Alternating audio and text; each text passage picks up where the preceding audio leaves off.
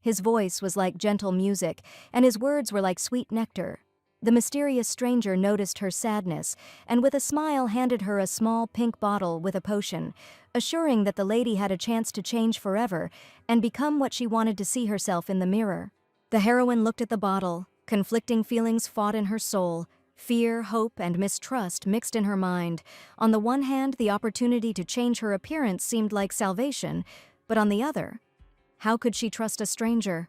There was always laughter and talk around the heroine because of her figure, but she lacked the confidence to take her place in this world. One day at a ball, a lady asked her if she was ashamed to be a woman at all, and probably no man wanted to meet her. Every morning she woke up with the hope that this time she would see someone different in the mirror, someone slim and confident. She regretted that she could not be like the aristocrats who easily attracted the attention of men and enjoyed life. One evening, when the moonlight streamed into her bedroom, she opened the bottle and sniffed the potion. Its smell was sweet and enveloping, and with each passing minute the desire to drink it only grew. Realizing her inner fears, she realized that she would hardly be able to accept herself, and clutching the bottle in her hand, she took a deep breath and decisively drank the potion. She often dreamed of being different, and in the end, the heroine decided to take a step that could change her life. And now it didn't matter to her at all how she could change. She needed to get it as soon as possible. In her past life, the heroine was an ordinary girl who worked late every day to ensure a happy life for herself. The workday had been long and exhausting, but now she could allow herself to let go of the tension that had built up during the day. She paused for a moment, allowing the fresh, cold air to envelop her like an invisible scarf. She walked a few steps, and each step revealed a world that often went unnoticed in the hustle and bustle of everyday life. People were rushing about their business because Christmas was coming soon, but she was in no hurry. Each year flew by for the girl as if it were just one moment, and in the hustle and bustle she again did not notice that Christmas was coming soon. Some of the girls she knew envied the heroine's beautiful face and toned body, but there were also those who laughed at her because she was an orphan and had been trying to get a scholarship her whole life. Others laughed at Yuna, calling her a poor thing who never had any luck in her life. The cold air heightened her senses, awakening in her courage and a thirst for adventure. With each breath she freed herself from fatigue and paved the way for new dreams and goals. Looking at the moon, her mood improved a little, and without looking around, the lady stepped onto the pedestrian crossing on the night city street. Suddenly, when she had already taken a step forward, the world around her changed dramatically. The bright light of headlights blinded her. It was a car rushing at high speed which did not have time to stop. In an instant, she felt how time stopped. All the sounds around her disappeared, and the only thing that remained was a bright light tearing apart the darkness. The last thing the heroine remembered was that she had definitely been hit by a car, but for some reason she was soon able to open her eyes and realized that she was alive. There was a man standing next to the heroine who called her Lady Diana, and upon seeing him, the heroine realized that she was not destined to die that night. As soon as she woke up, the man immediately ran up to the girl and in an excited voice rejoiced that she had finally come to her senses. He came running as soon as he found out about everything, and looking at Diana, he tried to find out if anything hurt her. The heroine looked at the unfamiliar man with frightened eyes and could not understand where she was and what language he was speaking to her in. When she came to, she remembered that she had definitely been hit by a truck and died, and she didn't even have time to think about anything except the bright light of the headlights. And she could not believe that she had died such a senseless death, but the worst was yet to come for Diana. And looking at her hands, which seemed incredibly plump to her, she screamed for a doctor to be called immediately.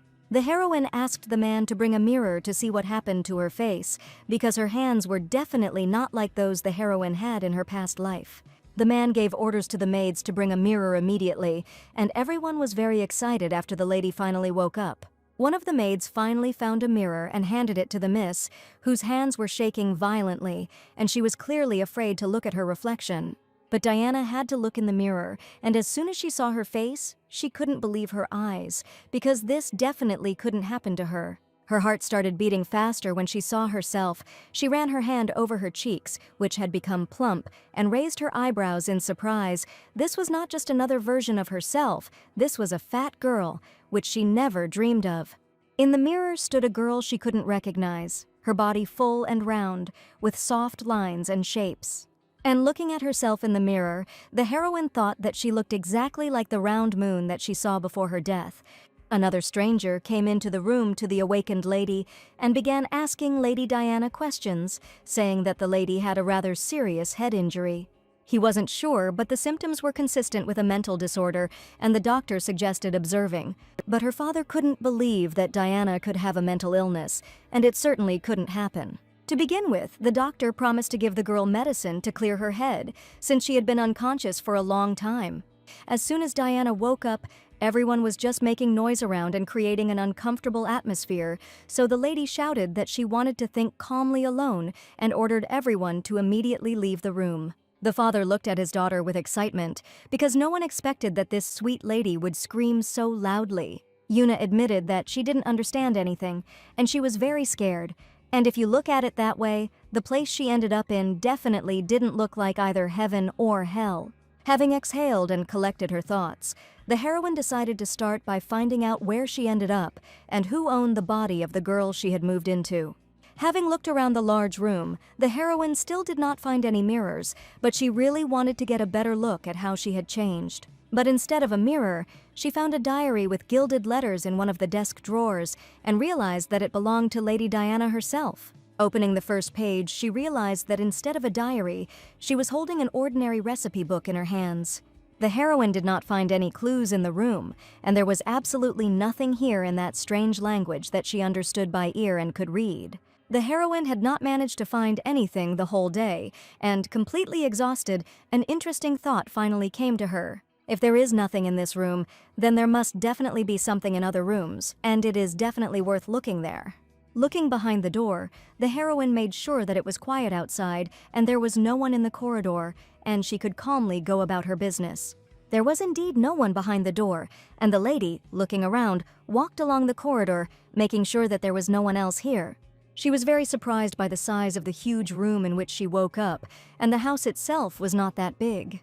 Walking along the long corridor of the mansion, the lady was immersed in her thoughts, not noticing how close she came to the turn, and unexpectedly collided with the young man. The seconds froze. She felt herself losing her balance, and the next moment the heroine found herself on the floor. The lady quickly raised her head and met the gaze of the young man, who seemed to be as surprised as she was. A nice young man asked Diana what she had forgotten in the hallway that evening, since she should definitely be in her room. She didn't come up with anything and admitted that she went out to find something, but the young man didn't believe her because she was sitting on the floor in just a nightgown and completely barefoot. He came closer and, taking the lady by the arms, lifted her off the floor, claiming that the girl was behaving very strangely. She was outraged by the behavior of the young man, whom she saw today for the first time in her life, so she began to be indignant. Who was he to behave like that? The young man looked at the heroine with surprised eyes and asked how she could ask such questions to her older brother, who was like an angel. She could not understand why the young man called himself an older brother, because she was sure that he was an orphan. She didn't care who this stranger was, and the heroine really wanted him to immediately let her go and put her on the floor. But instead of listening to the young lady, the young man lifted her onto his shoulder and declared that his sister would definitely go with him. He brought her into his office, and sitting comfortably in a chair, Yuna was ready to listen to this strange man. Opening the window, the young man declared that no matter how warm it was outside, it was probably too early for the lady to be walking around in such clothes, and wasn't it enough that she fainted twice? After the young man's words, Diana didn't even understand whether he was worried or insulting. She picked up a mug of hot milk and, taking a sip, completely forgot about her bad mood, feeling the pleasant sweetness in her mouth. All this time, the young man sat opposite his sister and carefully watched her habits and behavior after she recently fainted. She really wanted to believe that the young man was actually kind, but he was so rude that I wanted to take back my words of kindness. The heroine asked if there were mirrors in the other rooms, and the brother was surprised why his sister suddenly needed a mirror, since she had previously not liked to look at herself. Diana admitted hesitantly that she simply wanted to get a better look at herself, and at that moment she caught her brother's strange look. He seemed not to believe his sister's words at all, and in his opinion she was behaving very strangely. He wondered if his sister should look in the mirror, because before she would break all the mirrors in which she saw her appearance, and then she would cry for a long time. After her request, The young man took the risk and asked his assistant to bring a large mirror. Therefore, after some time, a young man with a large, full-length mirror stood in front of the heroine. Walking up to the large mirror, she took a deep breath and looked at her reflection to finally meet the heroine she had been reborn into. A plump lady stood before her, but it was not the Yuna she knew, but a new reality she had to come to terms with. Tears rolled down her cheeks, and she turned away from the mirror, unable to look at herself any longer. She asked if her name was really Diana, and the young man confirmed that the heroine's name was Diana Chester. A sense of hopelessness grew within her. Lady Diana knew she had to accept this new reality, but how could she do that when she felt lost and alone? She took a deep breath, trying to calm herself down. Maybe this rebirth was not the end, but the beginning of something new, but at that moment she found it hard to believe. The heroine found herself in the year 497 according to the Welsh calendar, in a country that seemed to have been taken from the novel The Welsh Empire, where the precious youngest daughter of the Earl of Chester, named Diana, lived, and now Yuna was in her body. However, the thing she realized after staying in the mansion for a week was that there was practically no way for her to return to her past life. But if you think about it, the heroine didn't have to come back at all, because in this place you don't have to worry about food or work, and everyone in this house was incredibly kind to her. But the main problem was that Yuna was not Diana at all, and she could not tell anyone about it. The older brother would constantly enter his sister's room without knocking, and constantly call her a pig, hinting at her physique. In such a short time, she had come to hate the unprovoked visits of her older brother, who had probably come again to mock her.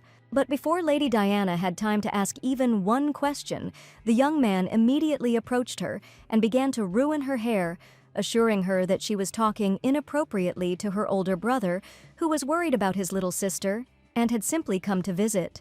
Before Lady Diana had time to get tired of him, the butler entered the room and announced the arrival of Mr. Woburn, who was waiting in the drawing room. Diana was very glad that she was saved from the stupid jokes of her older brother, who was forced to go right now. Even though Diana was his sister, the young man still suspected that something was wrong.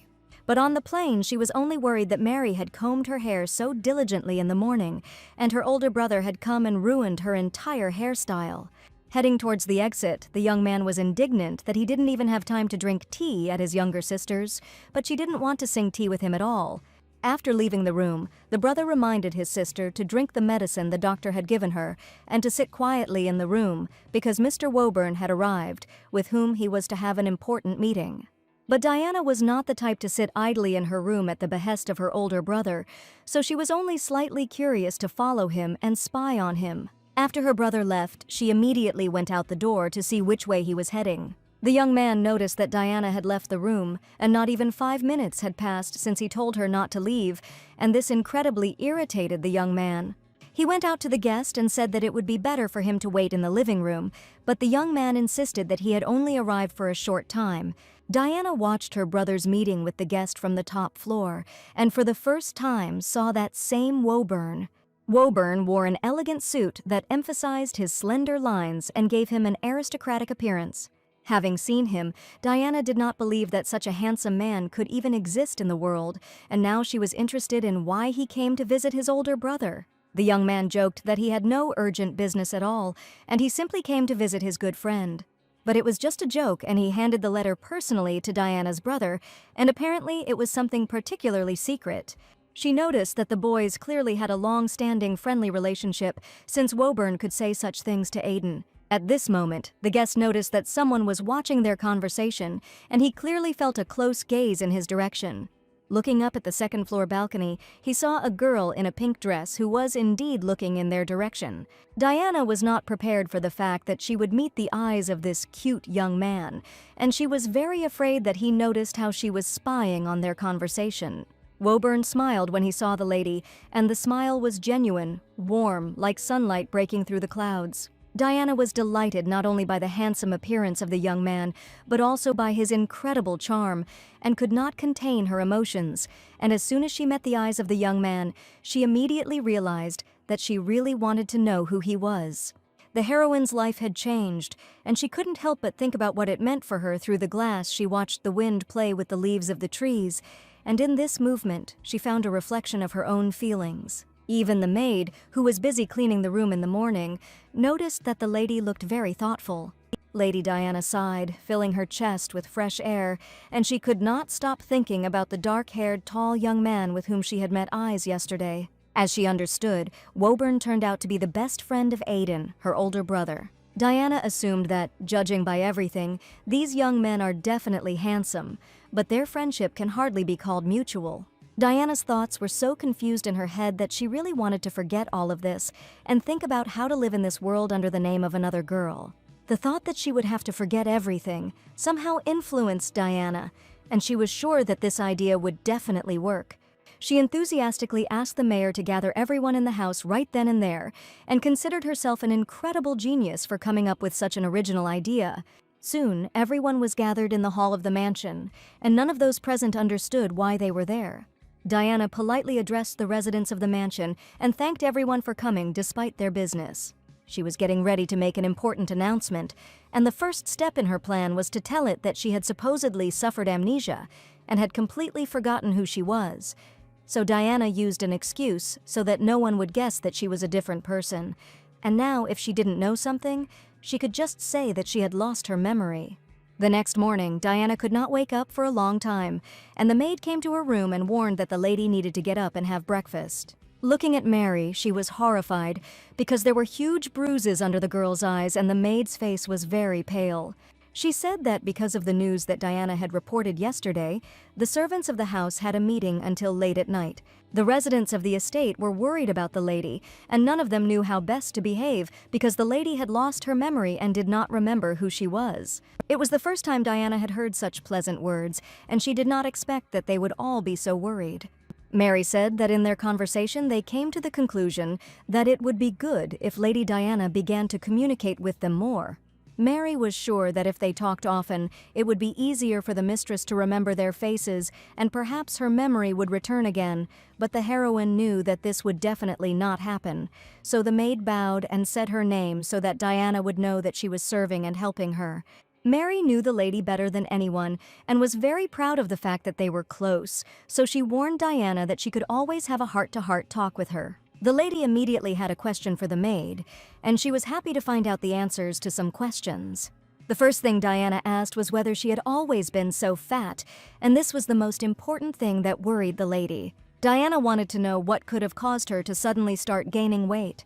But after hearing these words, the maid tried to leave the room as quickly as possible, saying that she needed to do something very urgently. Things ended badly with Mary, and the maid simply ran out of the room to her mistress without answering the question that was troubling her. However, after this, Diana found it easier to communicate with people in the mansion, and every morning she greeted each of them sincerely. Where she calmly came out of her room and talked, and one fine morning her father was waiting for her in the blooming garden. He was very worried about his daughter and immediately asked how she was feeling, and Diana thanked the man for his concern. He still couldn't believe that his daughter seemed to have turned into a different person that day, and he seemed to feel that she was not at all the same as before. When the lady told the servants about her memory loss, the butler immediately came to her father and reported everything, and he could not believe that the withdrawn Diana gave a speech in front of people, and his daughter certainly could not do such a thing. No one else was supposed to know about Diana's condition, and her father was not going to watch his daughter suffer a second time. So the father decided to talk about everything with Diana herself, asking in more detail about her amnesia. Diana asked the man not to worry and assured him that she was completely healthy, and if this was really the case, he would only be happy. She noticed that her father was very worried, but she could not understand how one could be unhappy in the mansion, because there were such incredibly delicious desserts in this house. The father met with Diana to talk and said that he would have to leave his daughter in such a state. He needed to go to the imperial palace, and he was very worried that Diana would be left alone in the mansion. She asked her father not to worry, Mary and other servants would be in the mansion, but in reality, Diana couldn't wait for her father to leave the house so she could finally check the other rooms. As soon as her father left, Diana immediately went outside and was glad that she could finally go out for a walk in peace, and this was her first normal walk since she remained Diana Chester. Taking a deep breath, the heroine felt incredibly fresh air, but suddenly heard a voice behind her.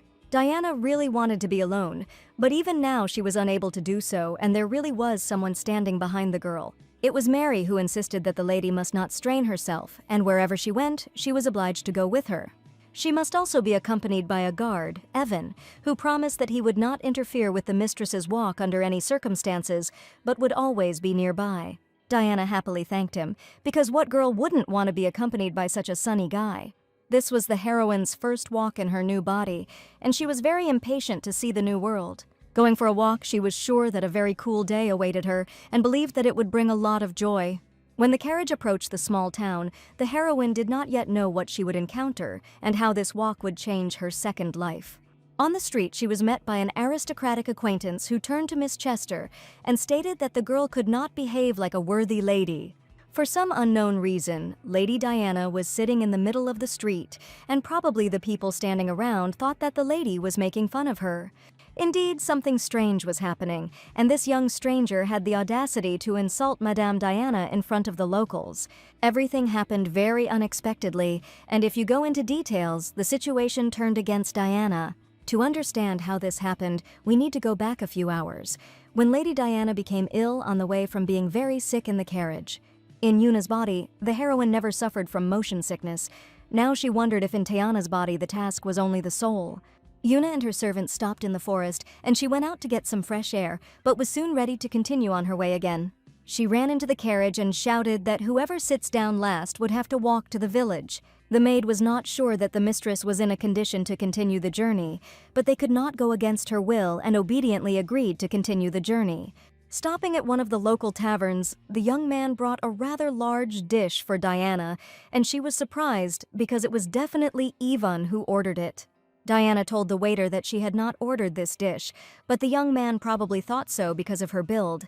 After this incident, Diana and the servants quickly left the tavern, and the young man apologized to the lady because he put the dish in front of her only because she looked like she ate a lot. While walking around the city, Diana decided to buy some delicious cotton candy to take her mind off the incident at the tavern. But when she took it in her hands, she was surprised again because she had definitely ordered a small size, but the seller assured her that the small cotton wool would probably not be enough for Diana, so he simply made it bigger. And Diana was again sure that the big cotton candy was sold only because it looked fat. A girl with her little brother was just passing by, and Diana approached the children with care, sharing some cotton candy. The girl asked if the lady had bought it for someone else and was very happy, taking the large cotton candy with her. Diana didn't remember Yuna ever buying anything like that for herself, and she had never even held the cotton candy that made little children happy. The maid asked if the girl's nausea had passed, and Diana felt fine, preparing to go on with her shopping. She was even given gold coins for pocket money, and today the heroine wanted to spend absolutely everything. She approached every shop inquiring about expensive fabrics, hats, and other interesting goods. Suddenly, Diana's attention was drawn to the luxurious dresses, and she could not take her eyes off the luxurious sky blue outfit, deciding to take a last look here. Evan understood that he would probably have to walk with two girls for a long time, but they had already walked around almost all the shopping rows. Evan already looked tired, and Diana suggested that the young man go to the carriage and rest, but he could not leave his mistress. The girls were irritated when they chose clothes in the presence of a man, so Evan remained outside anyway, guarding the bags with things. Entering one of the expensive luxury boutiques, Diana looked at the festive dresses with pleasure and wanted to choose the right one for herself. Not far from Diana stood two girls, and seeing the lady, they recognized the daughter of an aristocrat, about whom rumors were spreading about her plumpness. Diana politely asked to show one of the dresses that she liked, but the lady said that at the moment the store does not have her size. Mary was indignant, because in this store you could have clothes made to order, and she was incredibly irritated by the rude attitude of the girls. Diana also leaked this, but she was so tired of gossip that she no longer had the strength to worry, and she suffered from such treatment every time. The ladies continued to laugh at Diana, insisting that her servants had bad manners and that she had the audacity to shout at an aristocrat in an expensive clothing store. Diana didn't want to quarrel with anyone, and silently turned around to leave this place forever and never appear in this store again. But one of the girls clearly wanted to continue the conversation, and chuckled at the fact that Diana decided to simply leave silently. But this time the heroine was no longer going to tolerate ridicule, and approaching the lady, she said that if she had any complaints, then she probably had complaints against the entire Chester house. The ladies insisted that the maid had shamelessly butted into the conversation of the noble ladies and had behaved indecently. Diana stood up for Mary and confidently declared that in the Chester house, thoughtlessly and shamelessly is the family motto, and the maid only obediently follows it. The small size range and the fact that the store can only make clothes of specific sizes only speaks of unprofessionalism, so she wished the girls to work harder. Just as Lady Diana was about to leave with Mary, another lady entered the shop and recognized Diana Chester. As she left the store, the lady waved her hands and was dissatisfied, declaring that she would rather return to the carriage. Mary asked if the lady was okay, and she must have been very upset after what happened. In fact, Diana was in a terrible mood because this was the first time in her life that she had been treated like this because of her appearance. Mary looked at her mistress with admiration and admitted that Diana's speech was simply incredible. Evan was probably already tired of waiting for the girls, so the lady suggested going to him as soon as possible. But before she had time to walk down the street, the aristocrat appeared before her again and immediately recognized Miss Chester. Diana was surprised to see the girl and asked who she was, since she did not recognize the stranger at all. The indignant aristocrat rudely replied, how could Lady Diana not remember her, because it was impossible not to recognize Lady Marian. The lady came even closer to Diana and assured her that something had happened, while the lady was walking around the shops as if nothing had happened. Diana said so because she really didn't recognize the girl's face, and when she took a step back, she accidentally tripped and fell on the road right in front of everyone. The aristocrat laughed, saying that the lady probably couldn't stand on her feet because of her heavy body, and people might think she was making fun of her. Suddenly, a fair-haired lady came out of the crowd and asked everyone to be quiet because the situation was quite unpleasant, and she could no longer listen to what Lady Marian was saying. The lady asked why the aristocrat insulted her aristocratic status with such actions and seemed to allow frivolous behavior. Seeing the unfamiliar girl, Diana considered her incredibly beautiful, but she didn't know her either. This nice girl turned out to be Lady Camden, and she was just walking nearby and accidentally saw one of the aristocrats talking rudely. Suddenly she heard a disgusting voice and couldn't pass by, and she meant Marian's voice. Mary helped the lady to get up, and she really scared the maid with her sudden fall. Lady Camden was of the same status as Diana, but the lady admired her. This girl looked like a princess. Mary insisted that Diana herself had started to speak rudely, and why should she be so kind to her person? She confessed that she felt very sorry for Lady Chester because the Marquise had rejected her, so she spoke to her only out of pity. But Diana had absolutely no idea who they were talking about, or which Marquis the lady had in mind. She claimed that Diana confessed her feelings to the Marquis, but he publicly rejected her, and she declared that she no longer wanted to have any dealings with ungrateful ladies, and decided to take her leave first. The heroine could not understand what Diana had done, because she did not have a single friend. She wanted to thank the noble lady who helped her deal with the aristocrat.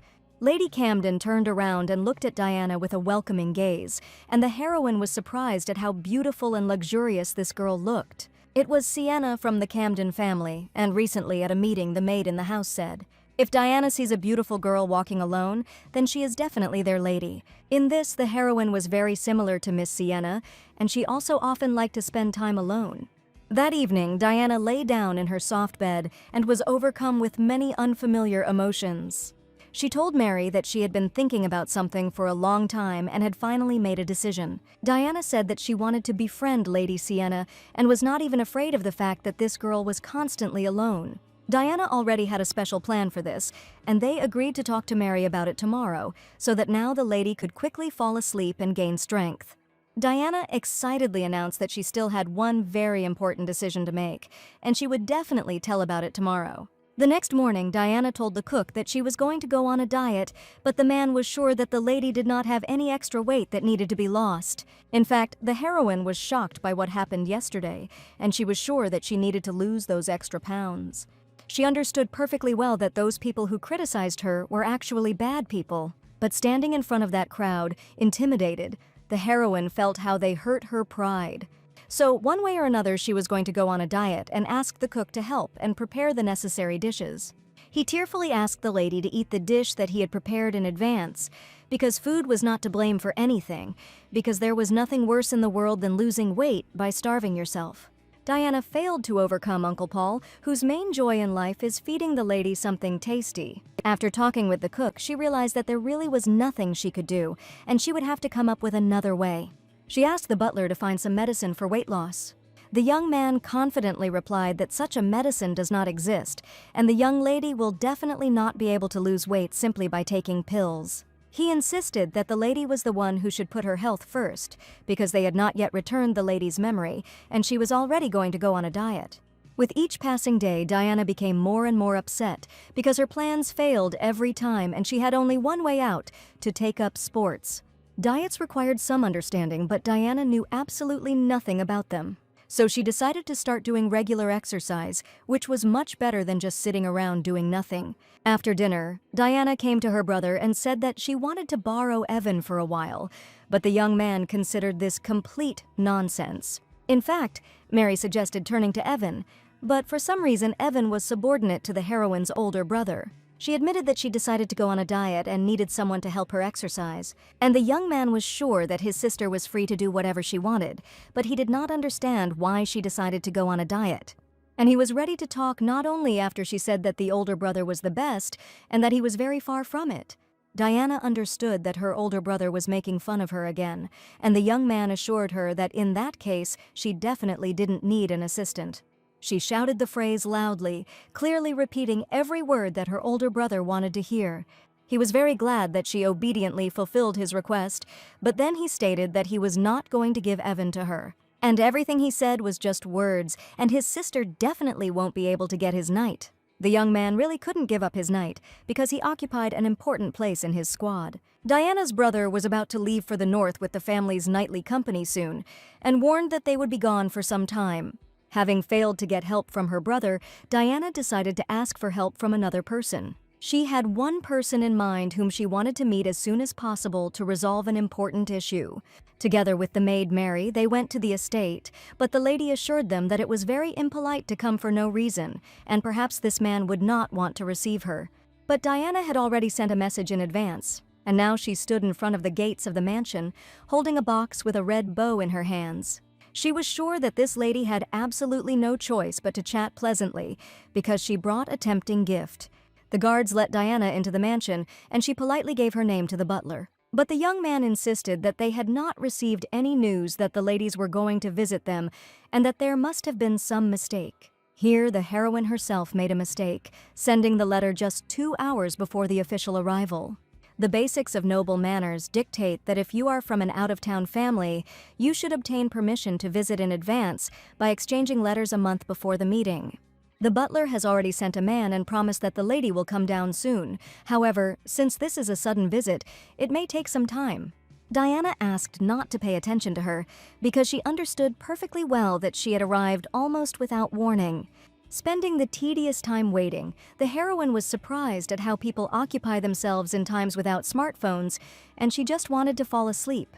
So Diana couldn't resist and lay down on the sofa in the living room because she had been waiting for many hours. Finally, a familiar female voice was heard in the living room, and the lady apologized for the long wait. Diana immediately jumped up from the sofa, insisting that she had not been sleeping at all, but the lady asked her to first get rid of the marks on her cheeks and then talk. She asked to get to the main point, and she was interested in the reason for Lady Chester's unexpected visit. After all, no one could do that, and everyone knew the rules of communication with aristocrats, but Diana managed to distinguish herself. She was sure it would be too burdensome if she told him that she had come here only to make friends with the noble lady. So Diana put the box with the red bow on the table and moved it closer to the lady. She asked her to take a look and then start talking. She was sure that there would not be a person in the world who would not like this present. Sienna smiled, clearly enjoying the attention that Ms. Chester was giving her. She assumed the gift might be a precious stone, but the surprised Diana knew that the box contained something completely different. She stated that even if it wasn't a gem or a statue, Diana was still doing something stupid. The lady decided to open the box and show what was inside, and the gift turned out to be ordinary sweet puddings. This vanilla pudding was made by the chef, and Diana thought it was very tasty, so she brought it to Sienna. She did not expect at all that the gift would be a dessert, because she was sure that the aristocrat had to bribe her with jewelry. Sienna asked if Diana was trying to show herself off by giving such a gift, but the lady insisted that she had not known that it was necessary to give jewelry. Surprised, Sienna walked up to Ms. Diana and loudly asked if she really wanted to please her so much, and that was why she had unexpectedly arrived at her house. Diana replied that Sienna also had no friends, and she would really like them to become friends. And she wasn't at all sure that Sienna should agree, because she was seeing this girl for the second time in her life. Sienna admitted that she deliberately didn't make friends and that they were like annoying flies to her.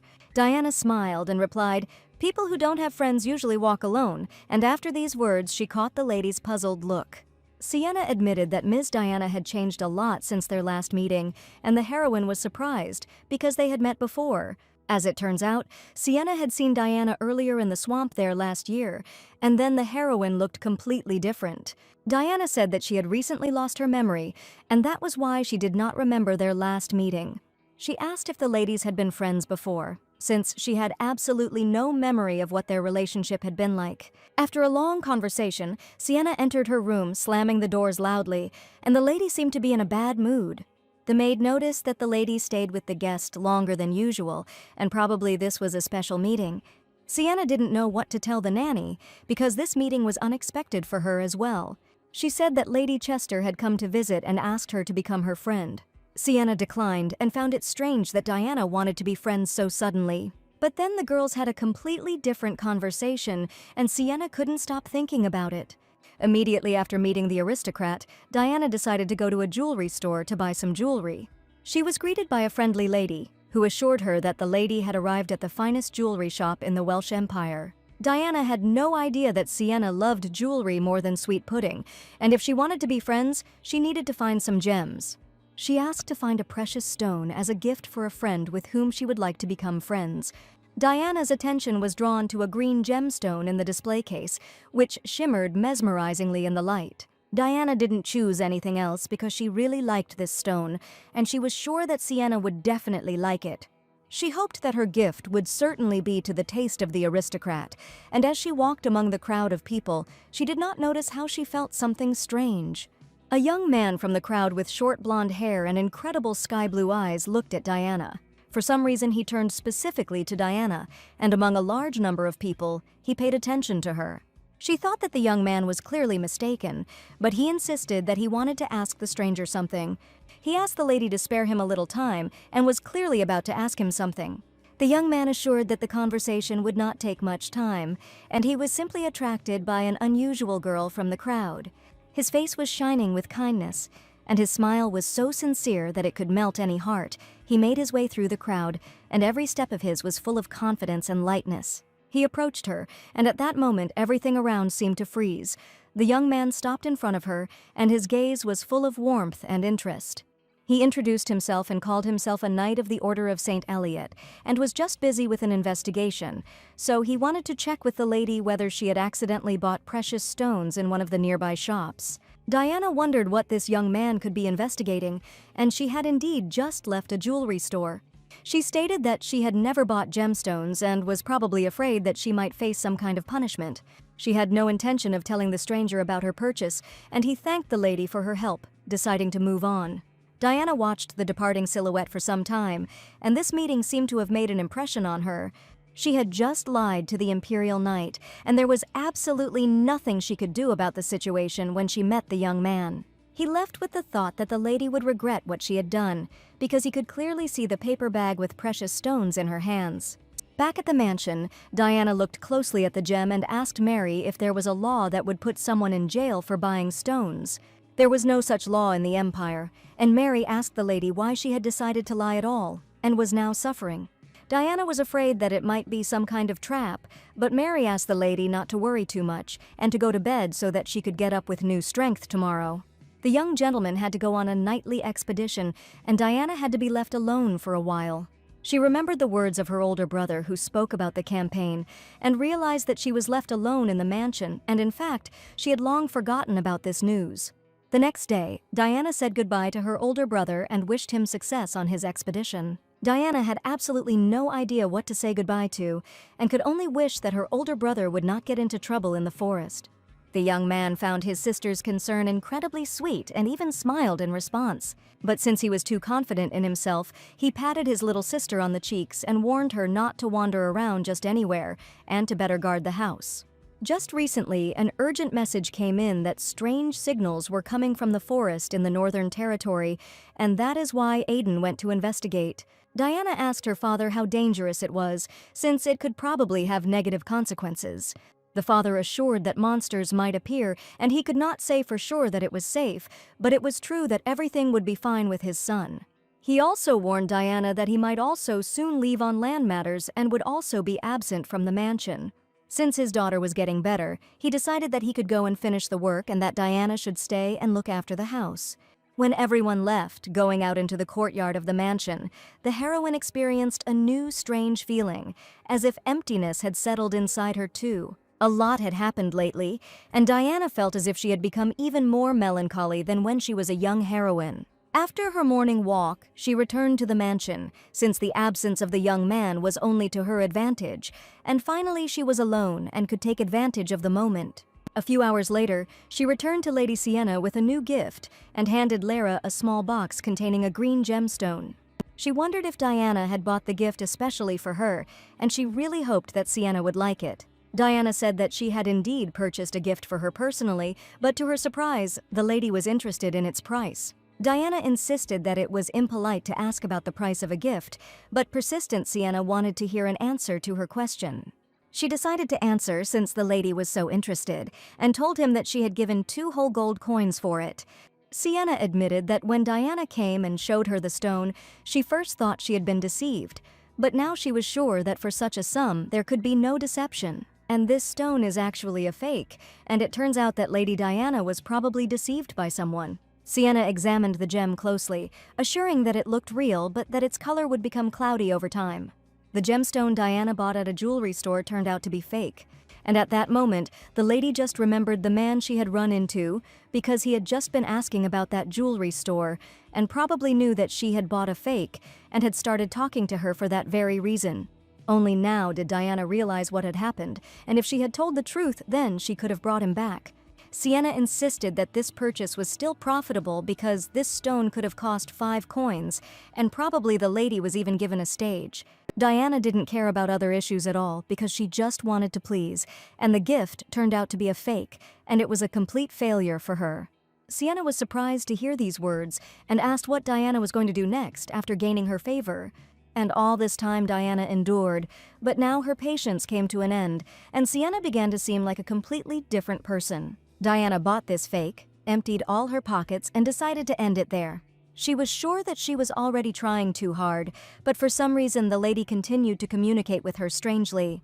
And suddenly Sienna declared that this was not the way to solve things, and Diana had something interesting to hear. Sienna admitted that, as she had said last time, she was not going to stop being a friend, but offered to become a mentor in prudence. Sienna also promised to teach Diana how to distinguish precious stones from fakes. Surprised by such an offer, the heroine did not believe that the aristocrat offered her to become a mentor in prudence, and she really wanted a teacher for herself, but in fact she needed a mentor in losing weight. Oddly enough, Sienna looked so inspired that Diana couldn't bring herself to refuse her. Diana replied that she had spent her entire fortune on a fake stone and had no money at all to pay for her education. But Sienna admitted that a lady must bring something far better than jewels, and Lady Camden had a completely different tuition fee. To Diana's great surprise, the tuition fees turned out to be something she had never thought of, and it was indeed the same sweet pudding that she had first presented to Sienna as a gift. From now on, as payment for lessons, the lady warned that she would only accept Putin, and in fact, she was not as greedy for money as Diana had thought. But the lady herself said that she needed something more valuable than precious stones. But the chef turned out to be so talented that the crown prince himself wanted to get him. Sienna asked when Diana would be ready to start lessons and suggested that they start the first lesson today. She had heard that Diana was learning etiquette at home, so she decided to start with the rules of common sense that the girl needed to be taught.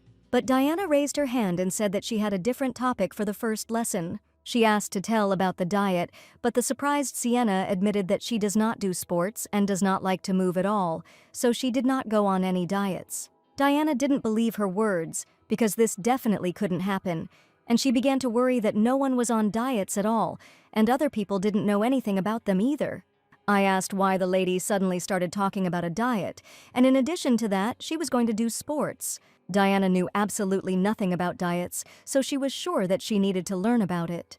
Sienna thought and replied that Diana needed to go to the nightly detachment of the Imperial Palace, and upon hearing this, the heroine was very surprised. She needed a person who trained every day, and knights were those people. In the Knight Squad, she could easily meet them, and most knights are the children of aristocrats. Diana believed the girl's words and soon came to the Imperial Palace, but did not fill out an official application for a tour of the curriculum. Therefore, she could not see the training up close, but the heroine already really wanted to repeat the exercises, but she did not understand at all how they were done. She tried to repeat after the knights and really wanted to discover her talent for sports, but suddenly the girl heard the voice of a young man behind her. Diana turned around and screamed in surprise because there really was someone standing in front of her. She was worried that he had seen her practicing with the knights, but the young man apologized for frightening the girl. He said that if she needed an escort, she needed to talk to the commander and offered to take her to his residence. In fact, Diana did not want to meet with the management at all, but now she had no way back. Diana was waiting for the commander. The knights had finally finished training, but she was very afraid of meeting a stranger and wanted to say that she was mistaken and just leave his office. But the desire to become thin still stopped Diana, and she gathered her strength and was ready to meet with the commander of the nightly detachment. The young man entered the office and warned the knights that if they continued to train in the same spirit, they should learn faster. Seeing the young man, Diana could not believe her eyes that it was really the commander, because they had already seen each other before. She clearly remembered that she had seen this man's face somewhere before, and it seemed incredibly familiar to her. The fair-haired young man looked at Diana with sky-blue eyes, and she remembered seeing him near the jewelry store. And this was exactly the man she encountered when she was buying precious stones. The young man had not yet seen what kind of guest was waiting for him, and he only heard a female voice behind him. The world was incredibly interesting, and the heroine could not imagine that she would meet a stranger here. As she did last time, the heroine decided to pretend that she simply didn't recognize him. But the commander himself followed the young man, and the fair-haired guy turned out to be just his assistant. And Diana was even more surprised to see a tall, stately young man whom she was also familiar with. The young man immediately recognized Aiden's sister, and he had recently seen her in the mansion when he came to her brother with an important letter. The last time Diana and the stranger met eyes, the lady could not forget his sweet smile for a long time. Without expecting it, she said that she saw a beautiful face again, and the girl felt embarrassed that she said these words out loud. She reproached herself for suddenly confessing her sympathy to the young man and was ready to fall through the ground, but she was not the only one who heard these words, and the assistant commander, who was standing nearby, also grinned and noted the handsome face of the young man. After this, he received a reprimand from the commander and turned to Diana, intending to treat her to some delicious tea. The young man wanted to know why the lady had paid him an unexpected visit, and specifically had turned to the nightly squad. He noticed that Diana was very nervous, and she was afraid to even tell why she really came. But in reality, she wasn't nervous. She was just afraid of saying something wrong, because there was an incredibly handsome man sitting in front of her. The young man asked her to feel comfortable because her older brother was not here, and she needed to tell the reason for her appearance. Embarrassed, Diana began her speech and tried to watch her words so as not to say anything unnecessary. She admitted that she came to find a weight loss mentor, and these words were incredibly difficult for her to say. Hearing the lady's words, the young man thought she was joking, but Diana was determined. Probably Diana expressed herself too bluntly and didn't explain much, but the girl needed someone who could help.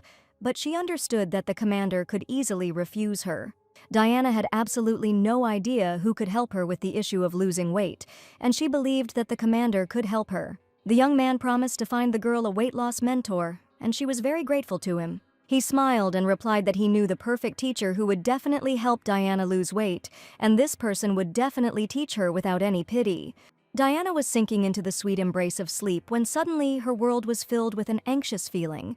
She had a bright and colorful dream in which she was in her favorite room, full of exquisite desserts. Even in her sleep, she was afraid to take a bite because she was afraid of gaining weight.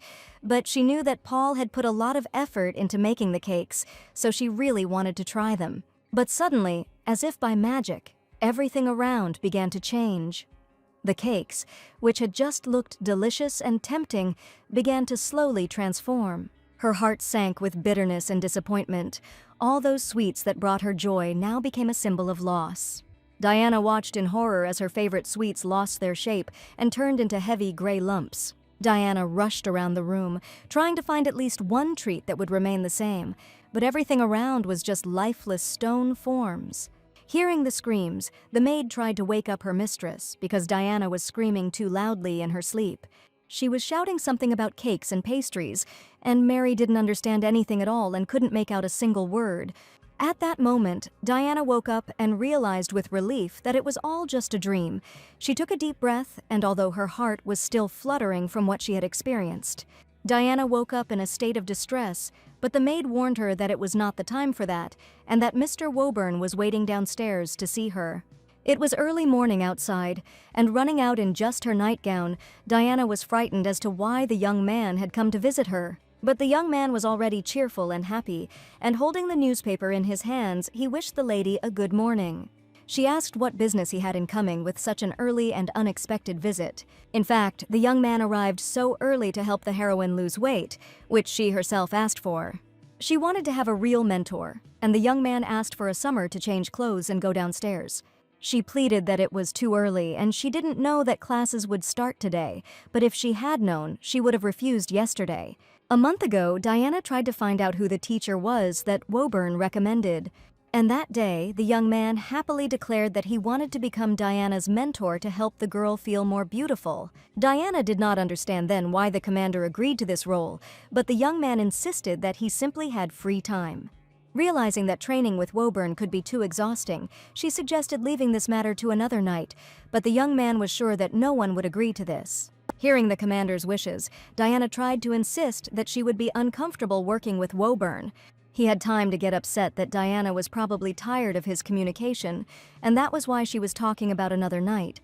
But Diana could not get tired of this sweet face, and in the end, they agreed that Woburn would diligently engage in training with the lady, as with his little sister. Diana understood that now she had no way out at all, and she would have to do all the exercises that the commander would provide her with. That's why this early morning she also couldn't refuse the cute young man who made her quickly change her clothes and go out to practice. Because the girl was still standing in front of the young man in just the nightgown she had managed to run out in. Leo smiled and asked who comes down to the guests in their pajamas, and the lady surprised him once again. After the morning meeting, Diana was excited because no one had warned her about the meeting with the gentleman, and she could not imagine that he would show up at such a time.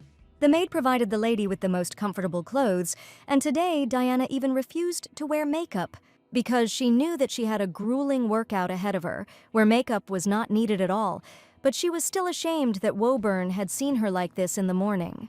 Finally, she was ready and went out into the court garden to the young man, who was already waiting for the lesson to begin.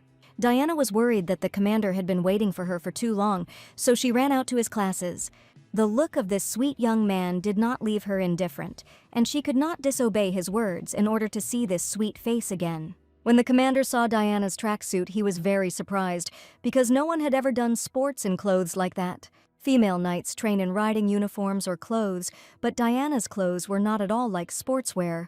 The commander suggested going together to buy a tracksuit, and decided to give Diana a gift through connections. She was ready to train with all her might, but the young man first decided to find out what level of endurance the girl had. He asked her to run 50 meters, and after completing this exercise, Diana simply fell on the grass, declaring that she had absolutely no strength left. Woburn wondered if the lady couldn't handle even that much of a load. Then what was she going to do next, since she couldn't even manage a simple jog? To begin with, she needed to increase her endurance, and suggested that the young men start walking every morning for 2 hours. Diana was glad that she had to do such an exercise. After all, she could walk with pleasure and decided that losing weight was even too easy. But after training, she saw her lunch, and now she also needed to control her nutrition. Woburn smiled and asked if the lady had not expected to see such a dish on her table. Diana was actually a little shocked because her plate only contained vegetables and lettuce leaves. Life had certainly not prepared her for this, and Diana even asked for a little time to adjust to the new diet, since now she had to eat only greens and salads for some time. Today was only the first day of losing weight. The ideal was already difficult to complete the tasks that the commander assured to carry out. He now controlled Diana's entire menu, breakfasts, lunches, and dinners, and the food was entirely under the direction of the commander. He eliminated cakes, bacon, French toast from the menu, and left only steamed vegetables. Diana had no idea what she should eat now so as not to die of hunger, but the commander insisted that the lady listen to the new menu. She couldn't imagine how it was possible to eat only vegetables all the time, but Leo asked her not to exaggerate. After all, Diana herself had to make a firm decision to take the first step towards losing weight, and this was only the beginning. The next morning, Diana got up early and went to training at the appointed time. The lady admitted that she had hardly slept for half the night because she was hungry and could not sleep.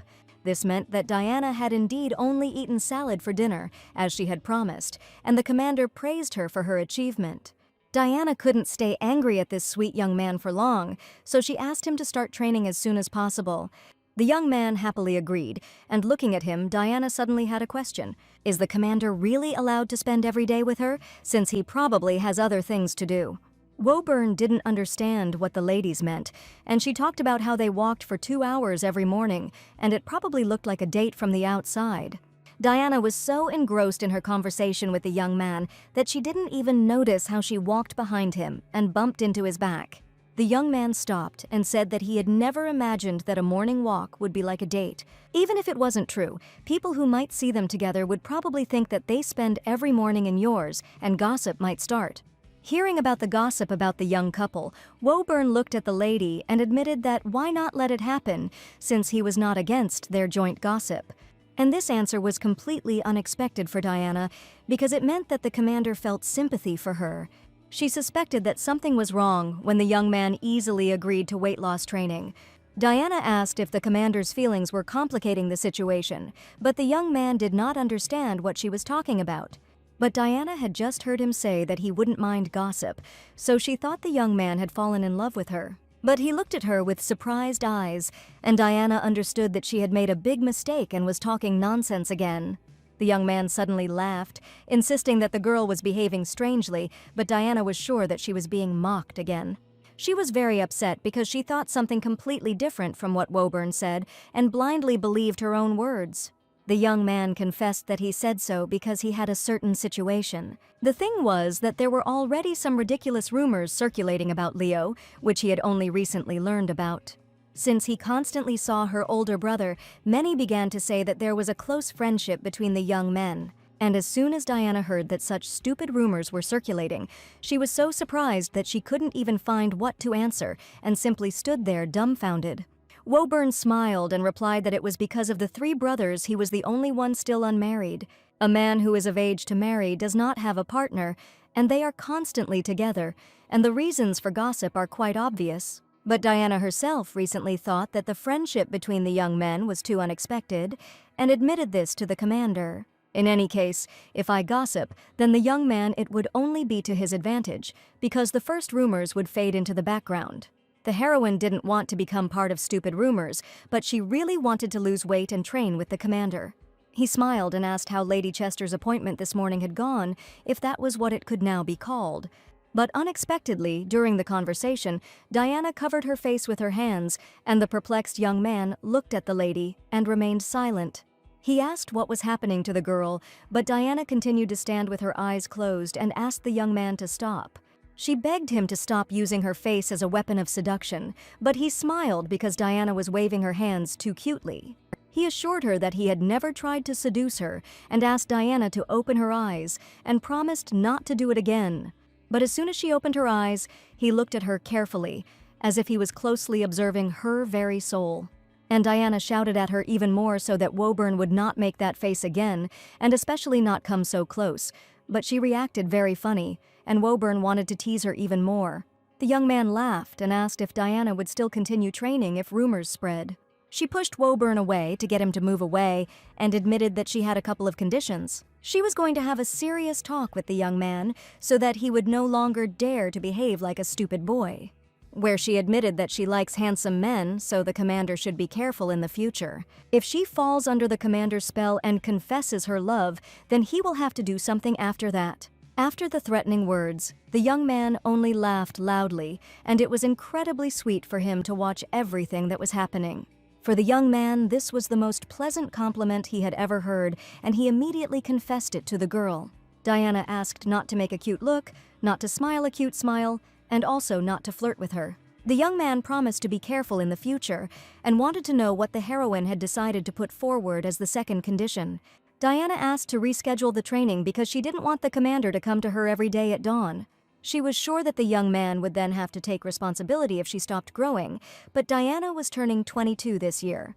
The commander agreed to move the time to 7, but Diana wanted classes to start at 9 in the morning. In the end, they decided that training would start at 8, and both agreed to this time. But after her words, the young man warned that he also had one important condition. After the training, the commander had a meeting with his assistants, and they were going to discuss important matters. One of the young men already suspected something was wrong, and noticed that the commander began to behave strangely. The young man, in his opinion, had been behaving very suspiciously lately, and it was probably somehow connected with Lady Diana. The commander did not notice at all that they suspected something about him, and was immersed in his thoughts and feelings. He thought about the condition he had proposed to Lady Diana during this morning's training. Today, he asked Diana to stop calling him Commander and to call him simply Leo. The main thing is that the lady never calls him Commander again, because there is no official relationship between them. Leo even suggested that the girl call him older brother, but Diana was worried that calling the commander by his first name would not be very polite. She suggested another name for him, and at the meeting, Leo laughed out loud, not expecting him to do it out loud. This was quite interesting for him, and he began to enjoy communicating with Diana. His assistant was surprised because the commander laughed while working, which had never happened before, and something was definitely happening to him. He wanted to find out what was going on as soon as possible, and Leo was acting too strange for the leader of a nightly squad. The next morning, Diana went out to another training session with enthusiasm, wishing Coach Leo a good morning. The young man smiled and asked if the girl had really decided to keep this nickname. He decided to talk about the previous conversation when Diana asked him to be careful and not to charm her with his face, and this was her first condition. Now the young man wanted to know why Diana did not want to be charmed by him, because there was probably a reason for that. Perhaps the young man's face hurt the girl's pride, but Diana assured that this was not the case at all. There were many reasons for this, and the lady was not quite ready for such a conversation, so she suggested not to waste precious training time on empty chatter. I wasn't at all sure that I could date someone in someone else's body, and I just wanted to end this conversation as quickly as possible. Diana assured that if she was charmed, she would not perform the exercises in good faith, and would simply look at the commander's sweet face all day long. Also, thinking about him, she will not be able to lose weight because she will constantly think about him. And the older brother will tell him everything, that Diana is stalking his friend and will not allow his younger sister to meet with his good friend. Diana warned that for these reasons the young man should be more attentive, but in fact he did not understand anything at all, but agreed. If the lady really wanted it, he was ready to fulfill her small condition. The young man promised to be careful in the future, but Diana assured him that at that moment he was not being careful at all. The commander handed the girl an envelope, and looking at it, Diana did not understand why she needed it. It turned out to be a small gift. And after these words, the lady happily took the letter in her hands. In anticipation, she opened the envelope to look inside and see what gift the commander had prepared. But in the envelope there was a sheet of paper with dishes, and it was a menu that had to be followed during training. Seeing the piece of paper, Diana boldly held it in her hands and asked the commander if he really decided to make a joke on her. But the young man asked her not to throw away the piece of paper because he had been diligently preparing a special menu for her. Diana was incredibly angry at Leo, considering him a real villain and not a weight loss teacher. After training, Diana felt tired, but Mary praised the girl every morning for her efforts because she did not miss a single day. Suddenly, Diana noticed that her clothes had become a little big for her, and she had probably managed to lose weight during the few days of training. Looking in the mirror, Diana looked closely at her face and felt that she had become much stronger than before, and there was even a blush on her skin. Diana decided that she needed to get out of the house and go for a walk somewhere to clear her head. She was sure that she should probably go see her mentor Sienna, and after that thought, Diana became very scared. After all, she had completely forgotten about Sienna, and after that meeting they never saw each other again. That day she asked her about her diet, but Sienna didn't answer, and Diana didn't write her any more letters. As soon as she thought about it, She immediately realized that Sienna would probably be upset and think that the girl was simply using her. She asked Mary to send an urgent message to Sienna so that she could visit Mrs. Camden tomorrow. After a while, Mary ran into the room and said that Lady Sienna had arrived to visit Diana in person and was waiting for her in the drawing room. Diana was sure that the lady had come here because too much time had passed since the meeting. She promised to fulfill all of Sienna's conditions, since she offered to become her teacher out of prudence. Diana was very worried, and with trembling hands she went out to the guests to finally see her. She felt like a little rabbit in front of the evil wolf, and noticing Sienna's gaze, she couldn't move at all. Seeing Diana's agitation, Sienna offered to talk, since she and the lady had not seen each other for a very long time. The heroine was very worried that she had big problems, and she promised to keep in touch with Lady Sienna. Diana was so busy with other things that she didn't even notice how much time passed, and she simply stopped communicating with Miss. She asked for the time being what specific business Lady Sienna had come for, since she probably had come for a reason. The lady apologized for such a sudden visit, but in fact she had sent the letter 3 days ago. Diana knew nothing about this at all, and it seemed to be the butler's fault, but the letter still said that Sienna was coming to visit in about 3 weeks. Sienna actually wanted to wait 3 weeks but claimed that Diana asked to be her teacher and then disappeared after the first lesson. Sienna wanted to know why Diana hadn't come all this time because she had asked to be her friend and even brought nice gifts.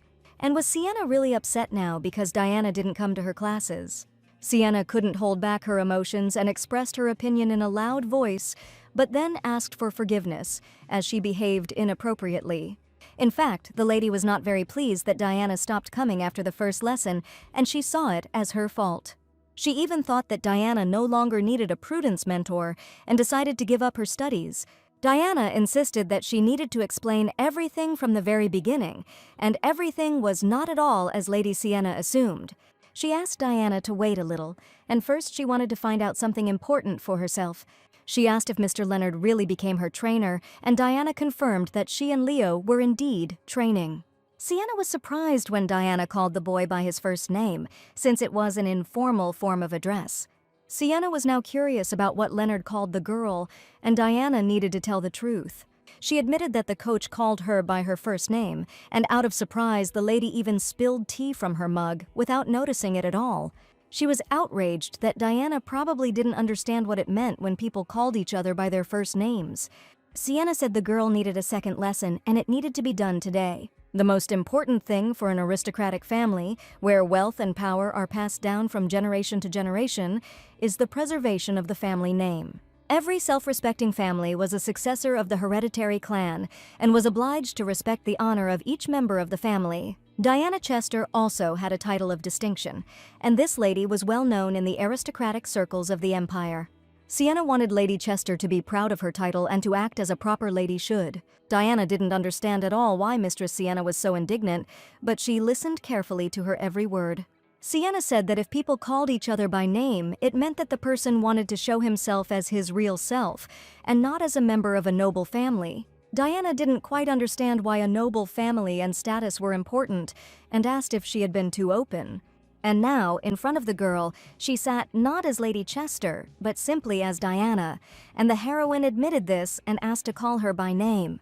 Lady Sienna was extremely surprised that Diana asked to be called by her first name and not Lady Chester. In fact, the heroine also wanted to see the real Sienna and asked the lady for permission to call her by name.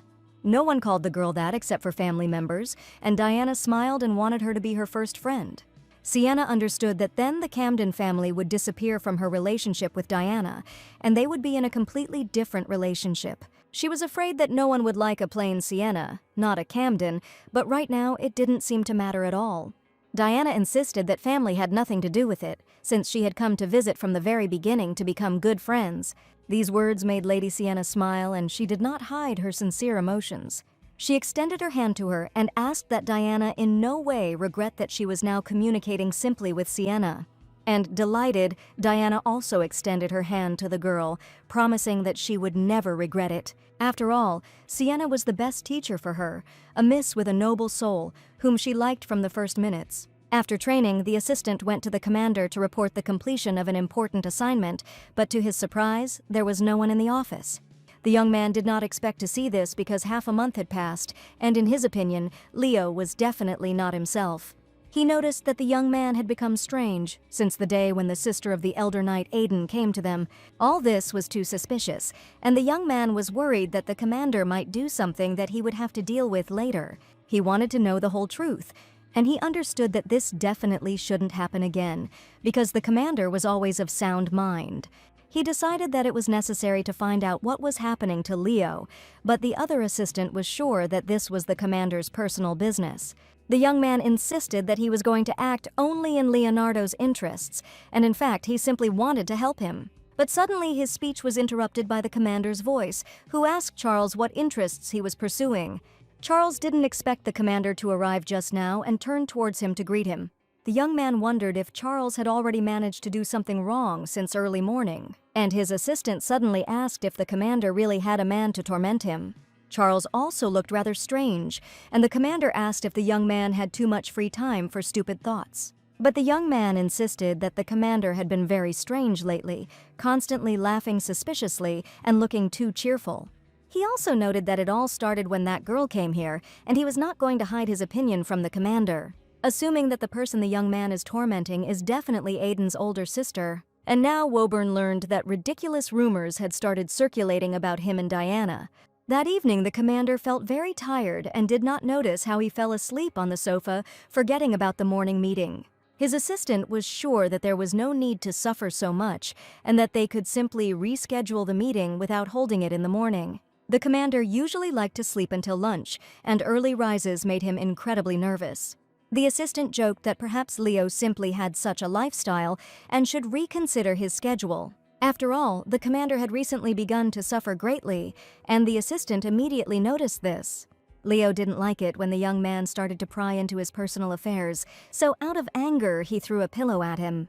Leo asked him to shut up, but the young man couldn't stop talking about the commander's girlfriend, and he even suggested postponing the meeting because Leo looked very tired.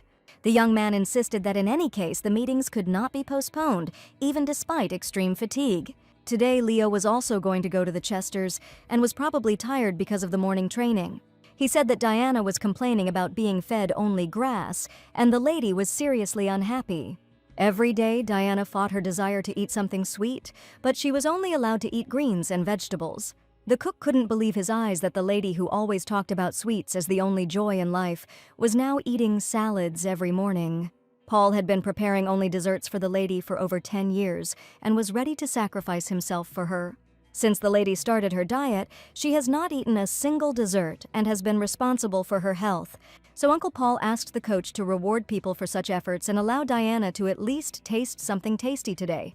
Leo said it was a bad idea and didn't even want to listen to the chef's persuasion, who had already brought the cake. But everyone felt sorry to throw away the freshly baked desserts, so Leo reluctantly agreed to eat them.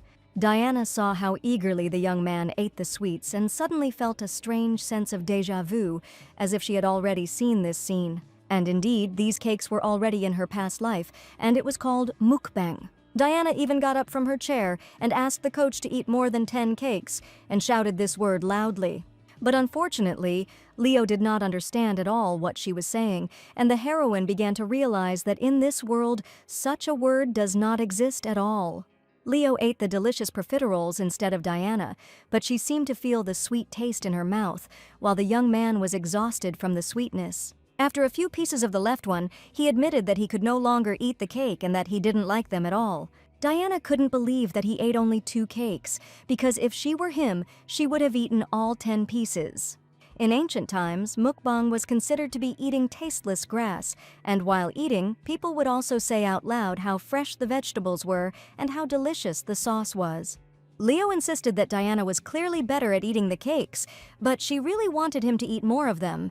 After all, Diana was sure that for the sake of her diet, the trainer had to master the art of mukbang. After this dinner, Leo thought about what happened for a long time, and even asked his assistants what they thought about someone sitting opposite and simply watching another person eat. After thinking for a while, the boys said that this was very strange, and why should a person get pleasure from how another person eats? Leo couldn't stop thinking about it, and he also thought Diana's behavior was very strange. the assistant asked, judging by the fact that the commander was constantly asking strange questions. He was probably just lonely. And Leo laughed. Since he was so lonely, surely the assistant would be happy if he offered to go and live with him. At the last words, a pen flew at the assistant because he really thought that the commander was talking about this seriously. He was sure that this was all a waste of time, and Leo probably needed to think about what was happening. Looking at the time, Leo realized that it was time for him to go and ordered his assistant to stay and do the necessary work. He asked if the commander was going to meet the elder knight's sister again, since he goes there every day, and if this wasn't true love. Leo was sure that there was no place for love here, and the assistant was simply talking nonsense. The commander would never have done such an annoying job, much less taken payment, but the young man didn't want to listen to it anymore and simply left the office. He turned to his assistant, stating that if it turned out to be love, then in the future he would be able to address him as a younger brother. The assistant was glad that his opinion was entirely valid, but he did not understand at all that the commander was simply making fun of him. As he left the office, the commander suggested that Charles would probably spread stupid rumors about him or Lady Diana. The commander's carriage was already waiting at the main gate, and one of the knights informed him of this. But Leo, jumping on his horse, declared that he wanted to go on horseback today, and there was no need for a carriage. It all started with the young man simply starting to help Diana because she was his friend's younger sister, but he himself never had any sisters. He was sure that the reason was only help, but now the young man was overcome by strange excitement. Today he rode up to the gates of the mansion on horseback, and Lady Diana had been waiting for the coach's arrival since early morning. Diana asked why the coach arrived on a horse, since it was much more comfortable to travel by carriage. The young man came closer and admitted that he simply wanted to see the lady sooner, and so he decided to go on a horse so that it would be faster. Leo wished Diana good morning, and his voice was incredibly gentle today. Diana felt a little awkward and embarrassed because she didn't expect Leo to say nice words to her. That he arrived somewhere early only because he really wanted to meet Lady Diana as soon as possible. Diana was indignant. Was the young man really making fun of her again and deigning to make jokes right from early morning? She stepped forward and sternly declared that she would no longer fall for his tricks, suggesting that they should go to training faster. The young man smiled, but in fact he was not joking at all, and he really enjoyed communicating with Diana. Diana was indignant that Leo dared to worry her in vain, and she smiled a sweet smile on purpose. After the training, Mary praised Diana for her diligence, and today it was necessary to attend a lesson in prudence at Lady Sienna's house. The maid asked how the classes were going, and Diana found them a little boring, but at the same time she understood that they were very useful. The most important thing was that she had finally become friends with Sienna after that situation, and now the ladies were communicating well with each other. She arrived at her home early in the morning for classes, and Sienna immediately provided Diana with books to study with. Sienna insisted that there was a lot of reading to do, and that her studies were no match for her sports activities. Sienna stated that last time she listened to Diana and made a decision, but the lady seemed not to understand what was being discussed. Sienna stated that she was going to train Diana better than Master Leonard, and it was her responsibility. Diana didn't understand why they couldn't just be friends, and Sienna asked the girl to open the book to the first page. Because she wanted to become better than Leo, and she was going to become the best teacher for Diana at any cost. It seemed things were getting serious, and Diana would really have to take lessons. After regular exercise, Diana became much more resilient and felt that she was getting tired much less. Leo was sure that Diana was very lucky to have a coach who was not at all modest. Diana said that she had a friend who was eager to compete with him, and the young man was excited to find out who she was. When he heard about Sienna, he didn't even understand who they were talking about because it was the first time he heard her last name. Sienna wanted to become a better teacher, so that training with Leo would fade into the background, but the boy did not understand the reason for her actions. He didn't understand why he was trying to do something impossible, because he was sure that it was impossible to become better than him. And Lady Sienna would hardly have been able to develop Diana's endurance, and the young man was more confident than ever. Diana admitted that it wouldn't really be difficult for her to develop endurance, but she would be fine with simple walks. The young man insisted that the fragile lady could not cope with what he was doing, and that few people could cope with his workload. The commander wanted to gradually move on to another activity, since Diana had been making progress recently, but now he realized that it would be unlikely to be possible to move on gradually. Leo warned that they would teach the girl more than just exercises that anyone could learn. After all, a coach is the person who is always nearby, and he must teach her something that she definitely couldn't handle. He asked Diana to prepare for tomorrow, and Diana did not understand that she had gotten herself into this whole thing for nothing. Leo supposed that Lady Sienna must have liked Lady Diana so much that she had even entered into a senseless rivalry with him, where she was sure that Sienna didn't want to become friends, but they seemed to have a pleasant conversation. Leo was sure that if he ever got the chance, he would personally show Sienna what a real teacher was. He considered himself a great coach, and now Diana clearly realized that there was a struggle between these two people, and there was no way they could meet. Until, at the end of the training, Diana admitted that, compared to the lessons in prudence, this was much more important. Diana enthusiastically admitted that she was very hungry and also wanted to try some delicious salads as soon as possible. In fact, Diana just wanted to spend more time with Leo because she enjoyed talking to him. But suddenly an agitated maid approached her, and Diana realized that something must have happened. She said that a guest was waiting for her, and the lady had no idea who could come to see her at such an early hour. To the great surprise of many, Mary said that the Earl of Camden's daughter, Lady Sienna, had arrived. Leo laughed and said that they had a lot to discuss and could have lunch together, but Diana prayed that Sienna would just leave. Diana wanted to enjoy her dinner so much, but now, sitting at the table with Sienna and Leo, who had already become rivals, the girl felt completely awkward. She tried to diffuse the situation and turned to Sienna, asking why she had decided to visit her. The lady exercised every day, so Sienna decided that prudence classes should also be held every day. But Leo was against it and wasn't sure that this subject was so important that it should be taught every day. Diana knew that if the two ever met, there would be no avoiding a fight between them, but she didn't want to be the cause of it all. Sienna insisted that if the young man really wanted what was best for Miss Diana, he needed to give her this knowledge so she could apply it in life. Leo did not understand how it was possible to have such a lack of faith in his student, because a teacher should be happy to watch his student grow, and with these words he deliberately provoked the guest. And the heroine had absolutely no idea how to calm these two down so that they could communicate calmly with each other. Diana smiled and said loudly that if the guests were finished with dinner, then they should probably start on desserts, but in reality, she just wanted them to stop arguing. But it turned out that the guests did not want to calm down and looked angrily at Diana when she asked them to calm down. They asked her to choose what was more important, sports or a lesson in prudence, but Diana didn't want to choose at all. Having risen from the table, the guests insisted that Diana finally make a choice because it was important for them to know which lesson was more necessary. Leo didn't understand how lessons in prudence could be more important than sports because your health depends on your physical fitness. But Sienna didn't think so and was sure that lessons in prudence would help the lady achieve greater heights in life than ordinary sports. That's why these two still demanded that Diana choose what comes first for her. Diana knew she needed to say something, but she also didn't want to choose between Leo and Sienna. So she dragged out the time for a long time and tried to think of something to finally put an end to this quarrel. She replied that she loved delicious desserts the most, because it would be nice if the guests could now eat something sweet and finally calm down. Diana understood that if she chose one of them, they would still continue to quarrel, so it was better not to choose anything at all. And if the lady decided so, then there was nothing they could do, and the guests could only come to terms with Lady Diana's choice. Sienna asked. Perhaps Leo didn't know, but the Chester chef had extraordinary skills in making desserts. But the young man replied that he could not help but know this, since he ate desserts every day.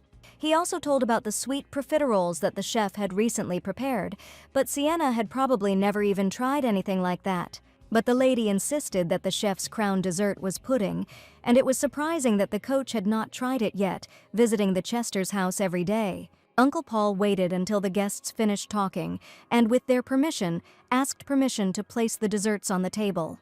But today's dessert was completely unusual, and it was definitely not profiteroles or pudding. These were the crispy macaroons that Lady Diana was incredibly fond of. Diana found this very touching, but assumed that the cook should be monitoring the mistress's menu, but he decided to cook something that she really liked. Leo turned to Lady Sienna with the question first, and probably wanted to try to establish communication.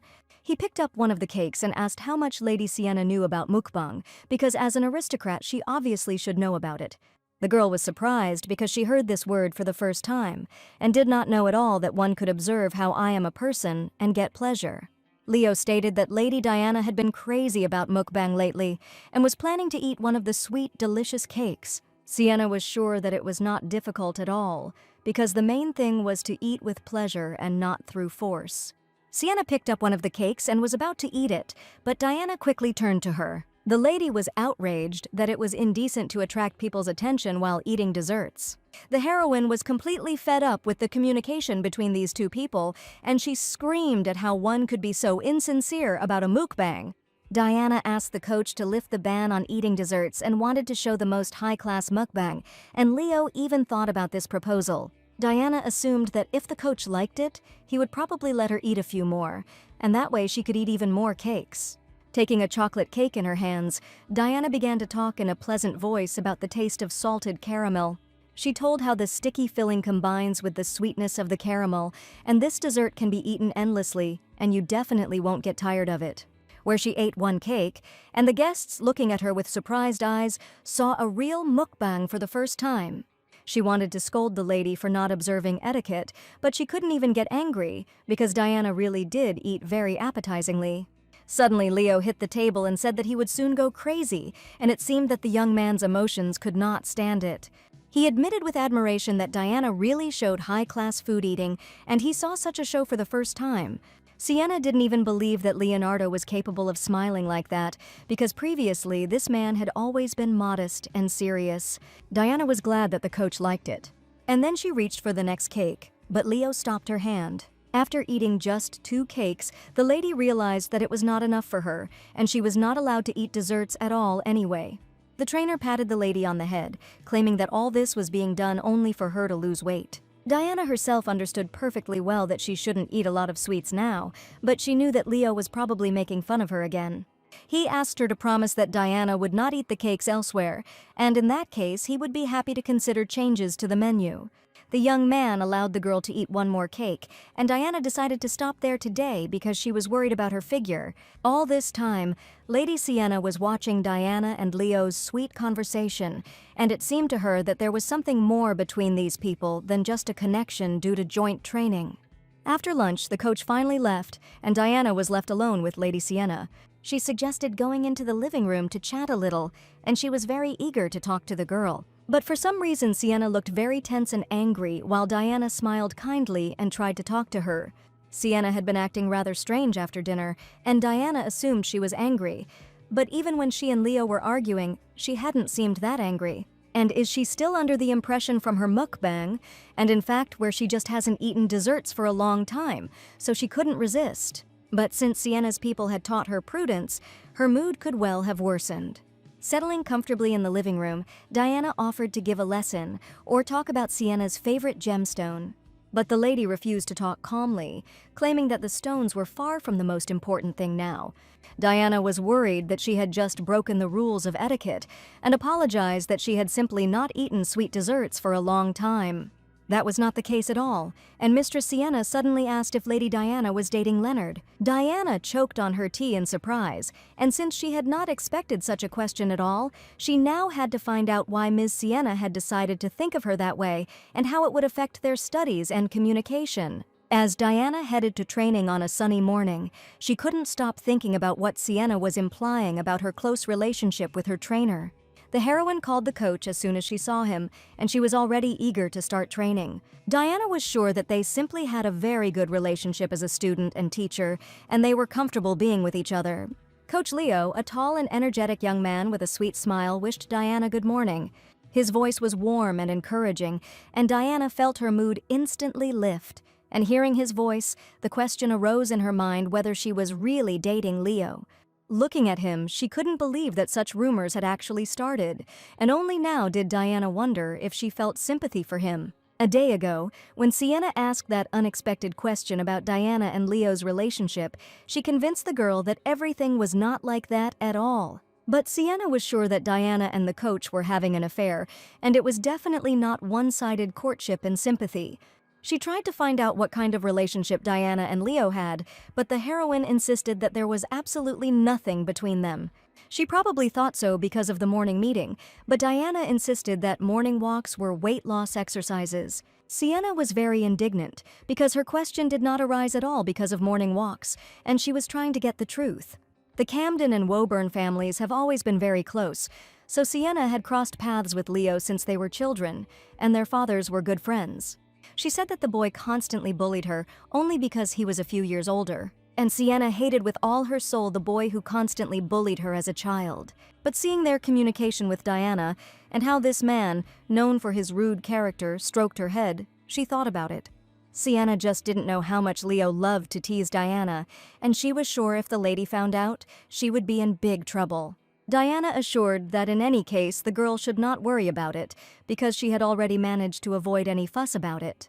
Diana continued to insist that there was nothing between her and Leo, so Sienna shouldn't even tell the coach about it. But the lady couldn't understand because when Diana was doing the mukbang, the young man looked at her and was truly mesmerized. It is impossible to see Leonard's smiling face without a threat to life, and many know this fact because he never even moves the corner of his mouth unless he wants to kill someone. Diana couldn't get the information right in her head. Leo came every morning to make her train, and also allowed her to eat only grass to improve her diet. And the heroine was sure that the coach either just liked to make fun of her and constantly joke. Sienna listened carefully to Diana's words, but she didn't seem to believe what she was saying. Diana said that the misunderstanding only happened because the coach wanted to appear friendly, so he stroked the girl's head and smiled, but in her opinion there was no feeling of love in such behavior. On the contrary, she insisted that the young man treated her like a pet and stroked her head like a dog. But then she changed her mind about Diana, deciding that most likely the trainer treated her like a younger sister, and she realized that the comparison with a dog was not very acceptable. Sienna admitted that since Diana didn't feel anything unusual, there was nothing she could do about the situation, but she was sure that Diana was saying all this because she had not actually seen the real essence of this man. She had seen everything up to that dirty room in the barracks, and she did not understand what other real essence this young man could hide. Sienna believed that Diana was too good for the left and asked the girl not to follow the lead of a man with an evil heart and a bad character. She was sure that if she looked, she could find a good man, and asked Diana what type she was interested in. Diana enthusiastically responded that the most important thing in a man for her is a cute and handsome face, and honestly, judging by appearance, Leo's trainer was perfect for her. Sienna was starting to get really angry because she had just explained to Diana that she shouldn't get involved with this man. And she declared menacingly that the topic of today's lesson on prudence would be relevant, and she wanted to tell Mrs. Chester about the dangers of men with pretty faces. The lesson lasted until sunset, and after the lesson, Diana got the impression that Sienna was not a teacher, but a real tormentor. She sternly warned Diana that Leo was not the kind of man who would smile sweetly at everyone. But every morning the heroine saw Leo's warm and sweet smile, with which he greeted her before training. Diana was incredibly excited that the coach would only smile at her, and it was completely unclear why he felt that way. The heroine assumed that Leo might have feelings of sympathy for her, but on the other hand, she was sure that such a prominent man definitely did not need her. She could not know what was on the man's mind, and could only rely on his actions and deeds towards her. The next day, the coach arrived first and waited for his student in the garden from early morning. To her great surprise, she saw Leo standing with her older brother, and they were having a tense conversation about something. Aiden wondered if the coach was really smiling at his sister, since he had already heard strange rumors.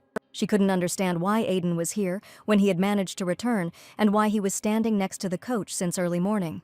The young man was sure that everything was not like that at all, and that Diana was just a student for him, whom he was helping to lose weight. But the elder brother suddenly asked if he really liked Diana much more than he did. Leo admitted that he only smiled a couple of times and patted her on the head because she was Aiden's younger sister. Leo admitted that from the very beginning, he was not interested in anyone except Aiden, and Diana is just a cover for the meeting for him. And as soon as the girl heard about this, she could not believe that this could really happen, and at that moment, Diana wanted it to be just a bad dream. Diana woke up with great fear and anxiety, and indeed, she had just dreamed of Leo confessing his love to her older brother. She couldn't stop thinking about her affair with Leonard, about which there were already many rumors circulating in the Empire. The heroine considered all this complete nonsense, and she definitely could not have any relationship with Leonard, and this would never happen.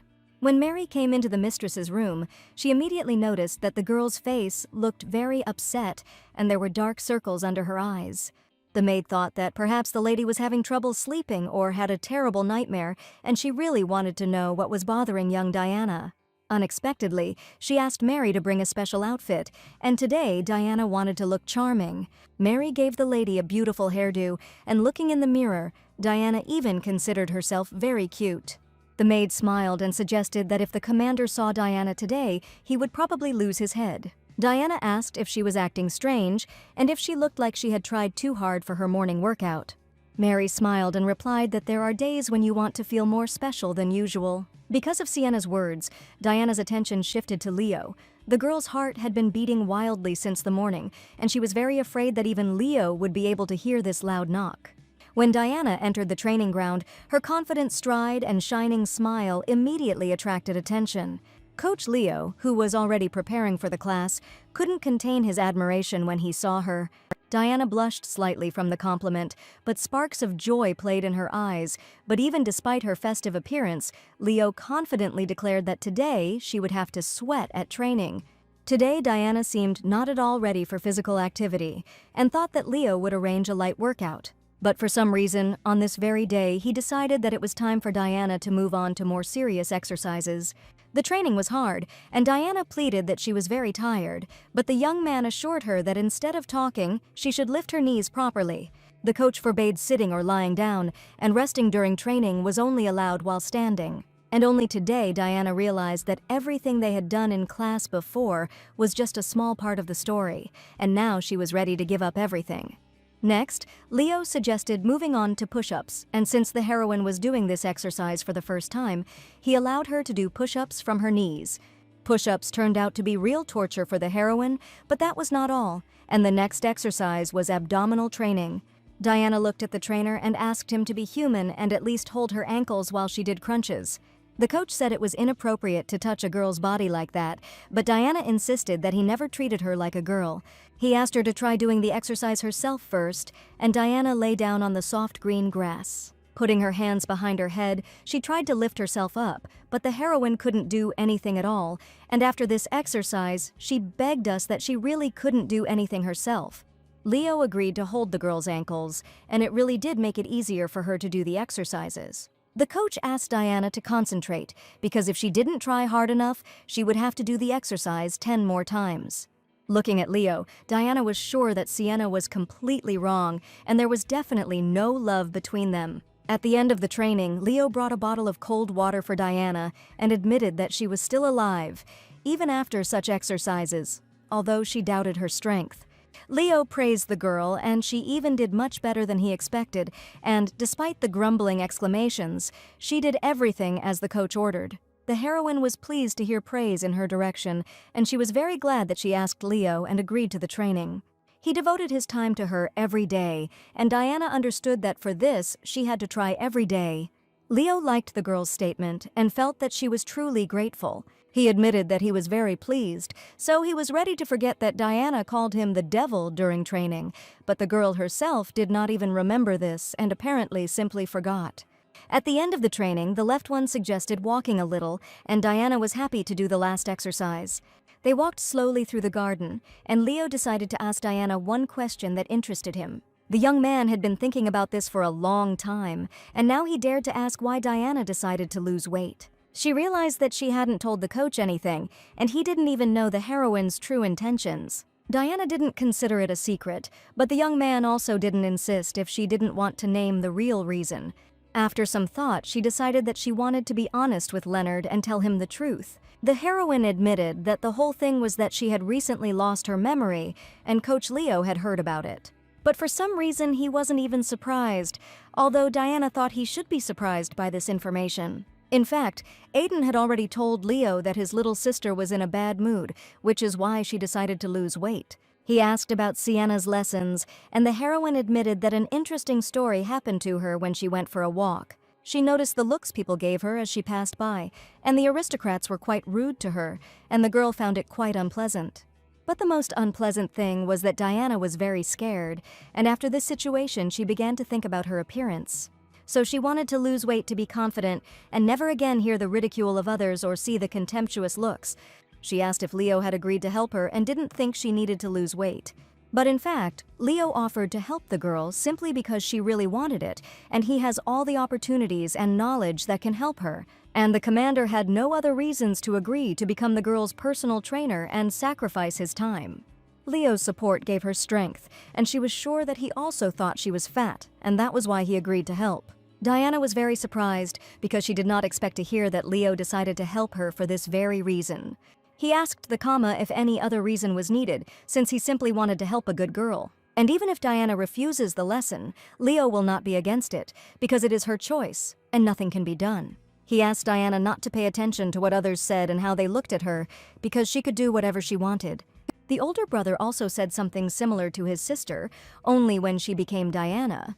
When she talked to her brother about her memory loss, she admitted that she didn't remember her name and didn't know anything about herself. But the young man insisted that his sister hadn't known anything before, but after she fainted, everything probably became different.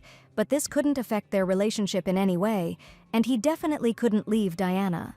She was a full-fledged member of the family, Diana Chester, and no one could take the title away from the heroine. Aiden once admitted that his sister always worried so much about what others thought, and if someone ever said she was crazy, he advised her to put that person in their place. Whatever Diana did, the Chester family had enough resources to take care of it, so the brother was sure that the lady had no reason to pay attention to others and should act only as she wanted.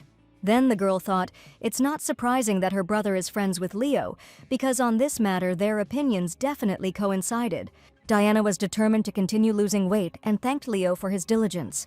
The training was over for today, so Leo suggested that Diana go back and smiled an attractive smile.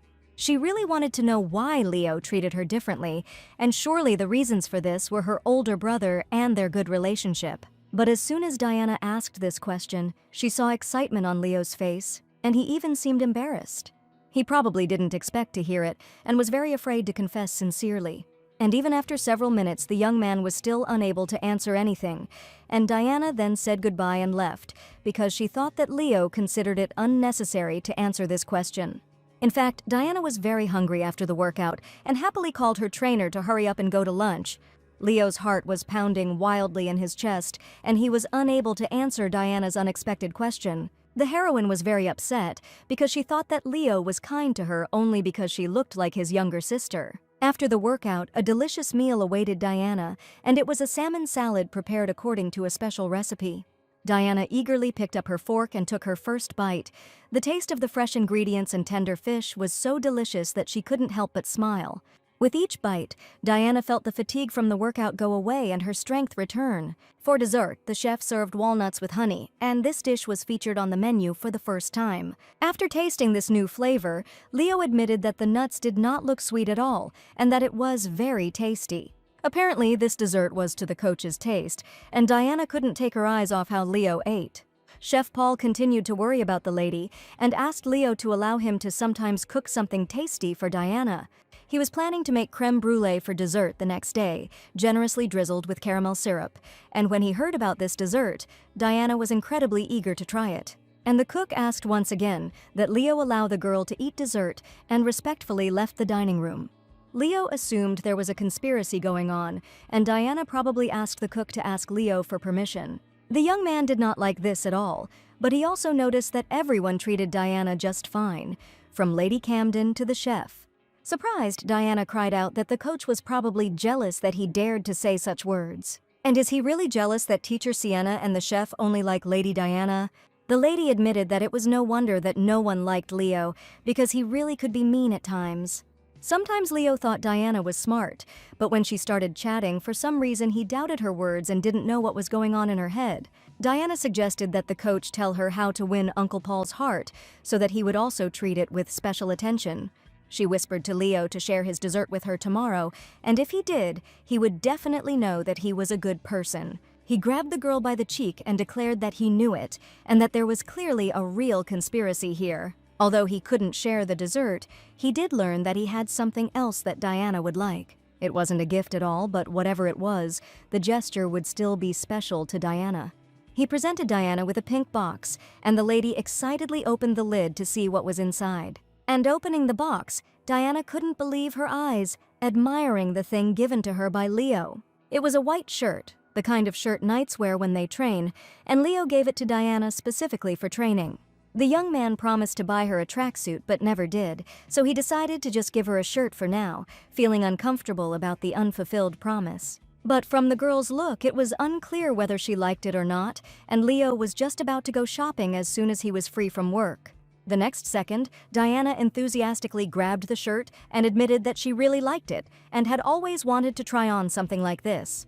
A smile appeared on the young man's face. He was really very happy, and even managed to get scared that Diana didn't like his gift. She asked the coach if he had ever seen a girl in a man's shirt, and she probably already knew the answer. Leo thought about it and realized that he had never really seen a girl in a man's shirt. Diana smiled seductively and thanked the young man once again, and was even afraid that Leo could fall in love with her when he saw her at the next training session. The next morning, Leo sat in his office with a pile of papers and realized that he and Diana probably wouldn't be going shopping anytime soon. There had been no news from the Northern Territories yet, and the Knights had gone deep into the forest, so it would be some time before a messenger arrived.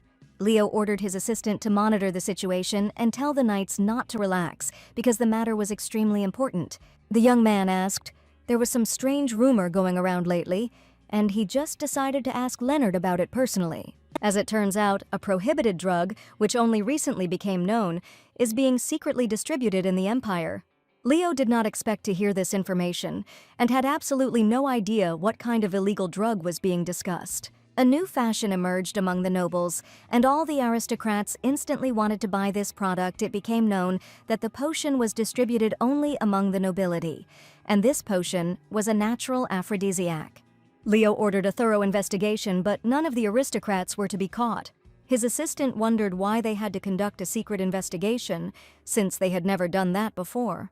Leo was sure that it would be better to immediately identify everyone and arrest them all together in order to immediately find the guilty ones. The loyal assistants understood the commander's thoughts and were ready to carry out his order. The nobles were the kind of people who hated their own kind the most, so Leo decided to lie low and watch what was happening. To get to the head of the snake that is poisoning everyone and deal with these people properly. After hard work, Leo felt very hungry, and it was surprising to him. Until now, food had been only an energy resource for the young man, but recently everything had changed a lot. Communicating with Diana, Leo also began to enjoy this process, because the lady enjoyed every piece of food. He was still thinking about her question about why he had started to treat her so well, since they had only just met. Leo couldn't answer this question then, and since then he has been wondering for a long time why this happened. Surely Diana could have been offended that she did not receive an answer, but then the young man simply could not find the words. She remained convinced that the only reason was her family connection with Aiden. Not hearing an answer, Diana was upset that Leo did not want to answer and considered it unnecessary to express his opinion. But Diana didn't see one thing, and Leo simply couldn't find the strength to admit why he had been helping the girl all this time. And it wasn't at all because she was Aiden's sister, but in fact meetings with Diana became a pleasant event for the young man. He himself did not expect that he would see in Diana a sweet and charming girl with whom it was pleasant to spend time. And after each training session, he increasingly realized that he would like to see this girl next to him more often. He also incredibly wanted to kiss her tender lips, and Leo finally realized that he had strong feelings for Diana. And the reason was not at all the blood relationship with her brother, and Leo helped Diana only because he really liked her as a girl. The Knights gathered for dinner in the cozy, spacious dining room, but today was an unusual day for them. The commander himself decided to go out and dine with them, and his assistant was extremely surprised by this action. He was constantly snacking in his office, since the commander had a lot of work and absolutely no time for a full lunch. His assistant sat opposite him, and today he was also alone without his partner Benjamin, who had gone to the parade ground. Today they served a delicious pudding for dessert, and upon seeing it, the commander immediately thought of a certain girl. He knew that Diana loved desserts, and he was sure that the girl would definitely like the cake. Diana would look very cute when she saw the sweet pudding, and Leo couldn't stop thinking about her. Even the assistant noticed that the commander was smiling creepily, and he decided that Leo was choosing who to torture next. The young man grinned and said that since the knight had spoken to him, why not torture him? But he argued that the commander would be better off fighting someone else instead, and Leo even became curious about who he had in mind. The lady asked the commander not to be surprised, because a real thief had appeared in the detachment about whom everyone already knew. Leo looked at his assistant with astonished eyes and could not understand what he was talking about. The young man said that the commander might not believe it, but he had recently become a victim. Leo knew that the guards of the imperial palace could not be so inattentive, and asked his assistant to tell him more about this situation. The assistant claimed that the man did indeed look like a thief, but perhaps he had exaggerated it, and that a workout shirt had recently been stolen from his room. Just recently, Leo had given Diana a white satin shirt, and now he was extremely surprised. The assistant insisted that he clearly remembered how one shirt was in the storage room, but when he came for it, it was not there, and someone had clearly stolen it. Leo asked why the assistant decided that it was his shirt, but he insisted that there was no one else in the squad who wore such a small size. All the shirts were tailored to each knight, and the young man was sure that this could not be because no other man wore such a size. When he tried on the shirt, he was incredibly happy because it fit like a glove and he really liked it. The tension in Leo's eyes began to build, and he almost broke the porcelain cup just by placing it on the table. The assistant saw that the commander was somehow uncomfortable, and Leo asked with an angry face whether he really dared to put on a shirt that did not belong to him at all. Charles was sure that the shirt was meant for him, because, as he had already said, it was the smallest size. He didn't understand why Leo was indignant, since it wasn't him that had the thing stolen, but the commander didn't think so. The young man could not understand what he was guilty of, and the commander grabbed him by the hair and went to the parade ground, declaring that the young man was finished today. The assistant knew perfectly well that he was touching someone else's thing, and when he tried on the shirt, he didn't even know who it was for. And the coach was indignant that something happens every day, and not a day goes by without incidents. The last training session was so grueling that the next day Diana woke up in tears and admitted that her whole body ached. Mary was worried that her mistress was not feeling well, and Diana refused to get out of bed. The heroine still had weak muscles, so it was natural for Diana to experience muscle pain. Diana wanted to postpone today's training, but the butler assured her that if Diana did not want this to happen again, then the training should not be postponed. Resting is also absolutely out of the question, and Diana needs to stretch, and it's all about the process of building muscle. The lady did not want to get out of bed at all, but she understood that she had to do it, even though it was now impossible. Mary helped the girl to stand up, and after walking a few steps, Diana began to complain of severe pain.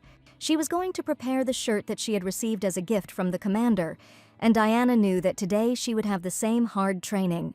Mary asked if the lady was excited about wearing the gift shirt, and she felt that there was clearly something between the coach and Diana. Diana insisted that she was happy for a different reason today, and Leonard had nothing to do with it. She had been training hard for a long time and believed that the results would be noticeable in the near future. So she really wanted to put on the shirt so that everyone would notice that working out really does help you lose weight. When Mary saw the lady in a new shirt, she could not contain her emotions and admired how beautiful the lady looked. Diana really did look absolutely gorgeous, and the shirt fit her very well. Leonard probably got the size right, and Lady Chester liked the gift. She couldn't understand how the young man had fit her measurements exactly, since Diana hadn't told her size. Mary reported that the commander had already arrived, and Diana needed to go to training. The girl's body ached incredibly with every step, and she could hardly move her legs or arms due to severe muscle pain. It was hard for her to even walk, so Diana wasn't even sure she would be able to train. Seeing the coach, she immediately felt the tense atmosphere and turned to Leonard, who was standing with his back to her. Diana quietly approached Leo and poked him in the back, asking what happened to him. But the young man didn't even turn his head and looked very strange today, but Diana didn't understand what was happening. Leo continued to stand with his back to her and did not turn around, and the girl tried to ask what was going on. Suddenly, he quietly asked if the girl was wearing the shirt he had recently given her today. Diana didn't expect to hear such a question from the man who gave her this shirt. The girl, of course, put on the shirt that was given to her and said that she was very happy with the gift from the coach. But for some reason, Leo was not happy at all, and when he heard that Diana put on a shirt, he became even more angry.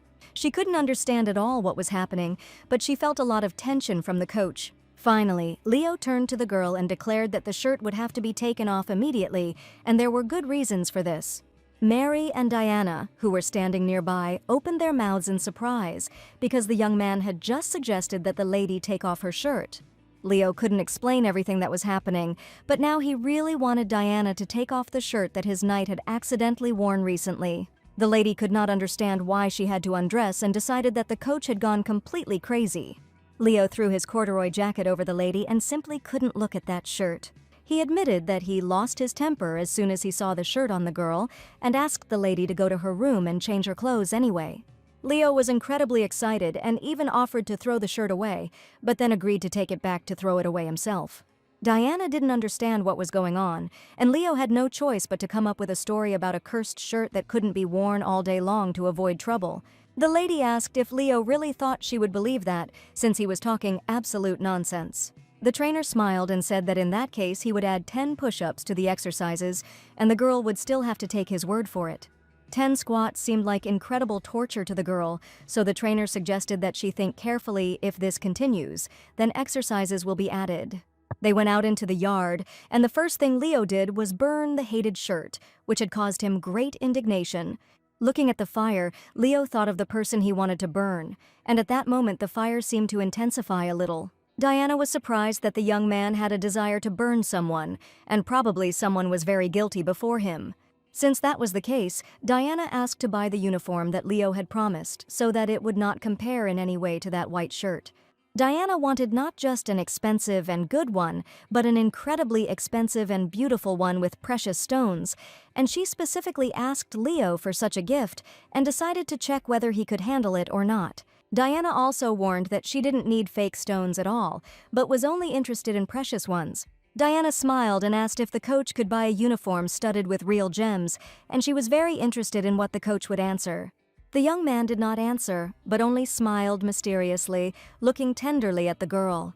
He promised that if Diana really wanted this, he would take her words into account and try to find such a suit. In fact, Diana said this only as a joke, but Leo's coach promised to buy him a tracksuit. But Diana warned again that she didn't want fake stones, and the coach asked if anyone really bought them. She didn't say that she had accidentally bought fake stones, and Leo didn't need to know that now. The young man took the girl's words seriously and promised again that if Diana really wanted it, he would definitely buy her a uniform with precious stones. The heroine did not expect that Leo would take her words seriously because she just wanted to joke. She admitted that it would be great if Leo bought a sports uniform as soon as possible, and this move was also part of her plan. Leo asked with interest when she wanted to see her uniform and wanted to buy it as soon as possible. Diana asked if it would be possible to do it today, and she was sure that the coach clearly did not expect that she would ask to buy a uniform on that very day. But the young man actually agreed, despite being very busy and having a huge amount of work to do. He said that if Diana wanted to get her sports uniform today, he needed to find time to go to the store by any means necessary. The young man probably felt very guilty for taking the shirt and wanted to make amends as soon as possible. He understood that they didn't have much time, so he suggested that they start training as soon as possible. After a hard workout, the lady came to have lunch as usual, a healthy salad with greens and vegetables. Even while sitting on a chair, the girl felt severe pain in her muscles because the training became more intense. Leo asked the girl to have a good dinner, and he himself went to see how things were going in the order, promising to return for Diana. Diana wondered if the commander was really that busy, whether it was necessary to make him go shopping, and returning to the mansion to her must be a burden. So, over lunch, Diana decided that she would pick up the coach herself so that he wouldn't waste too much time. Mary helped the lady quickly get ready, and after a while she arrived at the mansion, introducing herself as the daughter of the Duke of Chester. The guards immediately let Diana through, and the coach must have warned her that a special lady was about to arrive. Diana walked through the grounds of the mansion, and something rather strange caught her attention. She saw a tree on which a fair-haired young man was hanging tied with ropes, and seeing this picture, Diana became very scared. After all, she had never seen a person hanging from a tree, especially with his hands and feet tied. She screamed so loudly that the hanging young man heard her and asked him to scream more quietly. The young man hanging from the tree turned out to be alive and well, and he menacingly asked the girl who she called a lifeless body. Diana realized that there was a living and healthy person hanging from the tree, and the young man asked her to be quieter so that the commander would not hear her screams. This young man had seen Diana before, and last time he did his best to pretend that he didn't know her at all. As it turned out, the commander tied up and hung Charles's assistant from a tree to punish him for his misdeed. Diana decided that if the young man deserved punishment, then let him get it, and she herself went to meet the commander. But suddenly the young man asked the lady not to leave and to stay to talk a little. Diana insisted that they had never even met before to talk, and she did not know this man at all. The young man introduced himself as Charles, and he turned out to be a knight of the Imperial Palace and assistant to Commander Leonard. Charles recognized the younger sister of the senior knight Aiden and admitted that they had already met once in the commander's office. Diana did not remember this meeting, but Charles's face seemed familiar to her, and she tried to remember. The heroine actually remembered that she had already seen Charles earlier when she talked to Leo in his office.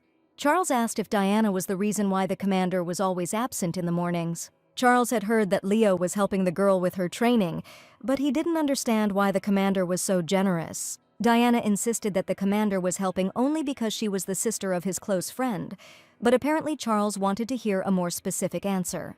But Diana had no intention of telling him anything, and she was sure that Charles did not need to know what was really going on. Charles looked at the girl and said that this would not do, and that it had to be true love. Diana didn't want to discuss anything else, but Charles insisted that he hadn't gotten to the most important thing yet, and really wanted to talk. He asked menacingly if the girl really didn't want to make the commander fall in love with her, because this question worried him very much. The girl's eyes widened at the unexpected question, and she didn't understand what she needed to answer. This was the very question about love that I wanted to ask the young man, and Diana now understood what we were talking about. Charles insisted that Diana should try to charm the commander, and he did not suggest anything bad to Lara. Leo was the youngest swordmaster and came from a noble family, and his abilities were ideal in Charles's opinion. But the young man insisted that the commander had too bad a character, and Diana listened carefully to Charles's words. She also wanted to say something about their communication with the coach and asked Charles to listen carefully. She asked why she should seduce the commander, but the young man was sure that Diana herself would soon want it. But the lady became even more angry and said that her answer was negative and that she had no intention of seducing anyone at all. Charles supposed it was probably because of the boy's character, but he continued to praise his virtues. Diana asked why he had approached her in particular, and Charles replied that whether the lady would charm the commander or not would determine whether his younger brother would appear. He promised that he would help the girl make the commander fall in love with her, but Diana was interested in which brother he was talking about. She replied that no matter whether Charles helped her or not, she still had no intention of fulfilling his whims. Diana found out that Charles was the same age as her, and that was why he communicated with the girl in such a way, although he knew nothing about her. Charles revealed that Diana Chester is the older knight's younger sister, and the same age as him, and that she began training with the commander, and had lost a little weight compared to her previous appearance. Diana was surprised that Charles had some information about her, and she could see that he was ready to get down on his knees right now if she asked, despite the fact that he was acting damn impudent. One way or another, Diana heard Charles insult her and wished him to somehow achieve his goal himself, but everyone understood that this was unrealistic. Charles admitted that if he had spoiled the mood by speaking impolitely, Diana could also speak to him in the same way, and he even suggested addressing the lady formally. The heroine had never met such a type of person before in her life, but this impudent fellow continued to insist that Diana needed to communicate more closely with the commander. Suddenly Diana heard a familiar voice, and a coach was looking at her from a second-floor window and asking what the girl was doing there. Leo felt his heart beat faster. There was a spark of interest and infatuation in her eyes, and he couldn't take his eyes off her. Diana, hearing him, turned around and met his gaze. A smile played on her face, and she even became slightly embarrassed. Leo felt his spirits lift at the sight of Diana, and he always appreciated her sincerity. He laughed and asked Diana not to talk to Charles, but rather to go upstairs and wait. Looking out the window, Leo felt irritated to see Charles and Diana together like this. Diana pointed to the window and informed Charles that he had clearly heard the commander's words, and that she needed to go upstairs to meet him in person. So the lady happily declared that she would not be able to fulfill Charles's request, and all this time he had only been trying in vain, but the young man was sure that he had a chance. but Diana seemed not to take his words in, and the young man remained hanging tied up on the tree, realizing that he had hardly achieved anything with this conversation. Diana went into Leo's office, and the first thing he asked about was her conversations with Charles, but the young man didn't say anything special. He just said hello and admitted that he knew her. Hearing these words, the commander was perplexed because Charles pretended to know Diana. He didn't like the assistant's brazen behavior at all, and Leo decided that he would have to be taught a lesson as soon as Lady Diana left the mansion. Now the heroine was lucky that Leo didn't ask for details, and she was incredibly happy about that because she didn't want Leo to be angry at all. He asked Diana what her opinion was after talking to Charles, since she probably had something to say about him now. Charles seemed a little odd to the lady, and she had never in her life met a man of the same type as his assistant. She admitted that she was sure that she was the only one in this world who had no manners, but as it turned out, there was someone worse, because Charles did not know how to communicate politely at all. He just smirked in response, but in reality, he was very glad that Diana didn't like his assistant at all, who didn't communicate very politely. The coach finished his important business and apologized to Diana for keeping her waiting, and then stood up from the table and politely extended his hand to the girl, asking her to come with him. Looking at the coach's handsome face, Diana could not help but accept his apology, and happily extended her fragile hand to him. Leo smiled back, and even though they were at a distance, at that moment it seemed like there were no barriers between them. They went to a place that specialized in making uniforms and training clothes for the Knights of the Imperial Palace. Diana asked if she could visit this place, since she was not a knight at all, but since Leo was the commander, he promised that there would be no problems. It was precisely for such moments that power was intended, and the young man was confident in himself, because many residents of the Empire and all the secular nobility knew him. Viscount Hans and the Viscountess came out to meet the gentleman and lady, and greeted the very important guests with respect. The Viscountess was delighted, because today such a wonderful lady was with the gentleman, and everyone was eager to find out who this girl was, because the commander always came alone. Diana bowed politely and smiled, wishing him good day and introducing herself as the daughter of the Earl of Chester. After a pleasant acquaintance, the commander asked to select comfortable clothes for Lecco, in which she could move freely, and the Viscountess happily turned to the lady. Diana immediately noticed that the reception here was completely different, not like in the place where she and Mary had gone together back then. The Viscountess admitted that it was the first time she had seen such a gentle expression on Mr. Leo's face, especially since Diana turned out to be Mr. Aiden's sister, and she admitted that the girl had melted the hearts of the two most cold-blooded men in the Empire.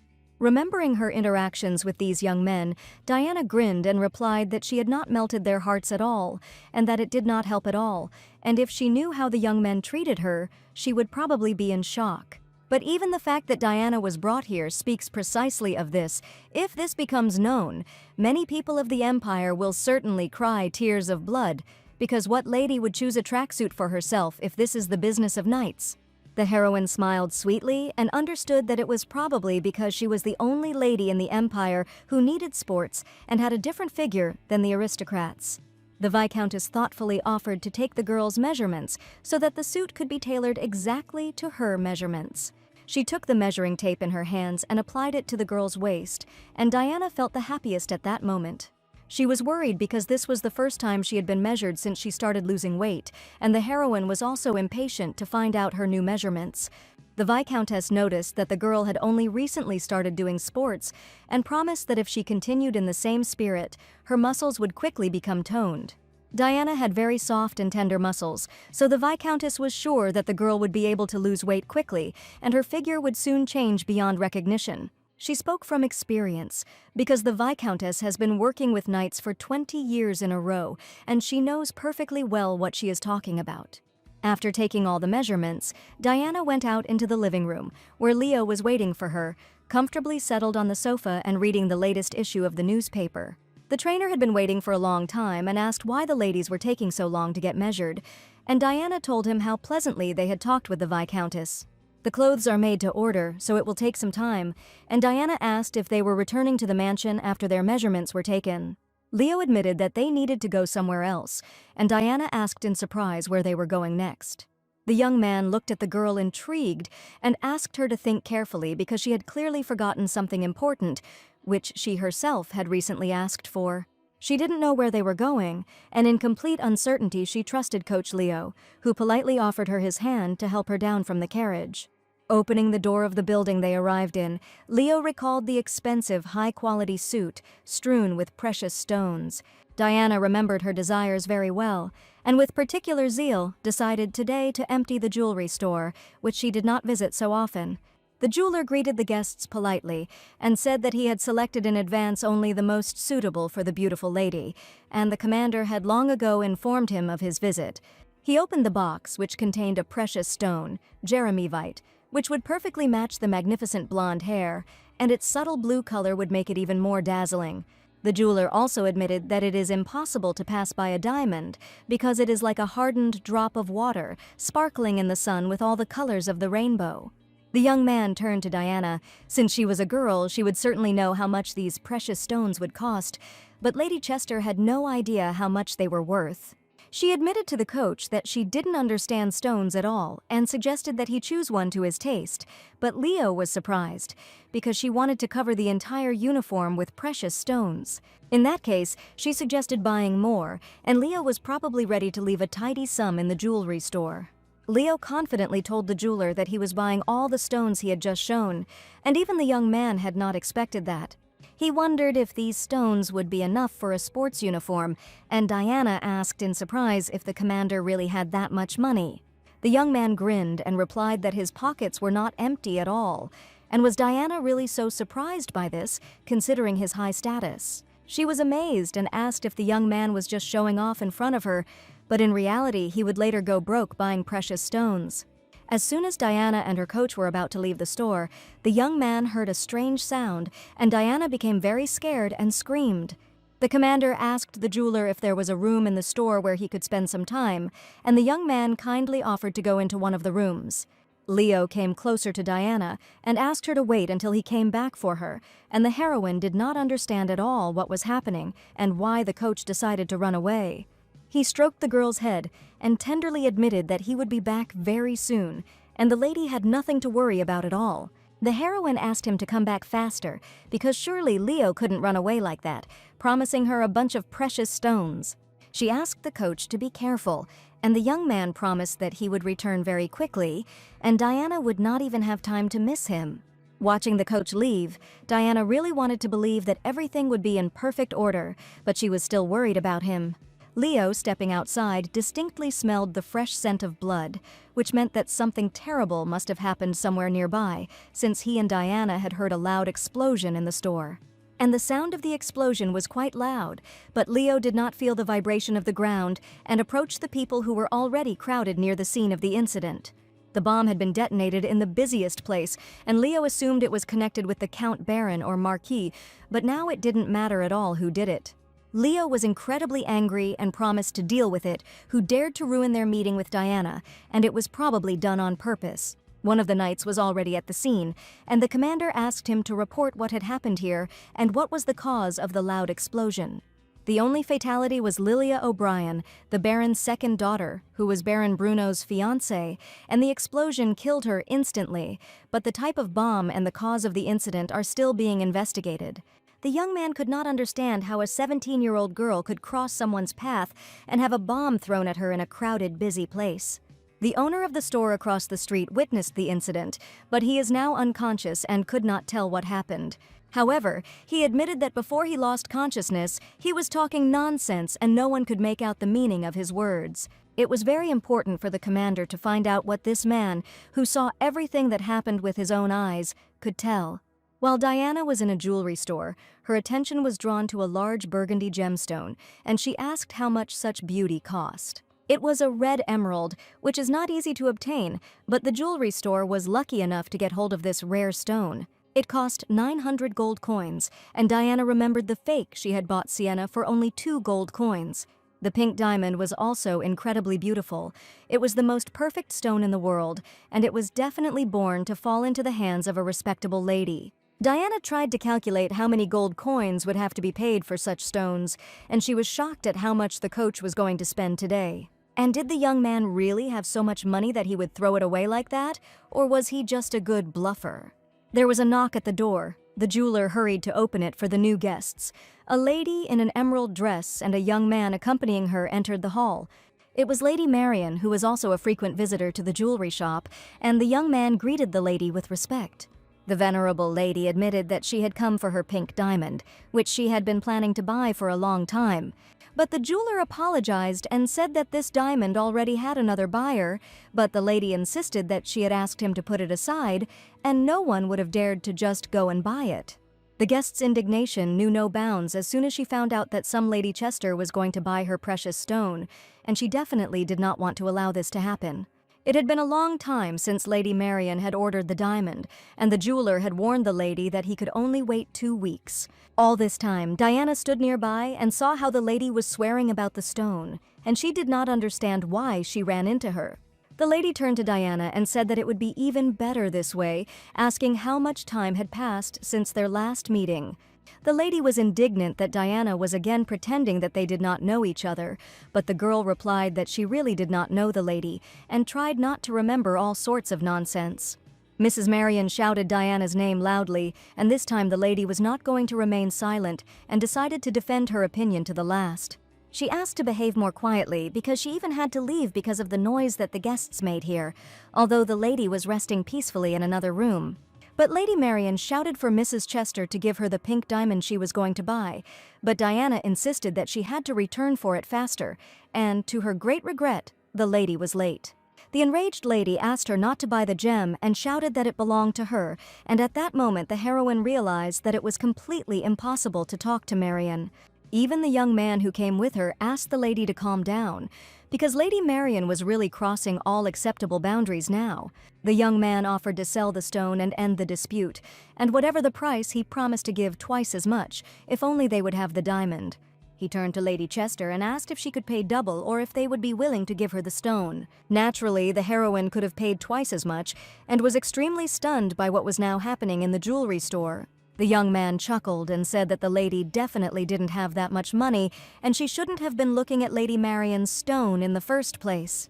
The jeweler apologized to the guests, assuring them that he could only give the stone back if he was honest, since it was a gift to Miss from the third son of the Earl of Woburn. Mrs. Marian opened her mouth in surprise when she heard from the third son of the Count, because she understood that they were talking about Leonard, who was the commander of the Knightly Order of the Imperial Palace. She was interested in how Mrs. Chester knew the commander, and why this respectable man decided to buy precious stones for some girl. Diana replied that she was not at all aware of the real reason, and Leo simply said that he wanted to buy this very precious pink diamond for her. She also warned that the venerable commander said that he would buy all the stones in the box, but no matter how much she told him, he still insisted on his own. Looking at the precious stones, the lady was surprised that the young man had really decided to buy everything that was in this souvenir shop. Diana stated that Lady Marian would do well to speak personally with Commander Leo and sort out the dispute over the pink diamond. But as soon as she heard Diana call the commander by the name Leo, she was very surprised because it was clearly not an official address. Diana looked at her interlocutor and confidently stated that she had not misheard, and that she had called the commander by the name of Leo, and there was absolutely nothing wrong with that. Lady Marian was indignant at how Mrs. Chester could be connected with this man, and even suggested that the girl wanted to fool her. She didn't believe that Diana really came to the jewelry store with Leonard, and she was sure that it was absolutely not funny, and this man was buying a stone for her. She called him by name. Diana listened attentively to Lady Marian's rude speech, and she was very anxious to hear a speedy answer. She didn't hesitate to point her finger at the girl and ask what kind of relationship she had with the commander, because there was clearly a reason for everything here. Just at that moment, the commander came into the jewelry store, smiled at Lady Marian, and admitted that he and Diana just walked together in the mornings, and they also had breakfast together. Leo had no intention of hiding anything and told it like it really was, because Lady Marian had just wanted to know the truth about their relationship.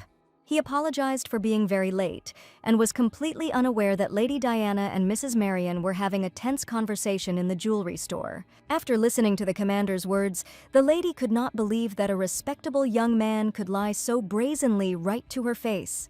He asked why the lady thought he was lying, since he had just confessed, and answered her question about his relationship with Diana.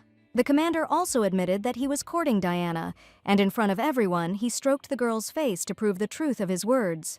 The young man confidently declared that Lady Marian had no idea how hard he was trying to win the heart of Mrs. Chester. Diana felt like her heart was about to jump out of her chest, and looking at the coach, she did not understand why he was saying such tender words to her and confessing his sympathy. He asked Lady Marian if her words caused Diana to turn away from him. Was she ready to take responsibility for her actions and words? After this question, the lady felt very awkward because the commander himself was higher in status than her, and she had just dared to be rude to the girl he came with. Mrs. Marian crumpled her dress in her hands and decided to apologize, but Leo warned her that she should apologize not to him, but to Mrs. Diana, to whom she had dared to be rude. Diana began to feel awkward, but Leo was confident in his position and asked her to apologize because she had behaved very tactlessly. He turned to Diana and asked her to also express her opinion, and looking at Leo, the heroine felt confident, but the heroine did not understand at all what she should say. The commander was ready to punish the lady in any way, if Diana only wanted, because she had to pay for publicly mocking the girl. Hearing that Lady Marian could be punished in any way made Diana think, and coming from the commander's mouth, these words sounded threatening. Diana had no idea what it meant to punish in any way, but she really wanted justice to prevail, and for Lady Marian to understand that she was wrong. She looked closely at her offender and did not know what to do, while Lady Marian stood humbly before Diana and the commander. She stated that she had been through a lot and brought her fist to the lady's face, stating that she clearly needed to understand her behavior.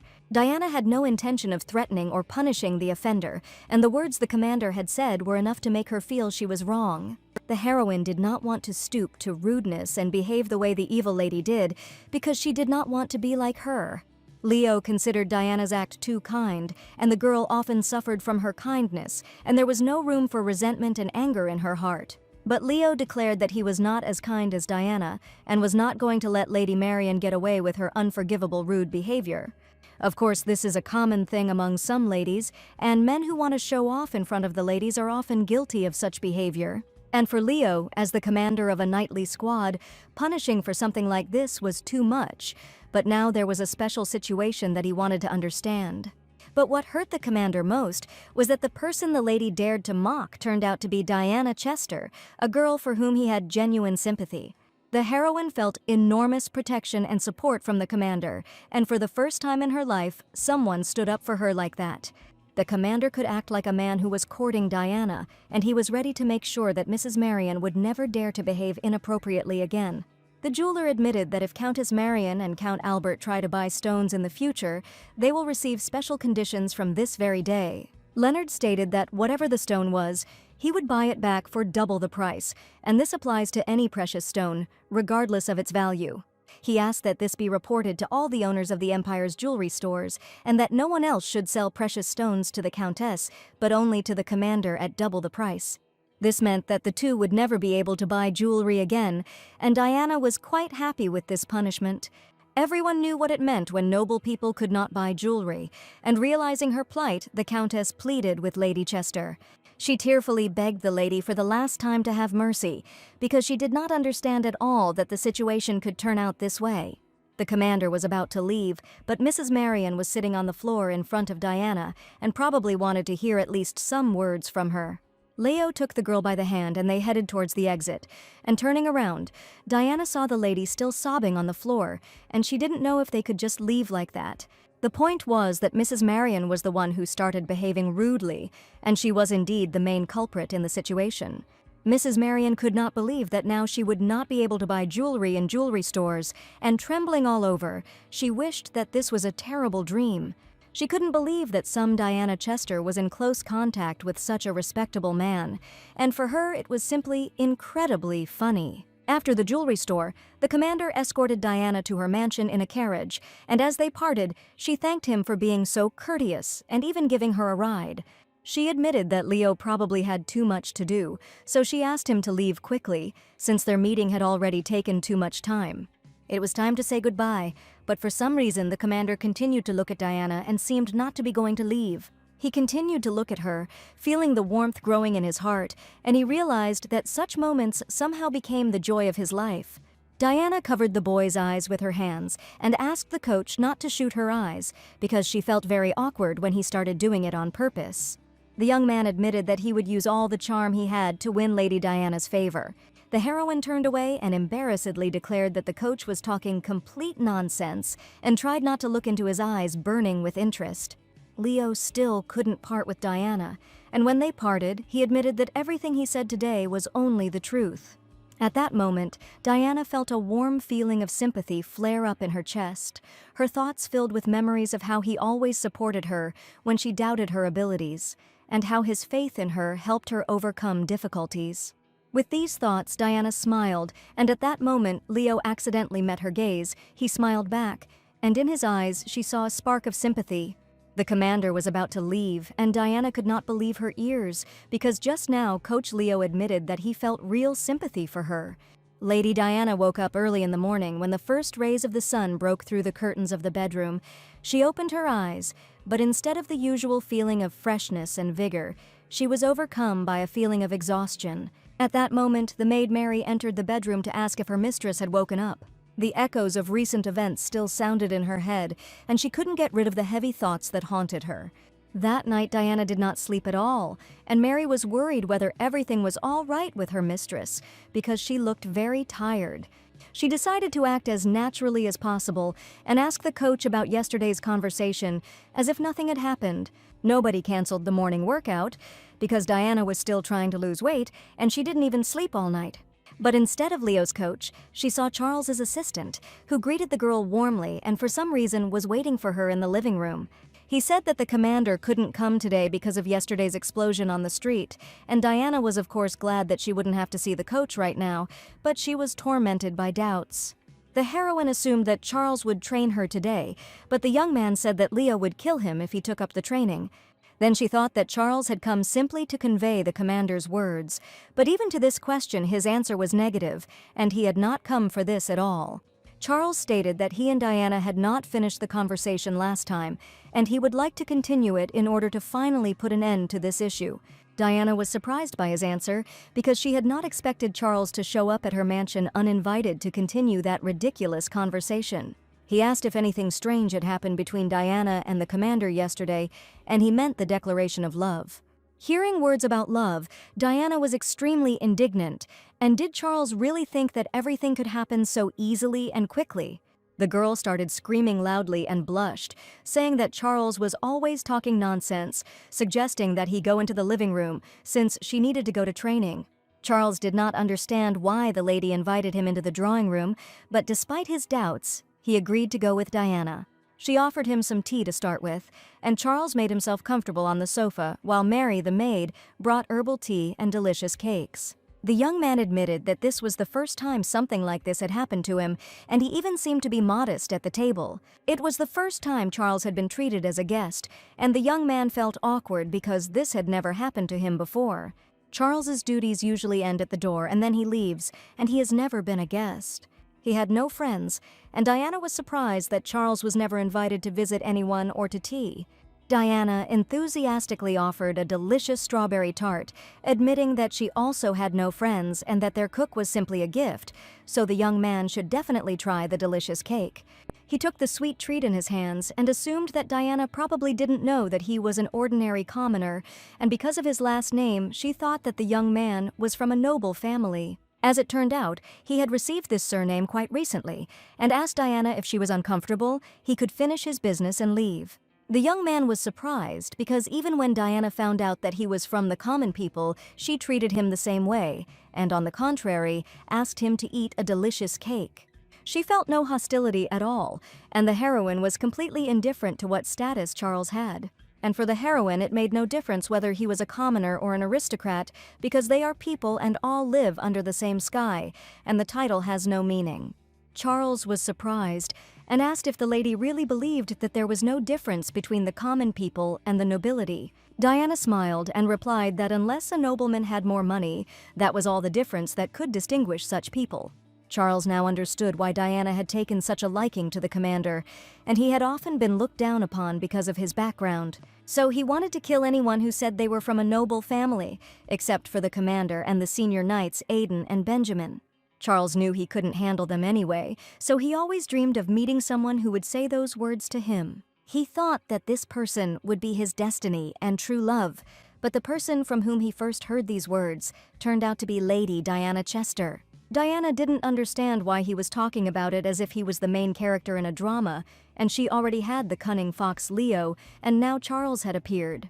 However, Charles apologized, but he did not feel what he expected to experience, and a worried Diana closed her eyes and declared that they definitely would not work out. Charles was surprised that the girl had just refused him, and he was even confused for a moment because Diana Chester was standing in front of him. She insistently stated that she had to refuse because she already had one cunning fox, Leo, and he was quite enough. Now the main thing for the heroine was to defend her position so that Charles would never dare to approach her with such a proposal again.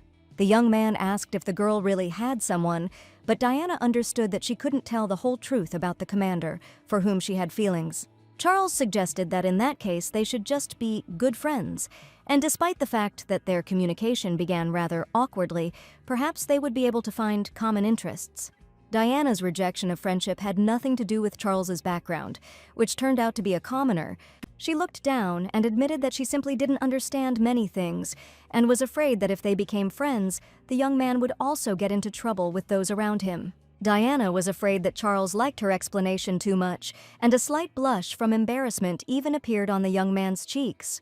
After a pleasant tea party and conversation, Charles was about to leave, but remembered something else important that he had not told Lady Chester. Taking an envelope out of his pocket, Charles said that the commander had asked him to pass on something else. Diana was indignant that the young man decided to give the letter only now, but for him this was not the main goal, so he simply forgot. Having unfolded the envelope and taken out a sheet of paper covered with writing, Diana couldn't even read it properly because the words looked like a code, but it was definitely written about exercises. Charles suggested that it must be a plan for a new exercise, and Diana replied that she could read and saw that the letter indicated an exercise. As he was leaving, Charles waved his hand and declared that Chester was a very strange girl, and she responded in kind, politely saying goodbye to Mr. Charles. The more Diana thought about the commander, the angrier she became and did not understand why he sent a letter with exercises, because he could have written something else instead. The maid Mary came out to her and asked if the lady had decided to skip training today. Diana really had such thoughts. She understood that she couldn't skip training under any circumstances because her dream was to have a perfect figure, so she decided to train and then grumble resentfully when they met the next day. 4 days had passed since the last training session, and Diana still couldn't find the strength to get up from the couch. They hadn't seen each other with Leo for only a few days, and Diana was already feeling sad and melancholy, and apparently it was because she couldn't play sports because of his handsome face. She even thought that Leo had disappeared forever, and decided that if he didn't come tomorrow, she would have to make serious conclusions about this man. The butler Filbert knocked on the door, and Madame Diana allowed him to enter. He brought an invitation to tea from the family of the Marquis of Devon, and Diana wondered if the invitation had come to her personally, and whether this was some kind of mistake. They were asking if Diana would be able to attend the tea party that was to take place the next few days, and the butler was to give them an answer as soon as possible.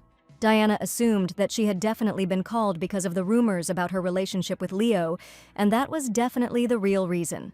Diana had never been to tea with aristocrats, and she couldn't resist something she had only seen in films.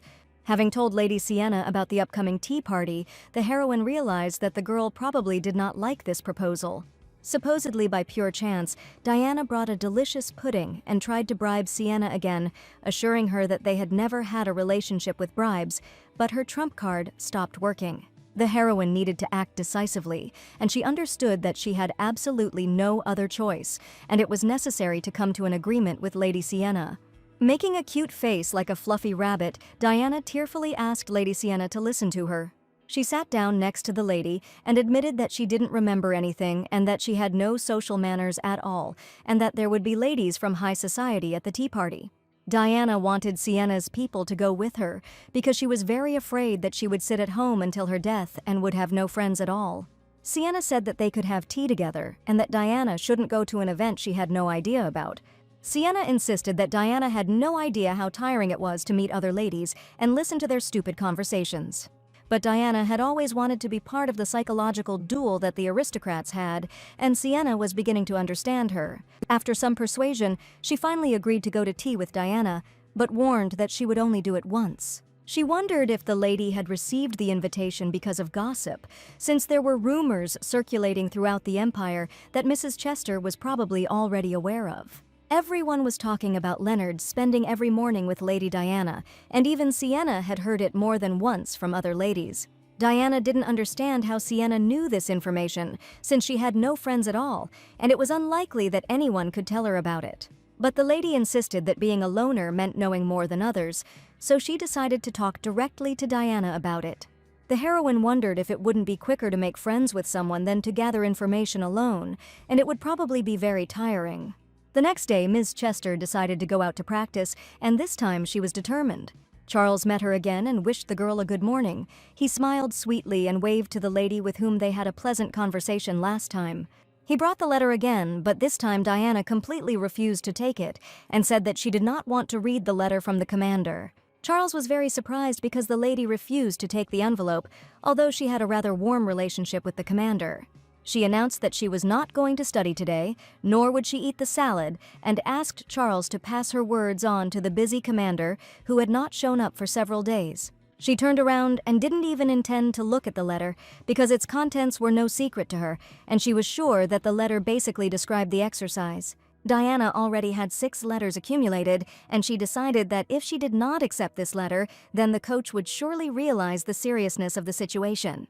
She had really hoped that he would come today, but Leo did not show up again, and an enraged Diana once again insistently asked the hour to convey her angry words. Charles remained with his hand outstretched, holding the envelope, and seeing Diana leaving, he asked her to stop. He insisted that she take and read the letter sent to her personally by the commander.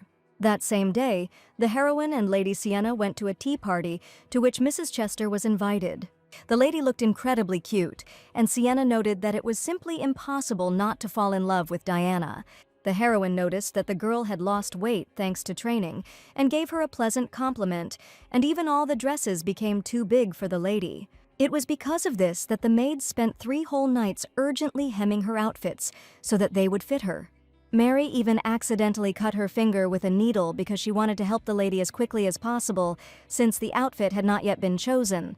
Lady Sienna was serious about this meeting and asked Diana to be fully prepared. The lady completely trusted her mentor, and clenching her little fists, confidently declared that she was ready to conquer high society. Sienna warned Diana not to show her weaknesses to the women she met at the tea party, because any of them could take advantage of it later.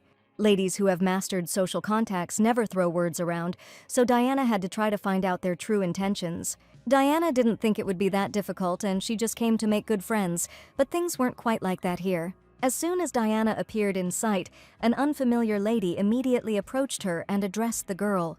It was the lady who had invited the heroine, and she thanked her for Mrs. Chester's sudden invitation and for finding time to attend the tea party.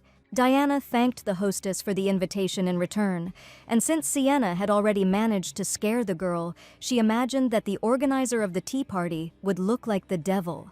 The lady confessed that she had recently heard a very interesting story, so she sent Diana an invitation, but she had no hopes, and the lady came anyway.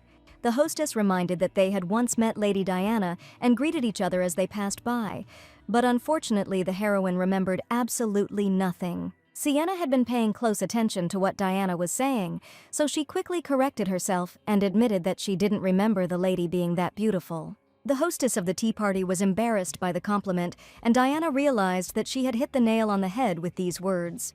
She decided to play along since things couldn't get any worse, and sat quietly on the bench, but no one cared about Mrs. Chester.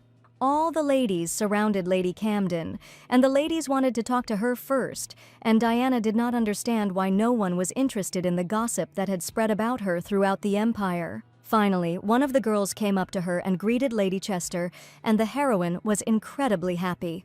She asked how she managed to get close to the lady and asked to reveal the secret, and it became clear to Diana that everyone just wanted to get closer to the influential lady. She needed to respond in a friendly manner to start a conversation, and she confessed that if she wanted to befriend Lady Camden, she needed to give her real gems. Hearing this answer, the girl turned around and thought that she had shown an intrusive interest by deciding to leave Lady Diana's company. The heroine did not understand what her mistake was because she told the truth, but for some reason the aristocrat instantly got angry and left. Here Diana remembered that she was offended by Leo and was going to eat her fill of delicious cakes, and she was just going to do this at the tea party. She was carrying a delicious cake, and since it happened with the coach, she wanted to eat a lot of sweets and just relax.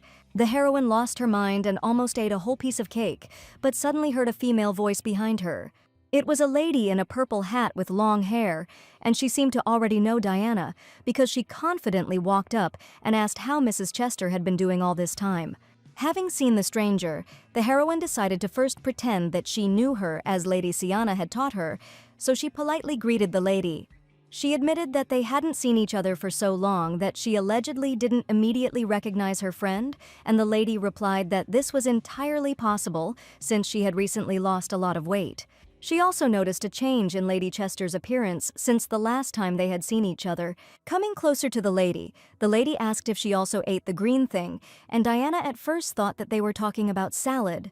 She smiled and replied that she was very tired of it, but if she decided to lose weight, then there was nothing she could do. The lady suddenly started talking about something purple, which has been more popular lately, and Diana thought she was talking about eggplants. At that moment, Diana decided that they were definitely talking about an eggplant, and she confessed to the girl that she didn't really like the purple thing, because she even hated salads, and she couldn't eat eggplants at all. The lady admitted that there was nothing more effective than something purple, something, and Diana was beginning to lose her train of thought. The lady assured that thanks to this, Mrs. Chester would lose weight much faster, and it was definitely worth trying. While Diana was having tea, the commander, sitting in his office, realized that he had not seen Diana for a whole week. At that time, he could not even imagine that everything would turn out like this, and that an unexpected meeting with Mrs. Chester would change his life so much. Leo finally admitted to himself that he missed this girl very much, and every moment with her turned out to be priceless. Diana's name kept ringing in his head more and more often, and the sweet girl's fair hair and soft skin never left his mind. But just a week ago, everything was completely different, and one day His Highness called for the commander at a late hour. The knight reported that His Majesty had warned that he wanted to personally ask a few questions about the explosion on the street, which is why he had called the commander of the Imperial detachment. That night, Leo could not appear before His Highness in such a state, and asked permission to leave in half an hour. It was just an excuse, and Leo spent his free time writing a letter to Diana about not being able to come. He carefully wrote in the letter that he had been called late at night and would definitely be delayed by the Emperor, and in the letter Leo apologized for his upcoming absence from class. But Leo understood that if he said that he couldn't come after yesterday's words, Diana would definitely be disappointed in him. After a while, Charles came into the office and reminded the commander of the time and that he already had to leave. Leo asked Chester to deliver the letter to Diana, and the young man was surprised that he would not conduct the training and offered his help. As soon as Leo heard that Charles wanted to help Diana, he angrily declared that the young man should under no circumstances train Diana. Leonard met the venerable gentleman, and he told him that the old man was becoming more and more talkative every day. This young man was the Crown Prince Perez Conrad Vig, who was already quite tired of one man's chatter and declared that he was very annoying. He thought the woman who was flirting with the old man was Baroness O'Brien. The commander thought, this means that the victim of the explosion incident is the daughter of the Baroness, the favorite of the Emperor himself, and it was on her that the assassination attempt was made. The owner of the shop across the street witnessed the incident but was now unconscious. However, before he lost consciousness, he was saying strange things. The victim's body, which was standing on the street, suddenly exploded as if she had self-destructed, but this could not have happened, and this version sounded like nonsense. The young man suggested that the devil might be involved in this matter because it all looked very suspicious. The very fact that a person dies in an explosion is already a serious matter, but here the devil himself has attacked a young girl, and for Leonard this was the only suitable version. He wanted to find the real devil, and he knew he had to sneak up on him carefully, so the next day he set about solving the problem. But even in spite of serious situations, Diana did not leave the commander's mind, and he felt that he missed this girl very much. The commander asked Charles if he had any news, but the young man looked to his left with surprised eyes and declared that Knight Benjamin had just told him everything. Leo handed the envelope to his assistant and said that the young man was obliged to report, and Charles said that he had passed everything on and had nothing more to report. The young man was interested in whether Diana had read the letter, and she must have passed something on to Charles, but unfortunately the lady did not pass anything on but was a little irritated. The commander thought that she would be upset that he didn't come or would grumble, but it turns out that where she was there was no reaction.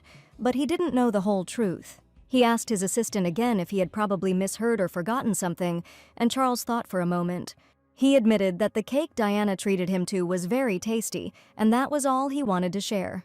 The commander warned Charles not to eat anything at Chester Mansion, but the young man only tried dessert, insisting that it was something completely different. Charles deserved to be punished again, and Benjamin, looking at the situation, thought that the young man probably just liked to anger the commander. It was the second day that Leonard had not seen Diana. Charles came to receive an assignment and said that there was one person who was interested in the commander.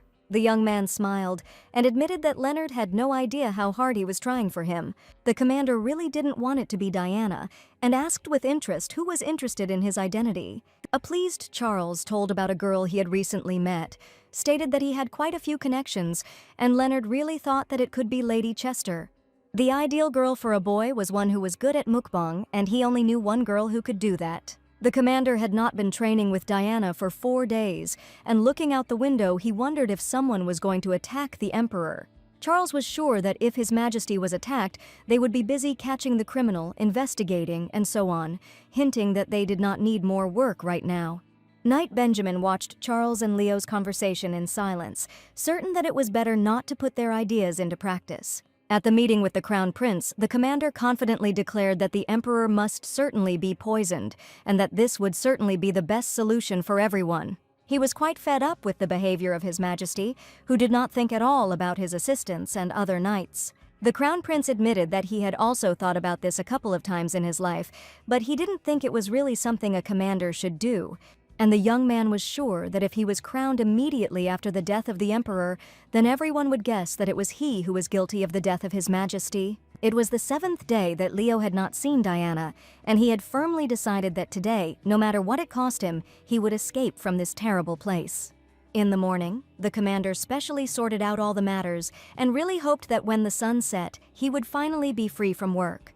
Leo was looking forward to meeting Diana and really wanted to see her, because these 7 days seemed like real hell to him.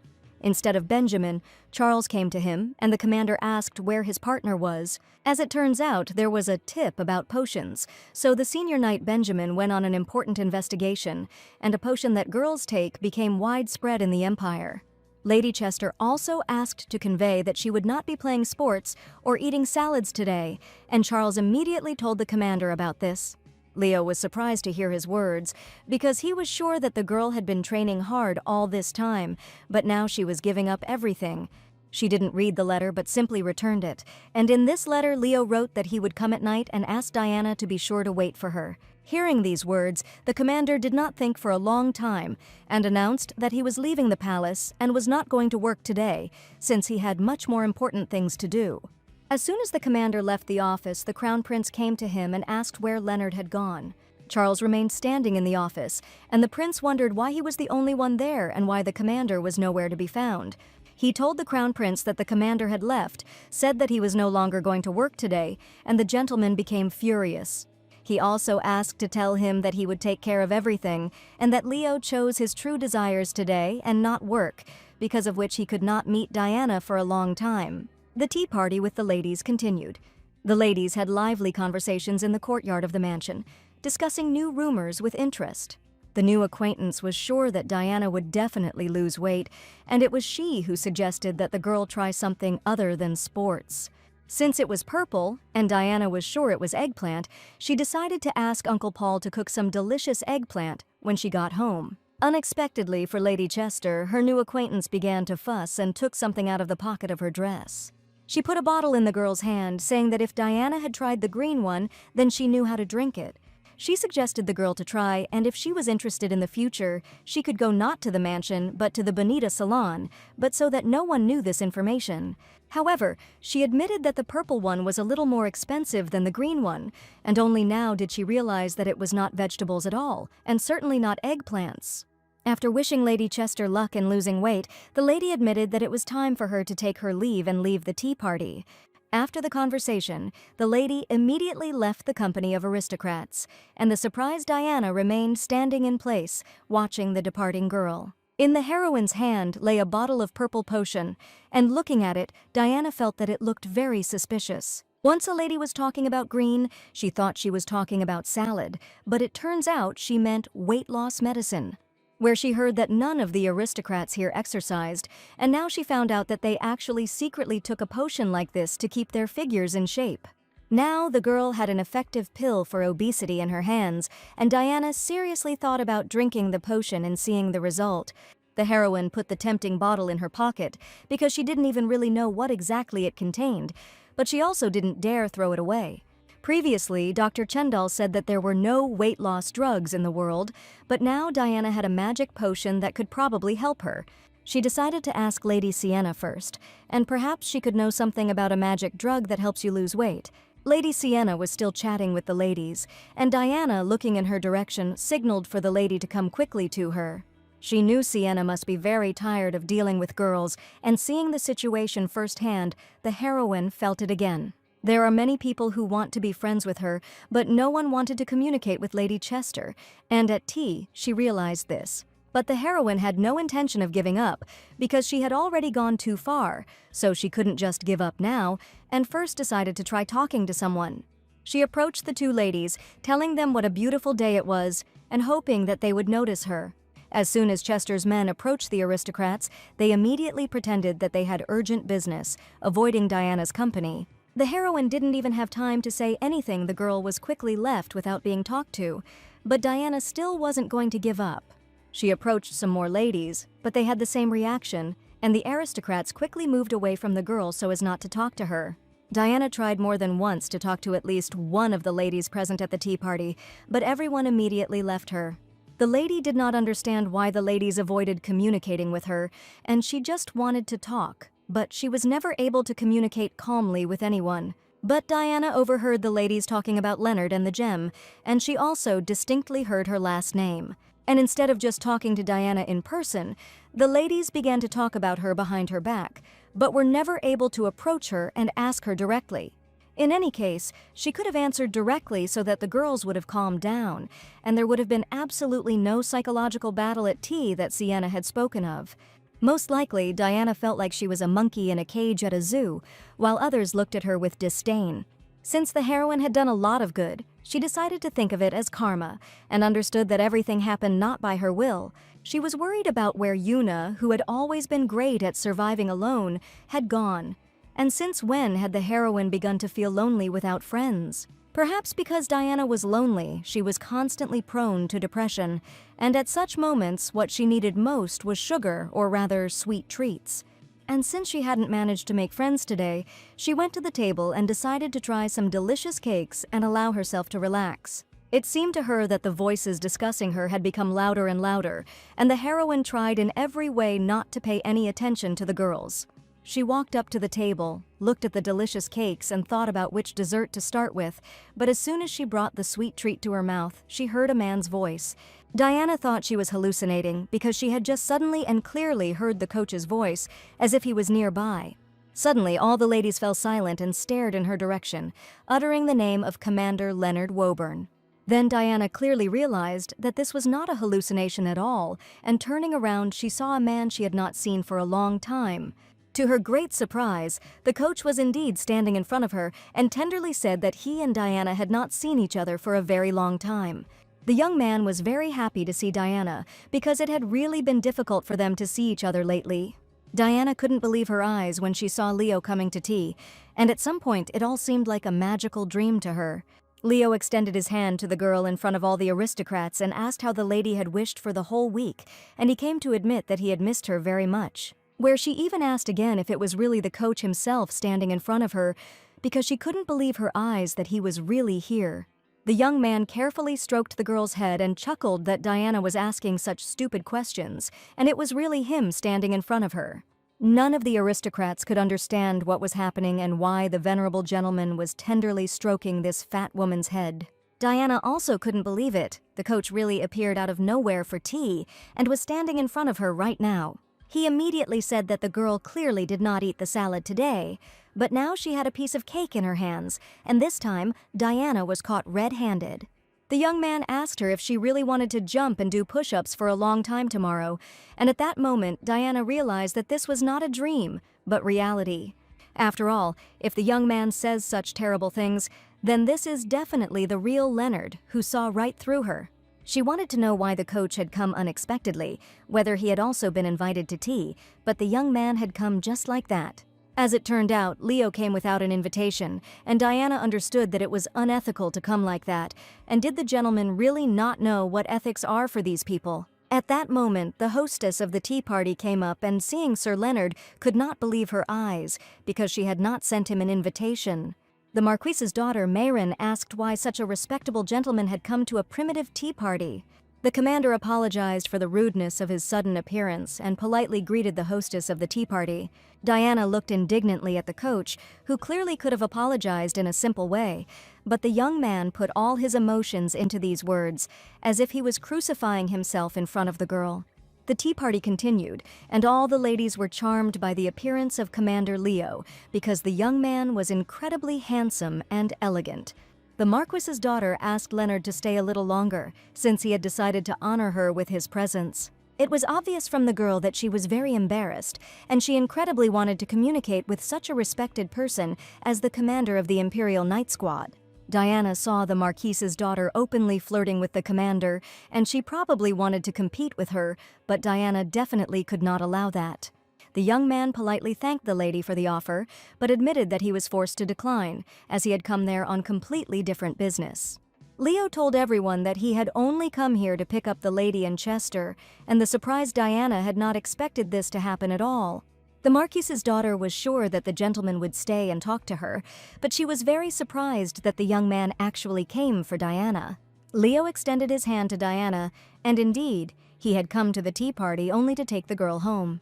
The trainer hinted that if the girl didn't go home, she would have to do 100 squats at her next lesson.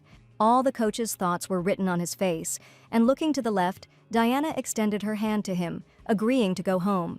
Suddenly, Diana began to look around, and the young man became worried that something had happened to the girl. But Diana asked to wait a little. She looked for Lady Sienna with her eyes, who was nowhere to be seen, but since they had arrived together, she could not just leave without warning her. And feeling a hand on her shoulder, Diana shuddered and turned around, who had just approached her. She couldn't understand what Commander Leo was doing here, who hadn't even been invited to tea, and Sienna hinted that Sir Woburn must have no manners at all. The young man grinned and declared that he was ready to learn proper manners with Lady Diana, and his words sounded with a hint of sarcasm. These people argued again, and every time they met, there was an overly tense conversation between them. Sienna was indignant that the commander immediately fined himself a teacher and called Diana her only and most beautiful student. The young man replied that he was also thinking about finding a teacher from whom he could also learn something similar together with Diana, and suggested that for now, they just have a good rest. Diana seemed to be torn apart as each side tried to get her attention. Diana felt like she was between two angry wolves and was very glad that she ate this cake, otherwise she would have definitely thrown up from the tension right now.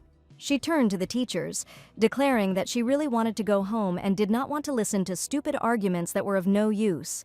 Sienna replied that if the lady was really tired, then they definitely needed to go, and the commander was outraged that the lady herself had delayed them because they were already about to leave. As everyone was about to leave, Diana saw a strange picture of Lady Sienna and Commander Leo holding out their hand to her so that she could choose who to go with. Diana felt that this was not some kind of survival game, but for some reason she was being forced to choose between these two people. To their surprise, Diana did not offer her hand to just one person, but took the hands of the commander and Lady Sienna together, each of whom was incredibly dear to her. But both sides were outraged, and Leo said that Diana definitely couldn't do that, and she should definitely choose one of them. The girl smiled as she didn't want to argue with anyone, claiming that she had 2 hands, so she decided to take both of them by the hand, suggesting that they just take a walk together. Of course, neither Sienna nor Leo wanted to share Diana with each other, but now they had absolutely no choice. Suddenly, Sienna heard words that the noblewomen had noticed that she and Commander Woburn had some disagreements, and this could become an excellent basis for more rumors. Sienna asked Diana to wait a bit, and suddenly she let go of her hand. The commander was surprised that the Russian teacher had really let go of Diana's hand only because of the looks she heard behind her back. She admitted that she was not very pleased when she was seen in the company of Sir Leo, and it probably hurt the girl's pride very much. Leo smiled and happily declared that he did not want to, and was not going to let go of that little hand under any circumstances, and Diana noticed that the young man was simply glowing with happiness.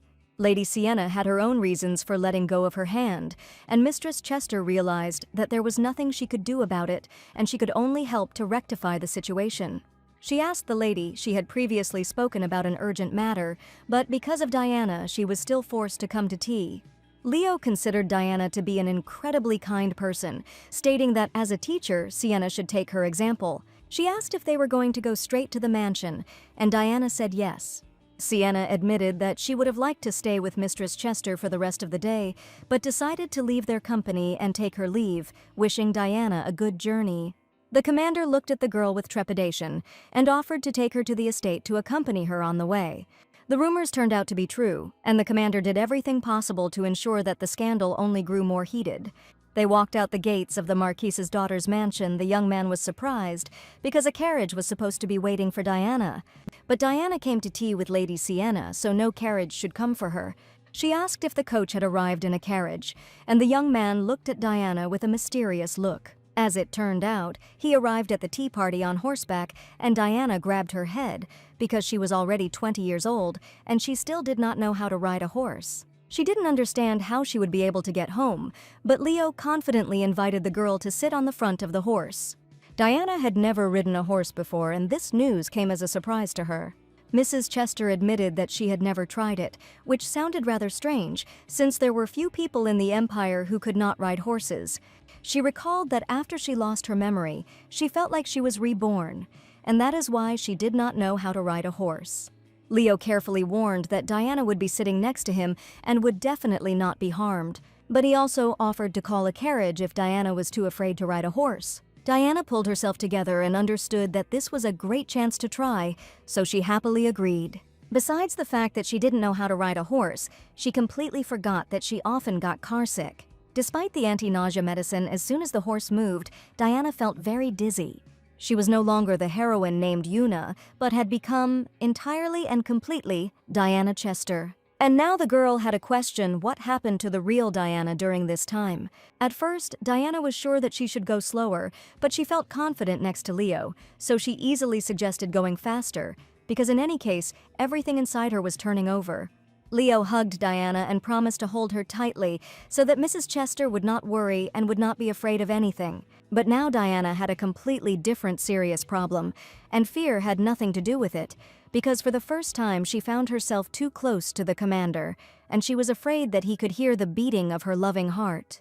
The sun slowly rose above the horizon, filling the majestic mansion located in the heart of the empire with its golden light. With each passing minute, as Leo and Diana moved along the soft hills and winding paths, the heroine began to feel a slight motion sickness.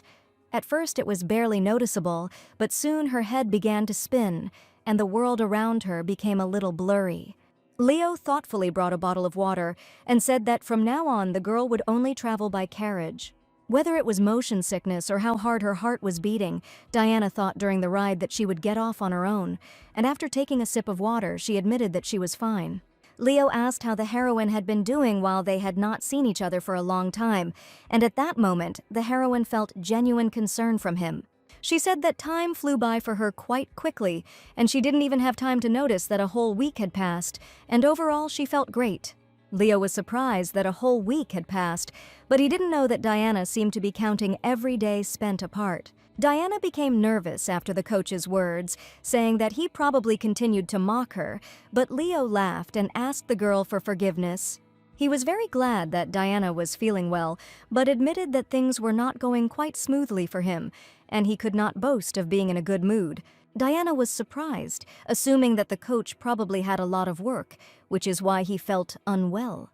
But Leo had no problems with work at all, because he was already used to such a workload, and this was not the issue at all. All this time they could not meet, and Leo admitted that he could not see Diana, gently taking a strand of her golden hair in his hand. Diana felt a slight blush on her cheeks, and she was very surprised when she heard these warm and pleasant words. He admitted that not seeing Diana was harder than he thought, and every day he suddenly found himself thinking about her constantly. In fact, Diana also missed her very much, and she did not understand why the young man could not have simply come then, instead of telling her now about how he constantly thought about her. Leo felt guilty and apologized to the girl because she really had to wait a long time and he really wanted to come earlier. Diana felt like she was being torn apart by cats, and the girl was very sad because the letter that Leo had given her at the time contained only exercises instead of sincere words. She was outraged that Leo hadn't written anything else, and if he really missed her, she thought he could have admitted it in his emotions. What irritated her most was that, despite all this, Leo diligently wrote out ridiculous exercises in his beautiful handwriting in the letter, and this really infuriated her. Leo apologized and was sure that the girl should feel better, but her resentment was very deep, so after these words, Diana turned away from the coach. He did not hide his feelings and to some extent was now flirting with Diana, but after his apology, she felt a little better. When the coach sent Charles, he reported that Lady Chester had asked him to tell the commander that she was not going to train and eat the hated salads. And he admitted that he was very surprised when Diana said that she would no longer exercise or eat right, despite all her efforts. It was a very obvious protest, but Leo thoughtfully asked the heroine to eat a healthy salad for dinner, and in that case, she would have time to be a good student today. But today the heroine decided to treat her as if all prohibitions had been lifted, and Leo laughed that at this rate she would get fat again, and suggested eating something tasty next time. Even at the tea party, the heroine still couldn't eat anything sweet when the coach unexpectedly arrived, although she had a great opportunity. The heroine understood perfectly well that she needed to follow a simple diet, and Leo really spoke the right words because she had been trying very hard for a long time. Leo took the girl by the hand and promised to feed her a delicious dinner next time, but Diana was still angry that the young man had said "see you tomorrow" a week ago and never came again. The coach asked what Diana would prefer tomorrow between his arrival and dessert, but now the heroine felt like the most pathetic student in the world. She admitted that she would have preferred the trainer to come and conduct a good training session, because the heroine understood that everything was being done only for her.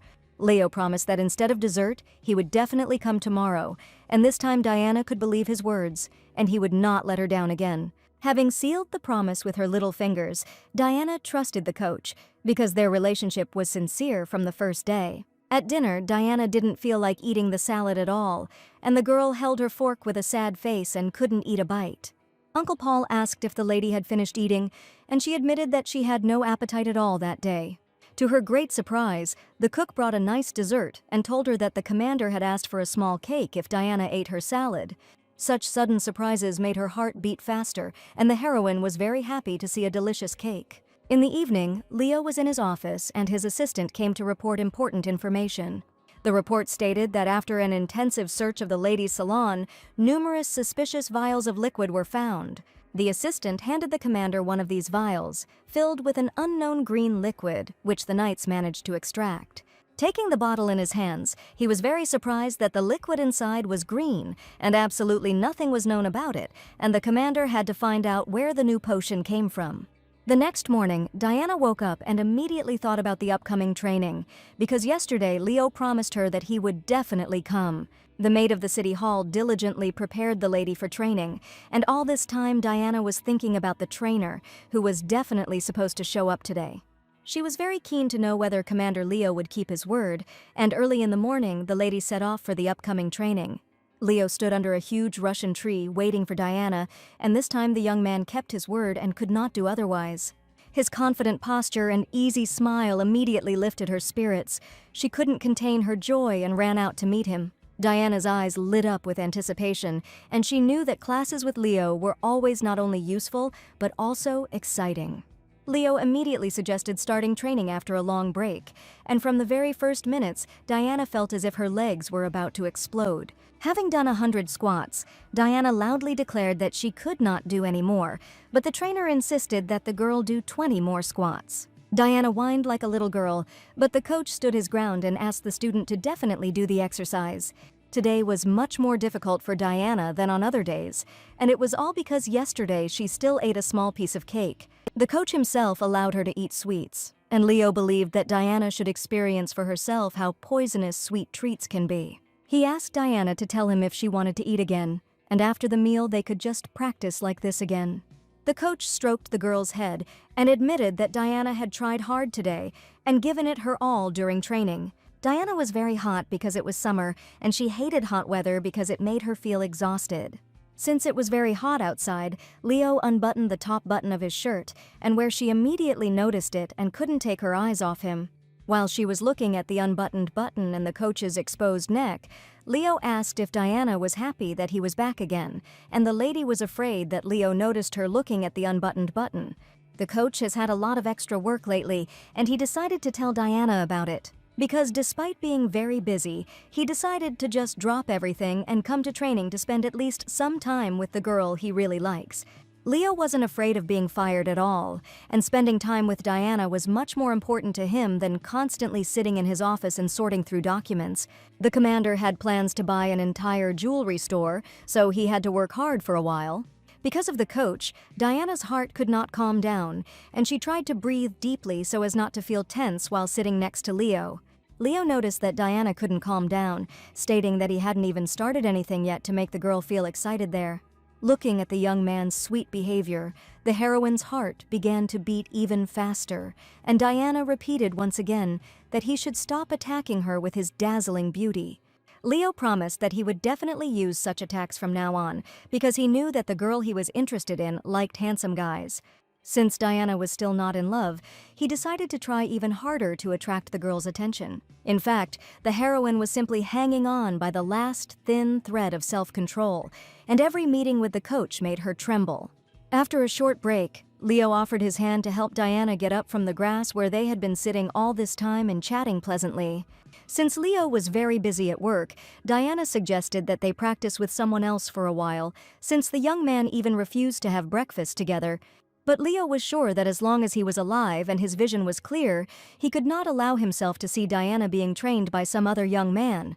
In this case, the girl suggested that she work out alone, since she had already learned all the exercises that needed to be done during the training.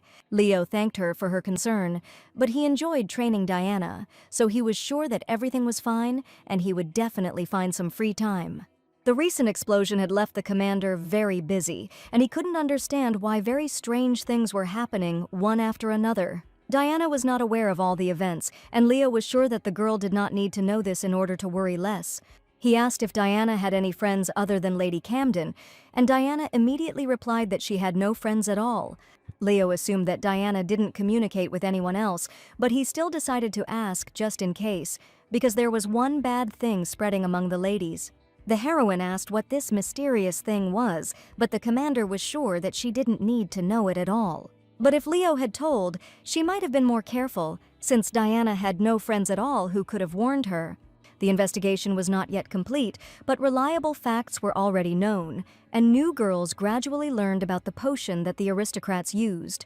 Leo said that it turned out that the ladies have been using a mysterious potion lately that helps them get their figures back in shape.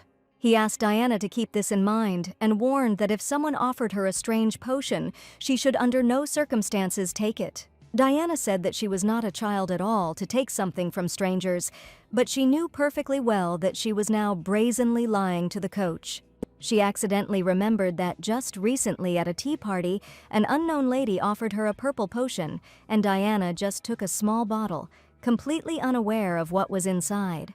The heroine told about the purple elixir that she took from an unknown lady at a tea party, and Leo did not expect to hear this information from Lady Chester herself, who was always famous for her calm disposition. Diana didn't know who the girl was who gave her the elixir, and Leo now wanted to know as many details as possible. He asked if Diana had the bottle with her, and unfortunately, the girl did not have it with her. After her words, Leo was very scared that Diana had already managed to drink an unknown potion, but the heroine tried to quickly calm him down because she really did not touch him. She said that she gave him to the family doctor, and it was the first time she saw Leo so surprised and at the same time scared. The heroine didn't know what this unknown drug was, so she asked the doctor to find out if it could be used, and Leo breathed a sigh of relief. He decided to take the potion, so the result did not matter to him at all, and Diana was surprised why the coach decided to take the vial with an unknown liquid. Naturally, he wanted to take the potion because Diana had already almost drunk it, and she probably intended to do so in the future, where she didn't understand if there was a need to go so far, and she slightly regretted that she had told the coach the whole truth now. Together they went to see Dr. Chendal, and Diana asked if there were any results from that unknown potion. The doctor indignantly asked the lady where she got this drug, and probably he already knew the composition of the new drug, which was actively distributed among the nobility. The commander asked if the doctor had managed to discover any dangerous ingredients, but Chendal was extremely worried. He said that you don't even need to know the ingredients and the drug just burned up, and now Leo and Diana knew new important information. Of course, it sounded like complete nonsense, and no one could believe that such a thing was even possible. The drug that Diana brought was real green, but despite the fact that there were no problems with detecting the first ingredient, suddenly upon contact with acid, it instantly ignited and evaporated. Perhaps everything would have been fine with Diana right after the appointment, but the doctor was sure that something would definitely happen one day. Diana looked at the doctor with excitement because just recently she was going to try this drug, because the stranger then convinced her of its benefits. She told Leo that at a tea party, the drug was offered to her by an unknown lady whom she saw for the first time in her life. Diana admitted that she has problems with her memories, so she does not know who this girl was, and she absolutely cannot not say anything. But the stranger said that the green remedy was more effective, so the heroine admitted that she then thought about the salad altogether.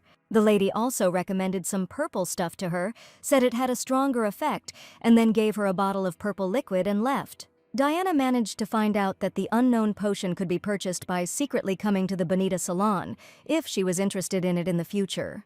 It seems that Leo was very angry when he heard this information from Diana, that she really took an unknown potion from a stranger. He stated that it would be very good if they had some of the drug left, but unfortunately nothing could be done now, and the trainer asked Lady Chester to come to the Knight's Court tomorrow. He didn't want to involve Diana in this story, but since she had seen this lady, they needed to find the stranger. It turned out that the girl had called some dangerous thing a weight loss drug and given it to Lady Chester, and as someone desperate to lose weight, she couldn't just let it go. The next day, Diana was met in the commander's office by her assistant Charles, who asked with interest what Mrs. Chester was doing there. She said that she had become embroiled in a case and had come here as an important witness. Charles laughed, suggesting that Diana had done something wrong again, but she insisted that she had nothing to do with it and had just accidentally gotten herself involved in a dangerous matter. Charles even suggested that Mrs. Chester herself had secretly taken the potion, and the captain had caught her red-handed, which is why she ended up in his office, and the young man also suspected her of this. The young man confidently stated that recently all the ladies were using this potion, and it spread very quickly among the aristocrats. Leo didn't give any details, and Diana suggested that she could find out more about Charles by asking him a few questions. Sometime later, Charles revealed that they had found a lot of the green drug after Benjamin had searched the ladies' salons. Hearing this information, Diana wondered why they were talking about some green potion that she had never heard of before. And from the fact that the young man knew that after the green drug a person finds himself in a state of constant sleep and the appetite completely disappears, and this is what helps women lose weight. Diana could not believe her ears, because the potion that the stranger described as a medicine turned out to be a completely different remedy. Then the lady said that the drug was used for weight loss, but in fact this substance turned out to be very dangerous, and the woman clearly thought that Diana was addicted to such a drug. Diana was very anxious to find out what to do now that such a dangerous potion had spread so quickly, but Charles assured her that things were not so bad. This expensive unknown drug was highly addictive, but Charles was confident that it could not cause much harm, but it would still affect his mental health. Diana wondered if there was a difference between the green and purple drug, but if they both had the same effect of weight loss, the ingredients should be similar. But now it was completely incomprehensible to her why that stranger had given Mrs. Chester the purple drug. And now there was no need to solve this difficult riddle, because this girl started drinking and approached her. The reason this became a problem was because most of the people using this potion were young girls, and there were a lot of them. Diana wondered if the purple drug was not yet very common, and Charles was surprised to hear about the purple potion. The young man had never heard of it before, and he only knew about the green substance. It seems that Charles did not know about the purple bottles at all, and immediately assumed that Diana was clearly hiding something, stating that he answered all her questions, but the girl refused. But Charles didn't notice how the commander approached him, having heard that his assistant was blabbing important information. As soon as he realized that the commander had already approached and heard every word, Charles felt that a severe punishment was certainly awaiting him. Leo was also surprised that Diana was showing obvious curiosity, and at that moment, Miss Chester was afraid that Leo would still find out the truth about the purple drug that she was going to drink. It seemed that Leo really didn't want Diana to know anything about this matter, but she had already gotten the information she needed from Charles. She was sure that Leo was overprotective of her, but now Diana's head was in complete disarray. Leo assured her that this matter was not as simple as Diana thought, and now she needed to be very careful. The green drug turned out to be a fairly well-known potion, and Leo had recently been making sure to eliminate everyone behind it. They didn't know how long this drug had been used and that the ladies were secretly taking it as a weight loss drug, but the girls didn't understand what they were doing at all, which is why everything turned out to be much more complicated. Diana was glad that she hadn't taken the drug then, but Leo noticed that they weren't talking about the purple potion now. He knew nothing about it, and was very worried that the dangerous potion had ended up with Lady Chester and not someone else. So what was once a difficult task has now become a real headache. He had not meant to upset Lady Chester, but now he had something important to tell her. Diana knew that Leo was genuinely worried, and the whole situation had turned out because of that purple bottle. And if it was because of him that the situation had changed so much, Diana understood how important a witness she was in this case. She assumed that she probably should know more about the situation, so she wanted to find out as much information as possible. She said that she understood and really wanted to help, and Leo expected some kind of answer from her. Diana assured him that she could definitely do something to help sort out the situation, but Leo was categorically against it. At that moment, there was a loud knock on the office door, and Leo asked the man standing behind the door to come in. It was Benjamin, whom Diana had not seen for a long time, and she greeted the familiar young man. Diana really wanted to help in the current situation, but everyone seemed to be against her participation in this matter, apparently fearing for the life of Mrs. Chester. While Charles was listening to the commander, an interesting thought came into his head, which he wanted to share with Diana. He insisted that it was never the case that a commander would tell someone else not to interfere, and that this was the first time that he could remember something like this happening.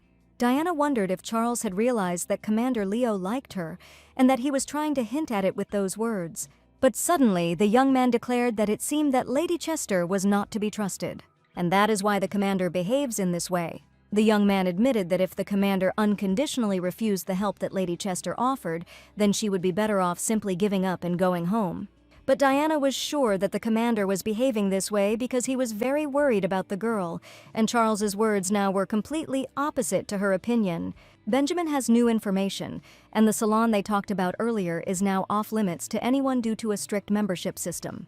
The salon could only be visited if a person had an invitation from an existing member of the salon. Benjamin saw no reason to burst into the salon unexpectedly, because after that they would immediately become the enemy of the Marquis of Lewis, and the Emperor himself would never allow this. It was indeed impossible to get into the salon, but the biggest problem was the fear of evidence. Diana couldn't believe that there was no way to get there right now, and after thinking for a bit, she suggested going to the Bonita salon herself. Of course, Leo was against such an act, and immediately refused, but Diana assured that if she went to the salon, the problem would be solved immediately. She had an invitation and she could go right now. Leo pretended not to hear the girl's words, asking Benjamin to go to an audience with His Majesty. Diana couldn't catch the criminal, but at least she could find out who the woman was who offered the purple potion. Trying to insist on her own, the heroine wanted to hear an answer to her question, because she really wanted to help. The commander had no idea of sending Diana to such a dangerous place, and he wanted to find another way, even if it might take some time. Diana knew that Leo already worked very hard to make it to her in the mornings, and she just hoped that she could help solve the case a little faster. And she declared that the commander would not be able to sleep peacefully and would only work while everything continued to happen among the aristocrats. Benjamin offered to accept Lady Chester's testimony as evidence, but Leo was sure that this could not be done in the same way. He feared that all the responsibility would fall on Diana, and they could not act without more concrete evidence than her testimony. After listening carefully to Leo and Benjamin's conversation, Diana admitted that she hated pain and scary things, so she promised not to do anything dangerous and just wanted to gather the necessary information. She remembered well the face of the woman who had given her the purple drug, and she was sure she would be able to find out something. And if it doesn't work out, she won't overdo it and just wants to help as quickly as possible. The heroine just wanted to start training comfortably with Leo and having breakfast together as soon as possible, so she really wanted to solve the dangerous case as soon as possible. With difficulty, Leo finally agreed, but did not allow the girl to go there alone. Finally, Diana heard the cherished consent and was very glad that she could finally help. She asked who she would need to go with, and Leo thought for a moment, but he already knew the specific answer. He confided in his assistant Charles, confidently stating that the young man would need to follow Mrs. Chester in order to obtain important information. 3 days later, Diana was finally ready to go to the salon, and Mary, the maid, noticed Mrs. Chester putting on a beautiful dress and probably decided to go to a luxurious place. But unfortunately, Diana couldn't tell anything even to Mary until the matter was over, so the lady didn't go into details. Today, Mrs. Chester looked simply wonderful, and the maid appreciated her magnificent appearance and wished the girl a good trip. The heroine definitely felt that her clothes had been fitting her completely differently lately, and looking in the mirror, she realized that there was still a huge benefit to hard work. On the first floor, Mrs. Chester was already awaited by a guest, about whom the maid Mary had warned the girl. She was really eager to see what Charles and Coach Leo were up to, and the heroine hurried downstairs.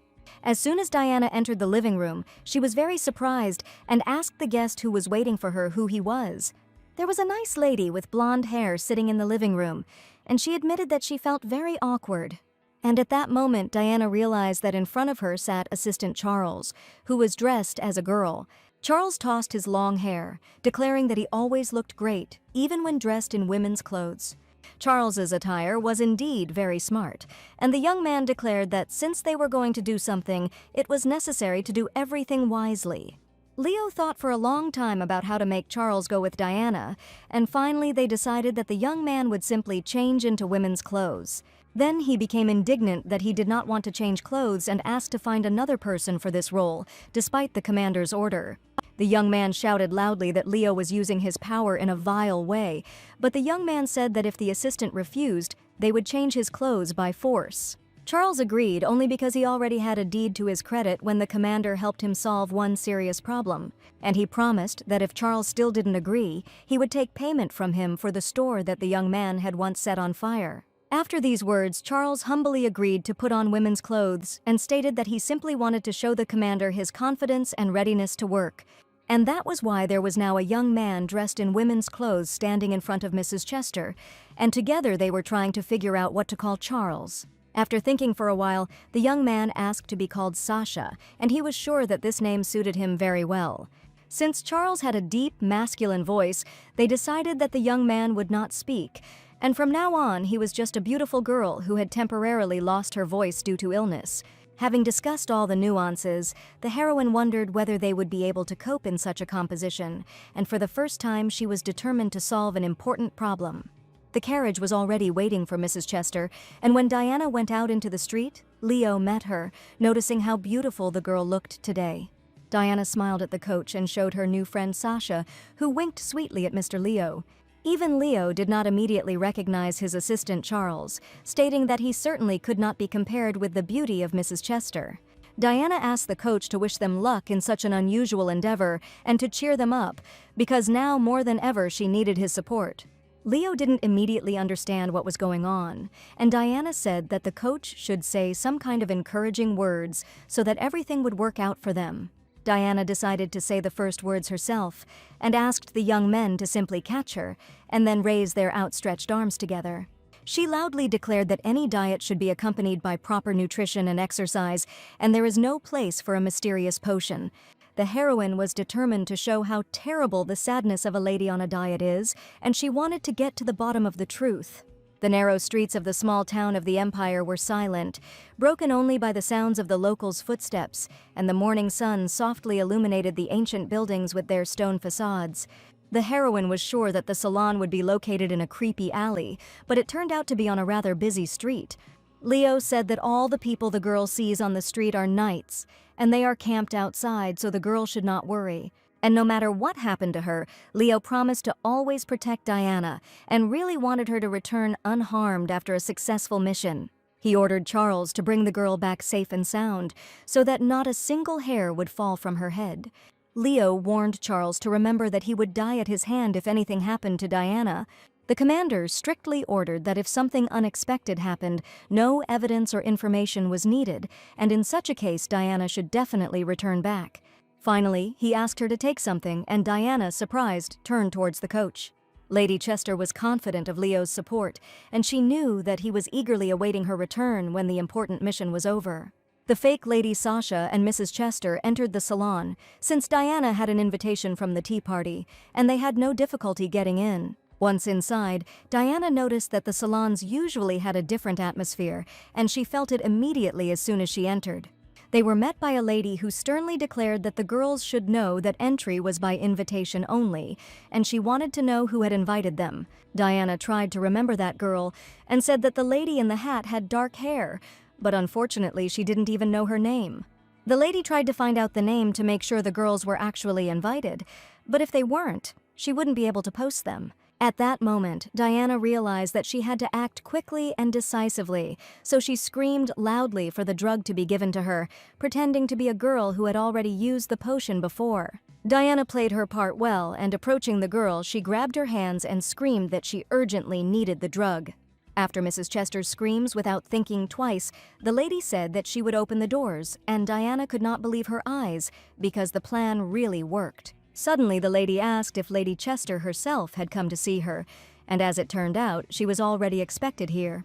She said that Lady Oldia had warned the girl in advance that sooner or later Lady Chester would pay a visit, and now Diana again, that the woman's name was Oldia.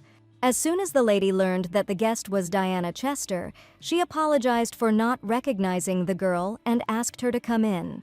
However, the lady had not been warned about the lady who would be accompanying Diana, and she was very eager to know with whom Mrs. Chester had decided to come to the salon.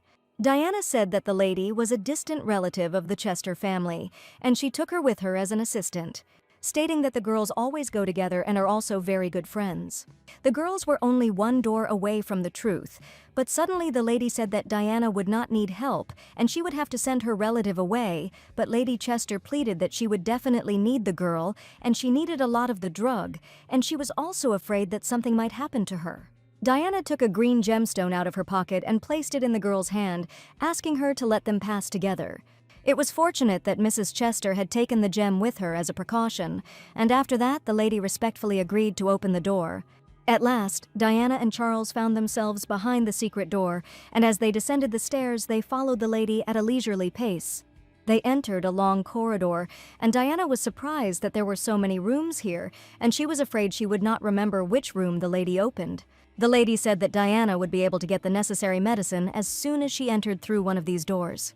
Finally, the girls managed to penetrate into the very heart of the salon, and they were only a few steps away from learning a terrible secret.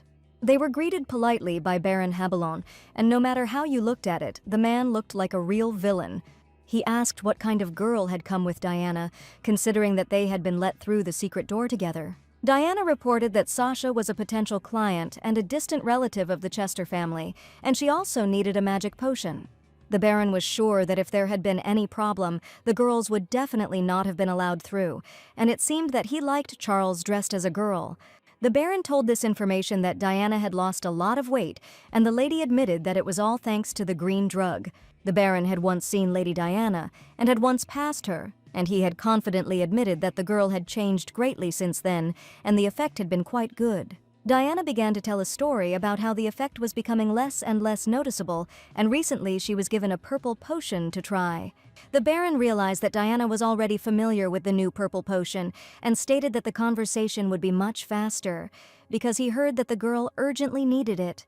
He reached into his jacket pocket, and Diana was sure that the Baron would now take out a bottle of purple liquid, and Charles also expected what would happen next. The man whispered that the purple potion had a different price than the green one, and not every rich woman would dare to pay such a price. Therefore, if the ladies who bought the drug 5 times brought in a new client, they were given the drug for free. Diana realized that she was just such a new client, and the Baron fell for her tricks.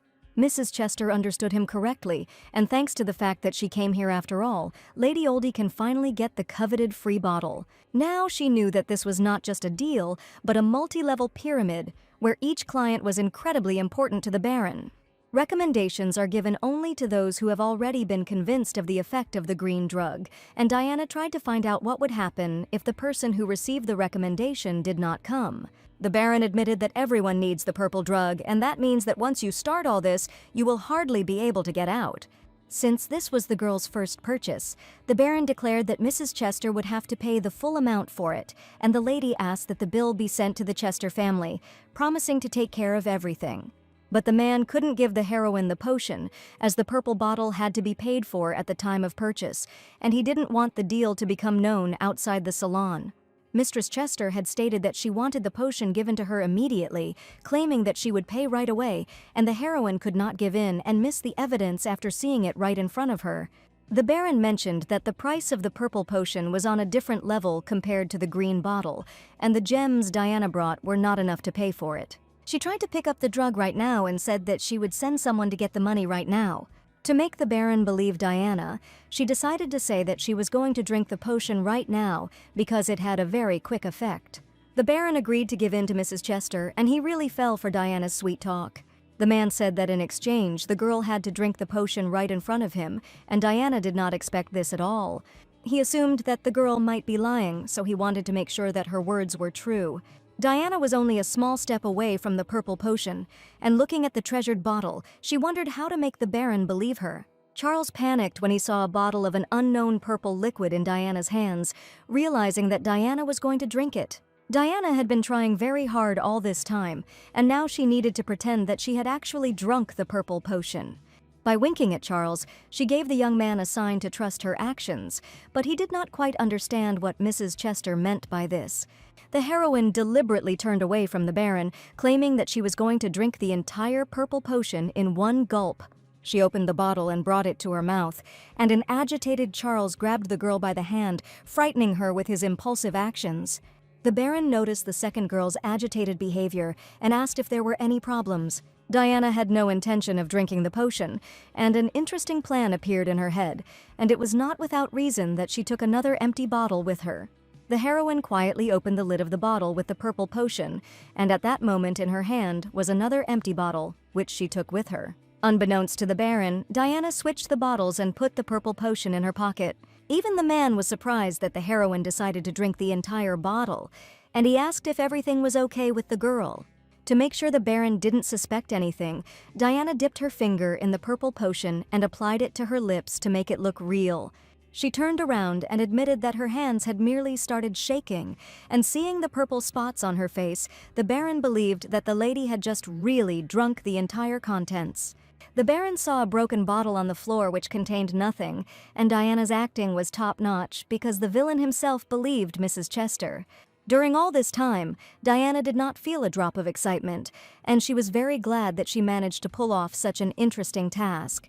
The empty bottle of the drug that Leo gave her before leaving the carriage helped the girl immensely to play her role perfectly. Thanks to this, she was able to switch them and pretend that she had drunk everything, and the Baron had no doubt that the girl had actually drunk the entire contents right in front of him. Charles also stated that he suddenly screamed and was simply jealous that people often drank everything by themselves. In any case, the heroine had to pay for the purple potion, and she promised to immediately call a man from the estate who would bring the money. As the Baron had already said, this transaction must not go beyond the salon, and he would not like the lady to ask anyone right now. He suggested that the girl who came with Mrs. Chester should bring the money immediately. and he asked Diana to stay with him so that none of the girls would dare to deceive him. The Baron intended to remain with Mrs. Chester, but she admitted that this would be impossible to fulfill. The man saw the concern in the girl's eyes and asked if Ms. Chester was afraid that he could harm her in some way. He wanted to get a guaranteed payment, but Diana could not figure out how to return to carry out the plan. At last, it was Charles's turn, and he asked in a thin voice for Diana's permission to remain with the Baron. Charles, dressed in a woman's dress, asked the man which of them looked more reliable, and at that moment he deliberately flirted with the man. Lady Sasha said she didn't want to go up the stairs again, so she offered to stay with him and wait for Lady Diana. The Baron insisted that he knew Lady Chester, so it would be better for her to stay, and Charles chose an opportune moment, offering to stay with the Baron and get to know him better. Diana found it funny to watch Charles trying to get the villain's attention, but a slight blush of embarrassment had already appeared on his cheeks. There was less time for talking, so Lady Chester said that she needed this drug, so she had no choice but to go back. The Baron said that if Diana delayed her return, an unpleasant scar would remain on her friend's pretty face. He was sure that the lady understood everything and must definitely return on time, and Diana hoped that everything would be fine if Charles was left with the Baron. She knew that Lady Sasha would definitely not let her down, and Charles was already ready to carry out an important mission. Diana left the office, and all this time the lady was waiting for her outside, intending to accompany the girl to the exit. She did not expect the lady who met them to be waiting outside the door, and she probably knew when Mrs. Chester was going to come out. The lady asked if the girl had drunk the purple potion, and Diana confidently stated that she had emptied the bottle to the bottom. The lady noticed that the girl's hands were shaking very badly, and Diana also saw that her hands were shaking very badly. It seemed that the heroine was too excited, and she could barely contain her trembling. The lady admitted that she would like to give Lady Chester some advice, but her words might seem a little unpleasant. She said that the purple potion works very quickly, and this drug is very effective compared to the green one, so Diana will see changes very soon. She escorted the guest to the exit, and as soon as Diana left, she was very happy that everything had worked out for her, and she was finally outside. The heroine was awaited by Mr. Leo, who, as soon as he saw that the girl had left, immediately headed in her direction. She walked with a slight tiredness on her face, but with pride in her eyes, and Leo rushed to meet her and hugged the girl tightly. At that moment, all his fears disappeared. She returned safe and sound. Leo felt a surge of pride for her and for the fact that together they could fight the injustices of this world. He realized that despite all the dangers ahead, they would always be there for each other, supporting and protecting each other in any trials. Diana managed to get her hands on the purple drug, but more importantly, Sir Charles remained in the salon in her place, and she needs to bring money to the Baron right now to pay for the purple potion. Suddenly, the young man saw something purple on the corners of the girl's lips, and Diana assured him that she was completely fine, but Charles needed help now. Leo immediately asked if Diana had taken an unknown drug, looking at the purple marks left on her face. Diana confidently admitted that she was perfectly fine and had not taken the purple potion, but Charles was still inside. Looking at the girl's face, Leo couldn't understand why there were purple spots on her lips that looked exactly like that very potion. Charles needed to be saved as soon as possible, and Diana tried to tell Mr. Leo this, but he seemed not to hear her. The only option left for Diana was to say that Charles was to blame, because only then would Leo go after him. One of the knights stood near the salon and warned the captain that he could not enter the salon now, but the commander was so furious that he wanted to destroy Charles Clark with his own hands. Before Leo could get there, they saw something strange, and it seemed that Charles no longer needed help. The door of the salon suddenly opened, and the silhouette of a girl who had just left the salon appeared on the street. It was Charles who shouted loudly that he had caught the bad man, holding the Baron by the collar. Charles was shouting loudly that this young man had tried to touch her, and he needed to be arrested as soon as possible, and there were still a few bad people left inside. Seeing the commander, Charles asked why Leo had come out, since he had already completed a difficult task. The first thing Charles did was to ask if Lady Chester was all right, and he did everything he could to keep the girl safe. He asked the commander for permission to report, as he had witnessed that illegal drugs were being sold in the salon, and now they had solid evidence. Charles was perfectly fine, and he asked Leo if the commander was worried that he could be beaten by such a small fry. Leo wanted to know what happened to Diana and why there were purple stains on her face from the forbidden potion.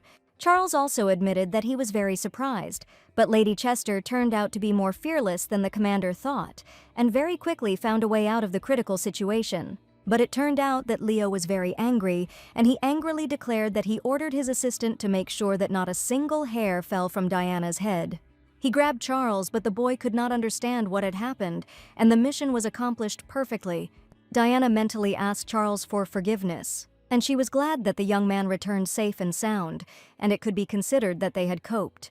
Finally, everything was over, and after some time, Diana admitted to the commander that she probably did the wrong thing. The salon was closed because the baron who ran it was arrested, and he was the main culprit in the distribution of the banned drug. Although there was not enough evidence to thoroughly investigate the activities of the salon associated with the marquis, the salon, tainted by this incident, has no choice but to close for a long time so that the noise around this place among the locals dies down. Charles still got it from the commander, and the boys still had to figure out what had happened. The rest of the investigation is now left to Leo and the Knights, and Diana has fulfilled her primary role in helping to catch the criminal. Leo was sure that in any case they would think that Diana was already addicted to the magic potion and might try to get close to her again. Just in case, he decided that the girl should remain in the mansion to rest for now, and after that, she really needed time to come to her senses. The coach did not mean a break in training, and Diana could only take a break from them today and return to action in the near future. The girl wanted to take this opportunity to rest her soul and body and relax a little after serious stress. The commander promised to send several men to the Chester estate to guard and escort Diana, and she would definitely be safe. Leo really didn't like that he had dragged Diana into a dangerous situation, but now he could use it as an excuse to see her all the time. He really wanted him and the girl to see each other as often as possible, and he implied that they would become a couple. Diana was a little scared that Leo suddenly came so close, and her heart was ready to jump out of her chest at that moment. Leo stole glances at Lady Diana. His heart filled with warmth every time he looked at her face. He felt that something special had arisen between them, and this feeling was growing stronger with each passing moment. The young man noticed that Diana closed her eyes so sweetly, assuming that she wanted him to kiss her, but Diana was so excited that she didn't even know what to say. Diana froze for a moment. Her heart started beating faster. She didn't expect such a confession and couldn't hide the smile that appeared on her face. She hung her head down and couldn't even look into the eyes of the coach she liked so much, and it was hard for her to accept it right now. The young man asked if anything would change in the future, because he really wanted him and this girl to be together. But now it didn't matter to him at all, even if she refused, and the commander still wasn't going to give up. And he was sure that in the future, he would definitely make Diana Chester change her mind, and this sweet girl would definitely be by his side. She felt a surge of happiness and tenderness towards this young man who cared for her so much and always supported her. The young man admitted that Diana had to be a little nervous, but now he was ready to wait. From that moment on, Leo asked Lydia Diana to think of him not as a coach, but as a suitor, who today sincerely confessed his sympathy. She knew there was a special connection between them, but now it became even clearer. In the evening, Diana settled comfortably at the table near the large window and took out a piece of paper to write her thoughts on it. The heroine was very sad that the name they call her by did not actually belong to her at all, and she had not been Diana Chester before.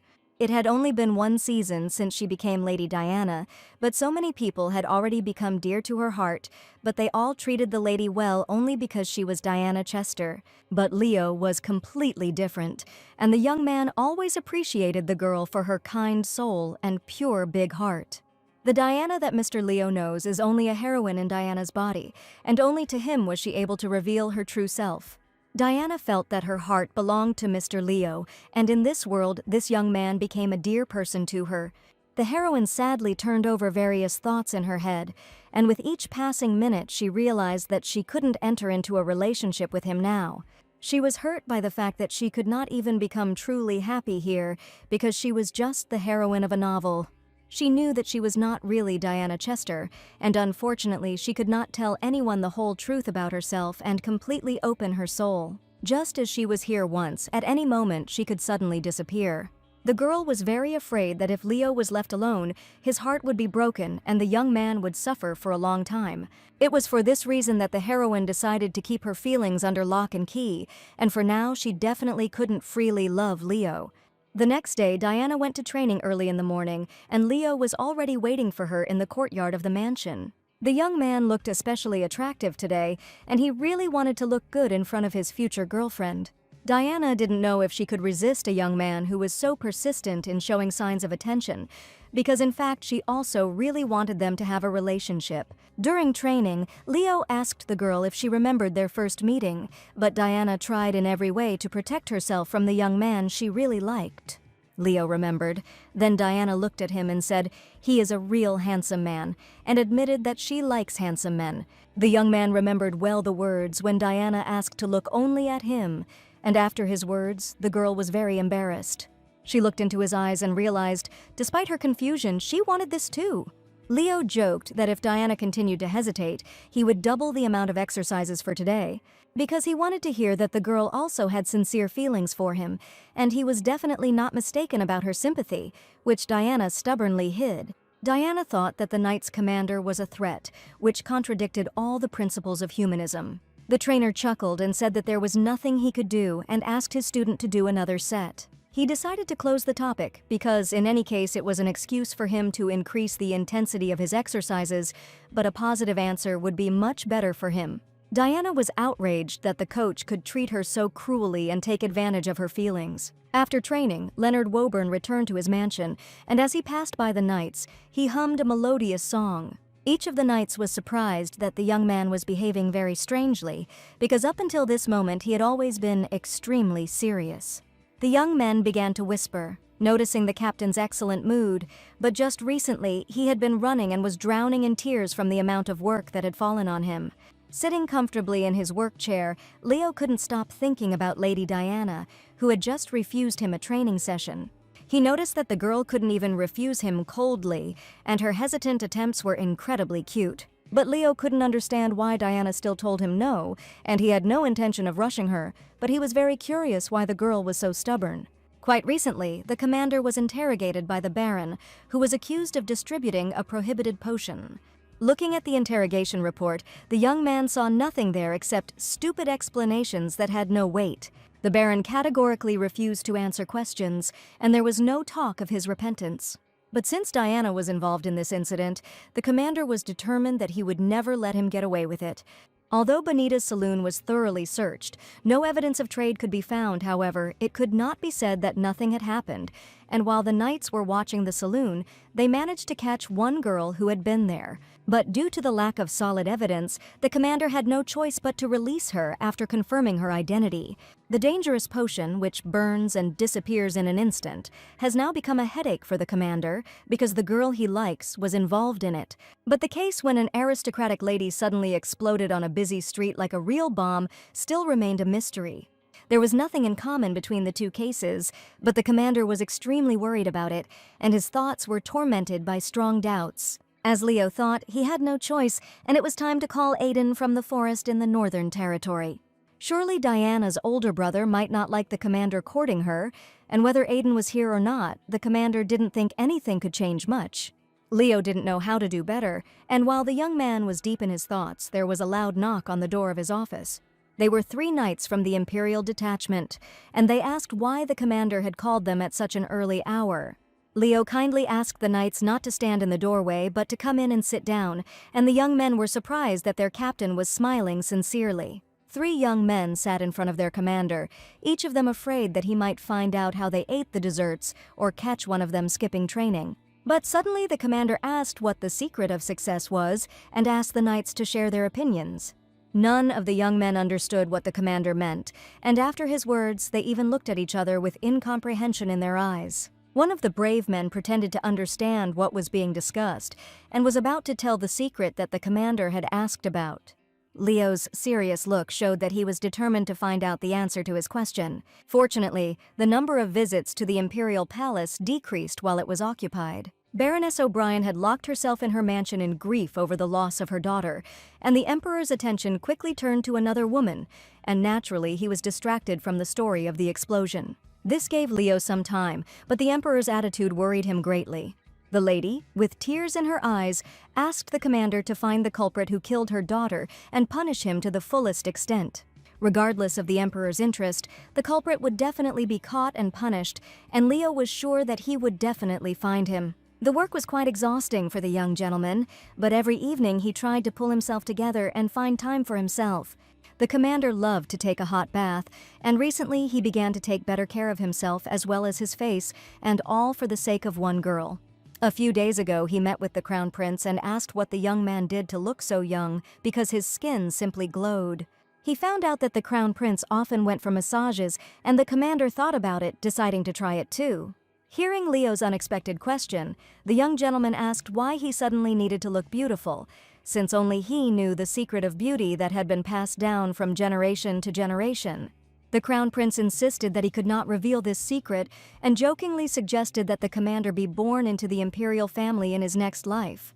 Leo persistently asked to tell the secrets, promising to start a riot if the young man did not tell him the secret of his attractive appearance right now. The commander's angry face showed that he really wanted to know this secret, and the crown prince, after a short persuasion, agreed to tell him. After this meeting, Leo realized that he had been too carefree lately, but he managed to learn the secret and take care of his appearance. Diana's grueling training continued, and after yet another exercise, the heroine lay down on the grass and declared herself very tired. The girl's throat was very dry and she was very thirsty, and Leo thoughtfully handed her a glass bottle of liquid. As expected from a coach, he took care of his student again, and Diana thanked him, going to drink the contents with pleasure.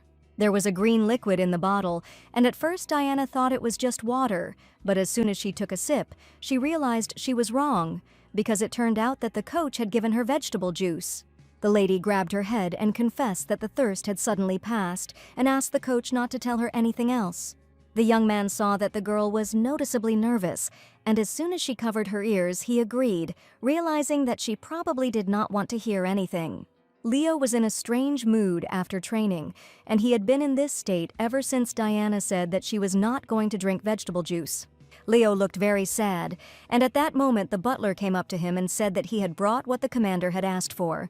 He put a box with a bow on the table, and after Diana asked what it was, the young man asked her not to pay attention and said that there was nothing special in the box. Chef Paul came to see if the master and mistress had enjoyed the meal and brought a special dessert today, a sweet berry sorbet with buttercream. He placed the ice cream in front of the gentleman, and looking at it, Mr. Leo's mood immediately improved. But suddenly the coach abruptly turned away from Diana. Diana did not understand why the young man turned his back to her. She tried to see what the coach was doing, but for some reason Leo didn't answer any of the questions Diana asked. Suddenly, he moved closer a glass with sweet ice cream balls and asked the girl to eat it. It was very suspicious, and Diana assumed that the coach was probably up to something again, because he was not the kind of person who could just suggest something like that. The box contained a vegetable sponge cake, and Leo specially ordered it for Diana, but he was very afraid that she would not like it.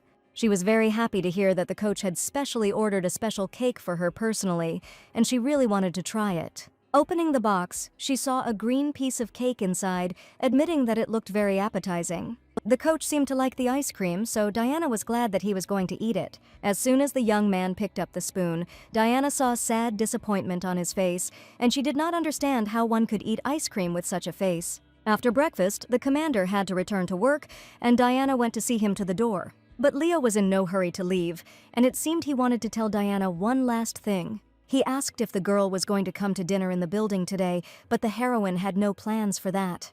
Leo admitted that there was something the girl needed to do when she arrived, so he asked her to go straight to the training ground instead of to his office.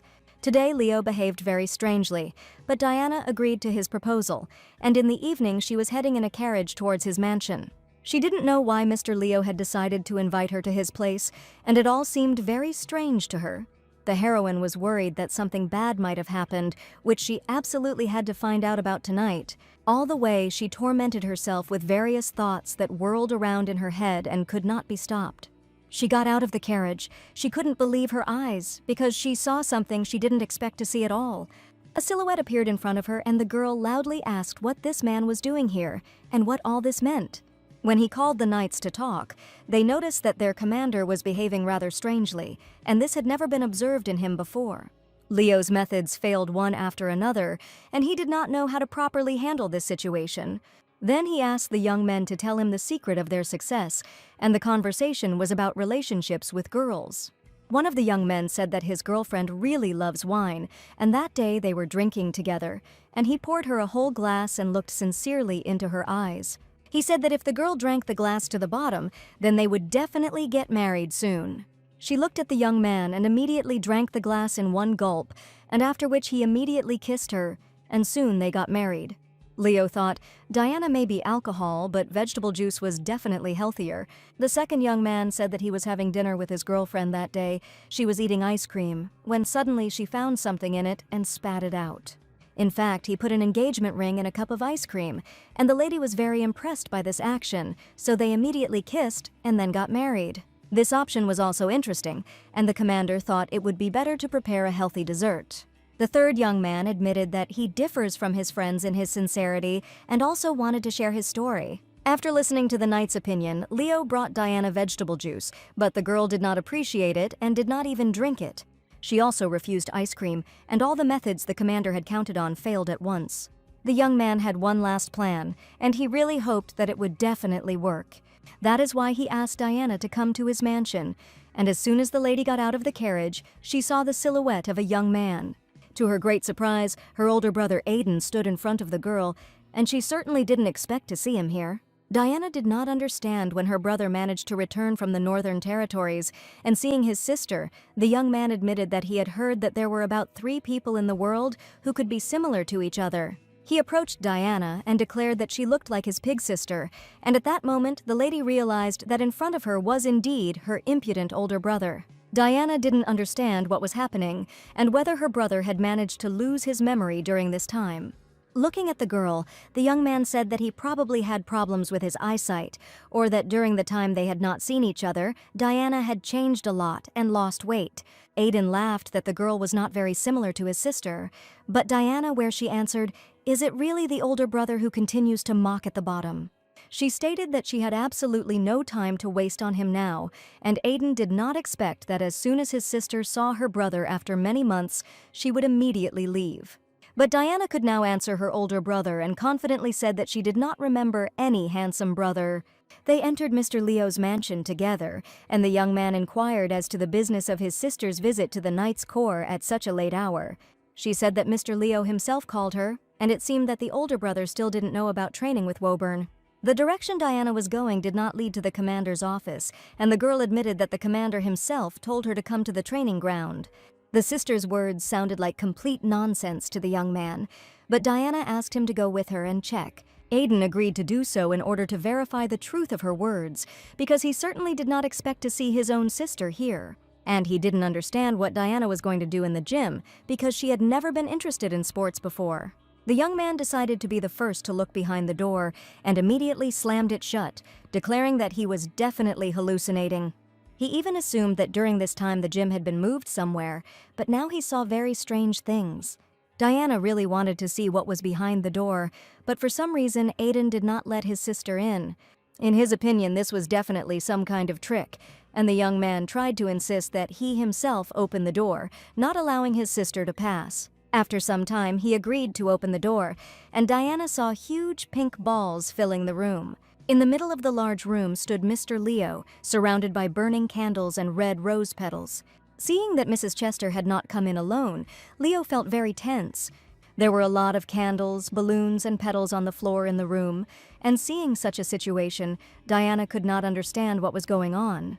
The first thing the commander asked was whether Chester had returned before the appointed time. In response, the young man also wanted to know why the commander was standing in the middle of candles, surrounded by pink balloons. Also, Diana's older brother really wanted to know what the commander was going to do here and why he called his sister. Now was not the best time for Leo to confess his feelings to Diana, so he greeted Aiden sadly and wished him a safe return.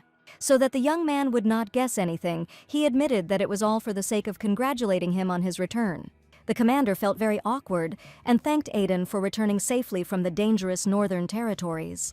Looking at this whole situation, Diana did not understand at all what kind of madness was happening between the two of them. But now it was completely unclear to Aiden why the commander had called Diana here if he simply wanted to congratulate him on his return. Leo had no choice but to accept the reality so that Diana's older brother would not understand anything. Diana couldn't believe her eyes, and she didn't expect such a performance to await her this evening. Leo apologized for inviting the girl and stated that there were definitely enough events for today. The older brother turned to his sister and said that the congratulations were over, so the girl should immediately go home, and Leo was forced to return to his work. Diana felt that Leo seemed to want to say something, and she tried to stop the young men in order to sort everything out. She approached them and asked them not to disperse, taking the hands of the young man she liked and her own brother. Miss Chester admitted that she needed to talk about something, so the two of them shouldn't be in such a hurry. There was something else she wanted them to do, and now was the perfect time to tell them about it. The young men looked at Diana in bewilderment, not understanding what she wanted from them. The lady pointed to the candles and warned that they must be blown out to prevent a fire from accidentally starting. Leo couldn't find his place because he didn't want it to happen this way, and Diana's older brother ended up here.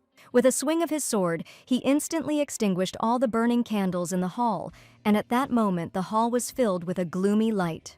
It looked very impressive when the candles all went out at once, and Mrs. Chester thought it was incredible. Aiden was about to leave with the commander, and the lady was indignant that the young men could go wherever they wanted. She was left in the hall completely alone with the candles extinguished and the light dim, and at that moment the heroine felt a slight sadness. The romantic atmosphere in the room was still preserved, and Diana took one of the pink balloons to at least lift her spirits a little.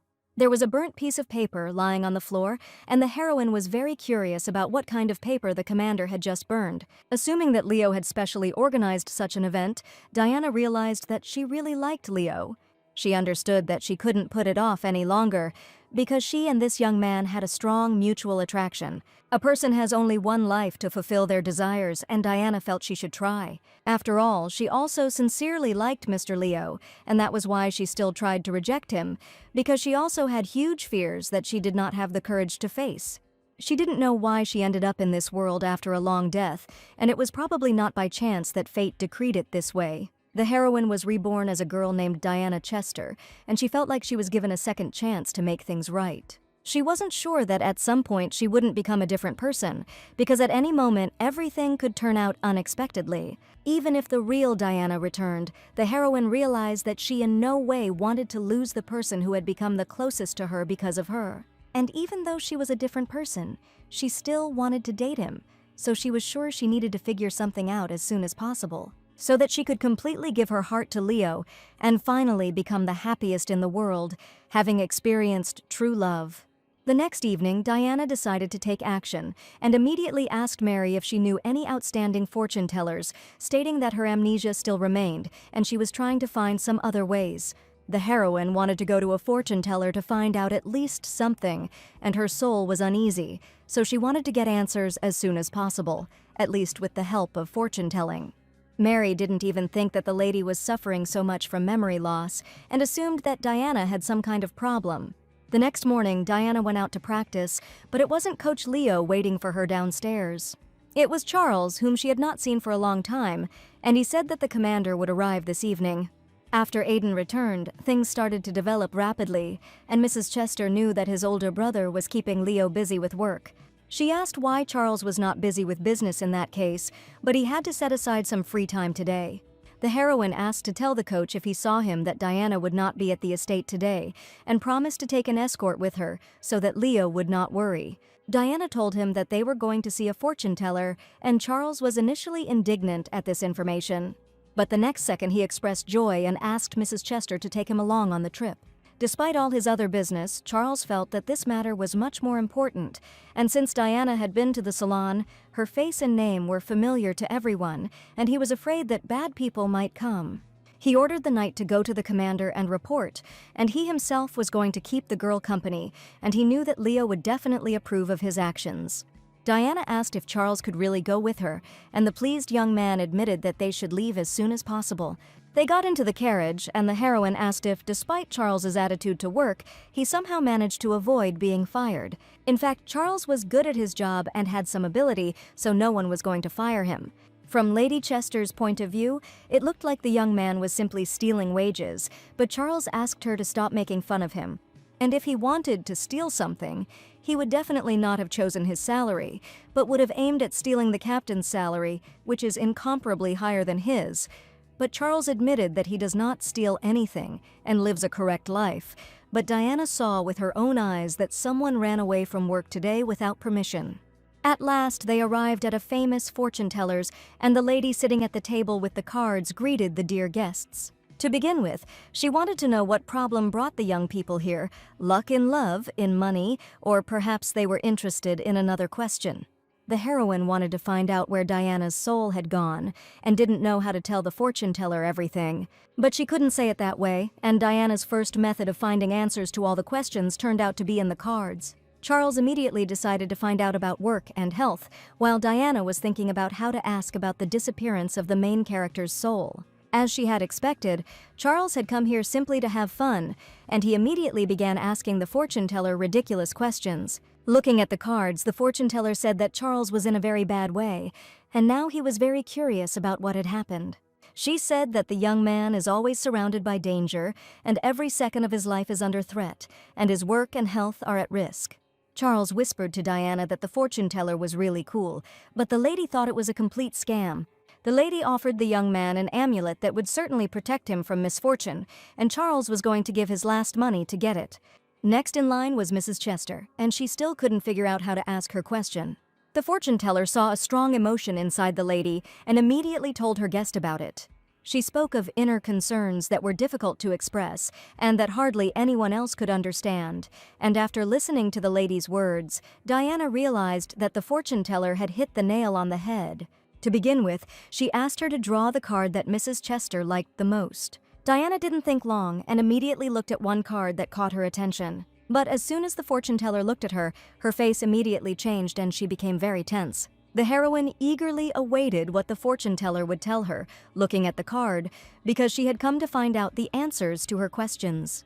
The fortune-teller raised the card up and was about to finally tell Diana the whole truth that she had just learned about her. This card meant that the girl was tormented by a very dangerous experience, and Diana felt that Charles had the same card.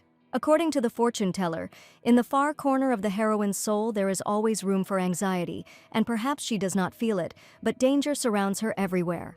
Diana really wanted to know how to avoid this, and she was sure that the fortune-teller would answer this question. The lady gave the guests protective amulets, and Diana was surprised that the woman immediately understood the concern that she had not told anyone about. They were glad that they had bought the protective talismans and really hoped that they would help them avoid big problems. Diana's next plan was to visit another fortune-teller, so she and Charles headed to the next interesting place. A red-haired lady was waiting for them, working with a magic ball that answered all her questions. She said that the marble ball inside was shrouded in fog, and that meant that there was some heavy weight on the knight's heart like a stone.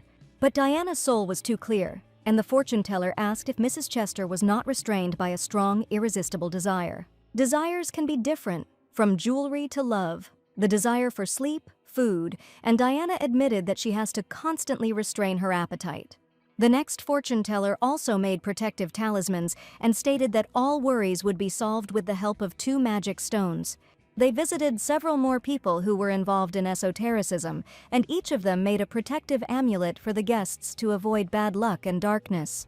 In one of the magic shops, Charles could not resist and bought a real demon horn, for which he had to pay Mrs. Chester. Diana warned Charles not to rush to repay the debt because he liked the magical item, which he immediately wanted to buy. Charles was delighted by this, and Diana admitted that life is such an exhausting thing, so mutual assistance is very important. She wanted Charles's life to be full of good luck, and the young man also treated Lady Chester with great respect and sincerity. Finally, the heroes returned to the estate, and in the courtyard of the mansion they were met by Coach Leo. He asked why Diana was not at the estate at such a late hour, and he came especially to meet her. Noticing Charles's overly pleased face, the commander asked why the young man was smiling from ear to ear, and did he deliberately miss today's meeting and run away because his older brother Aidan returned. Charles told how Lady Chester was going on a business trip, and he volunteered to go with her to escort her safely, and how the commander was constantly neglecting his loyalty. Diana confirmed his words and was indeed safe today, only because Sir Clark was with her, so she asked the assistant commander not to scold him under any circumstances. Now Leo wanted to know what they had been doing for so long, since Charles had even traded his job for the trip. Holding large bags in their hands, Diana and Charles looked guiltily at the commander, who wanted to know what was inside. As expected from the coach, he asked a very good question, and Diana was not going to hide the whole truth from him. To begin with, they asked Commander Leo to sit down in the living room and wanted to tell him everything in great detail. The heroine untied the bag and laid the contents on the table in front of the left commander. Seeing a large pile of strange stones, coins, and other objects, Leo was very surprised. Diana decided to start with one shiny stone, which was a talisman and could drive away danger around her. In her other hand, she held a yellow ball that was able to suppress her inner strong desire, and the young man wondered if the girl had really gone to buy all these items. Charles couldn't stop talking about the demon horns, and the people they bought it from specially lowered the price for them because of the purple monkey that brings good luck. As soon as Charles wanted to tell about the stones he had acquired, he received a strong blow to the face from the commander. Leo didn't understand why his partner was acting like a stupid boy, and in his opinion, he was clearly going crazy. The magic talisman fell out of Charles's hands, and he was very upset because the stone fell and broke. Charles pleaded that if the commander were to ignore the power of the magical attributes in such a way, then fate would surely punish him. Leo wasn't going to listen to these stupid stories anymore, and he was sure that Charles had been doing complete nonsense all this time. After all, the demon's horn that was sold to him turned out to be the horn of a simple deer that these people caught in the forest. That fortune teller said that the magic horn belonged to a demon, and the commander angrily declared that it seemed that his assistant had not been in the northern forests for too long and was fed up with the peaceful life. The commander ordered Charles to take care of an important matter this winter, and from now on, all responsibility for suppressing the monsters will fall on Charles. He didn't understand why the guy who couldn't tell the difference between a deer's horn and a demon's horn was talking so much, and with one movement he broke the fake demon horn. The commander asked Diana not to communicate with Charles anymore, and all these things are just fakes that were sold to Charles and Diana. And as soon as the young man tried to claim a talisman that banished misfortune, he received a strong flick from his commander. Leo wanted to prove that misfortune cannot be avoided with the help of stupid talismans. Therefore, he insistently recommended that Diana throw away all her things, but now the heroine was worried that she had spent too much money. Charles was again reprimanded by the commander, who ordered him to get up immediately and go to the core. He also needed to go and personally report to Aiden why the young man had missed today's meeting. He viciously declared that it would be better for Charles to die not at Aiden's hands but at his own, so the young man realized that he had better go to Diana's older brother now. After the commander's angry words, Charles ran towards the front door, and Diana was surprised that the young man left her so easily and simply walked away. Now Diana was left alone with Leo, who really wanted to know why the girl fell for the fortune teller's tricks. But now was not the time to find out, and Leo had completely different plans, so he gently took Diana's hand. The young man invited the girl to come with him, and Diana was afraid that the coach was also going to quarrel with her, just as he had just scolded Charles. The heroine really hoped that Leo would not be too angry with her, and he suddenly announced that it was time for training. The commander thought that now was the time to take up sports, and Diana did not expect that she would have to train now. The sun was already setting behind the horizon, but the coach insisted that the girl quickly change her clothes and go to training. He asked her not to worry about the trash that was thrown out, and from now on he was going to buy trinkets for Diana himself so that she would play only with good toys. Diana admitted that she was very tired, but Leo saw the lady walking and buying unnecessary goods, and it seemed that she was not tired at all. All the amulets turned out to be real and fake, and in the end all the scammers said that Diana had anxiety in her soul, but none of them said where the main character's soul went. After some thought, she realized that she would have to move straight to the second point of the plan in order to finally understand what had happened to Lady Chester. Perhaps, in fact, Diana's appearance here happened solely by someone's will. The heroine suggested that she might have some hidden abilities. For example, she could tame a dragon. It may even be that Diana is destined to find a baby dragon and raise it, and at that moment the heroine thought that he had too little imagination. If she had such an ability, she would definitely make fun of her older brother, who constantly bullies her, but now the heroine just wanted to rest more, because she was very tired over the past months. Diana had been training last night, and the trainer had already arrived at the mansion early this morning, and Diana was indignant. Why should she look rested? But in the morning they only walked, but Mrs. Chester was tired only from waking up in the morning.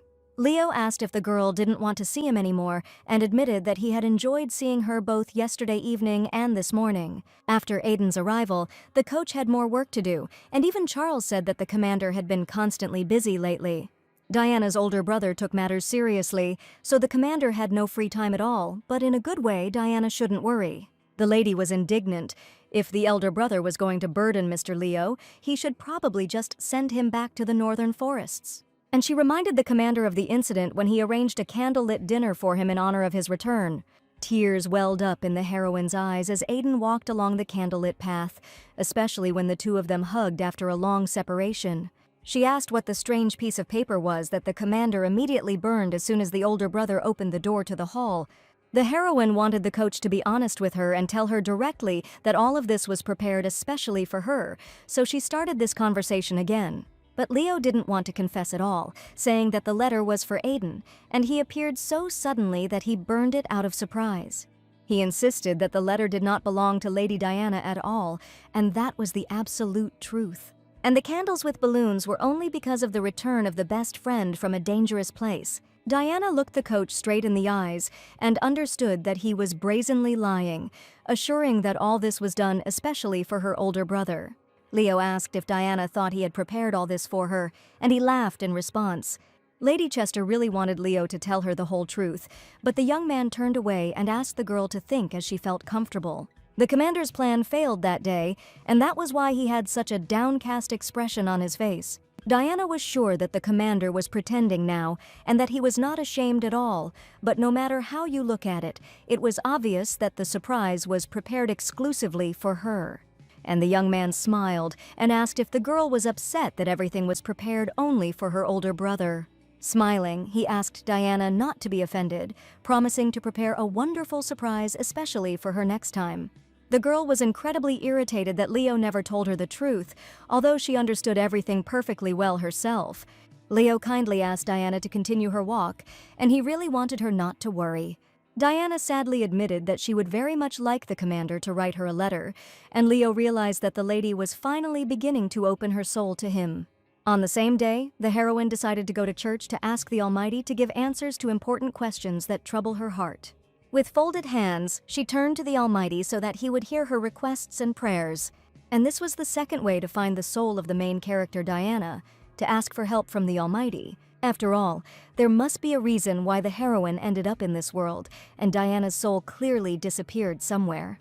Diana spent some time on her knees, sitting in front of the altar, but realized that she had made a mistake, having come to the largest temple of the empire, where she had called out to the Almighty for the 100th time, but still had not heard anything, not to mention an answer. The heroine thought that perhaps she just lacked sincerity, so she knelt down and got bruises, but came with a generous donation on behalf of the Chester family. Since this happened, Diana decided to try to ask a priest for help, and perhaps he could give answers to the questions that were troubling her. Approaching the first priest she came across, Diana admitted that she would like to ask him something. She was worried that she might look strange, but the priest, with particular kindness, agreed to listen to the lady. Diana began her speech with a very unusual question, asking if the priest believed in the transmigration of souls. The young man was very surprised, and as the heroine assumed, he probably considered her strange after such a question.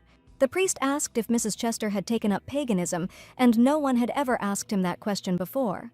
The priest declared that this would definitely not work and asked Diana to follow him. The heroine did not know if this was necessary, and hearing the angry words of the priest, she assumed that this would probably be the end for her. But since she really wanted to get rid of the thoughts that tormented her, she agreed to be doused with holy water, and her torment finally came to an end. Holy water was used to kill monsters, and Diana was confident that it could clear the mind. The heroine deliberately poured more on herself, but unfortunately she did not feel any result. If there was dark energy here, it would have been felt already at the entrance to the sacred temple. After visiting the temple, Diana finally came to her senses, and the second way to find the main character's soul turned out to be a complete failure. She tried to figure out when exactly she passed out, but the problem was that no one knew when Lily Chester fainted.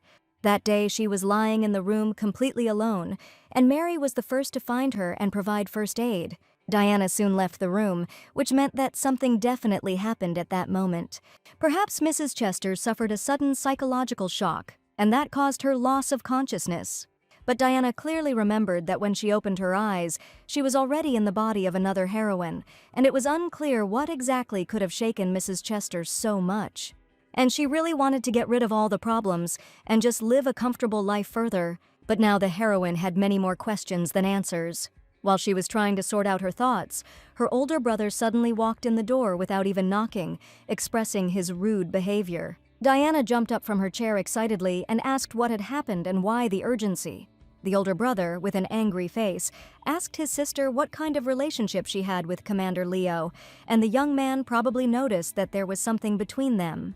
The girl raised her hands up and said that her brother should look at her, and she would say a magic word, and he should forget everything.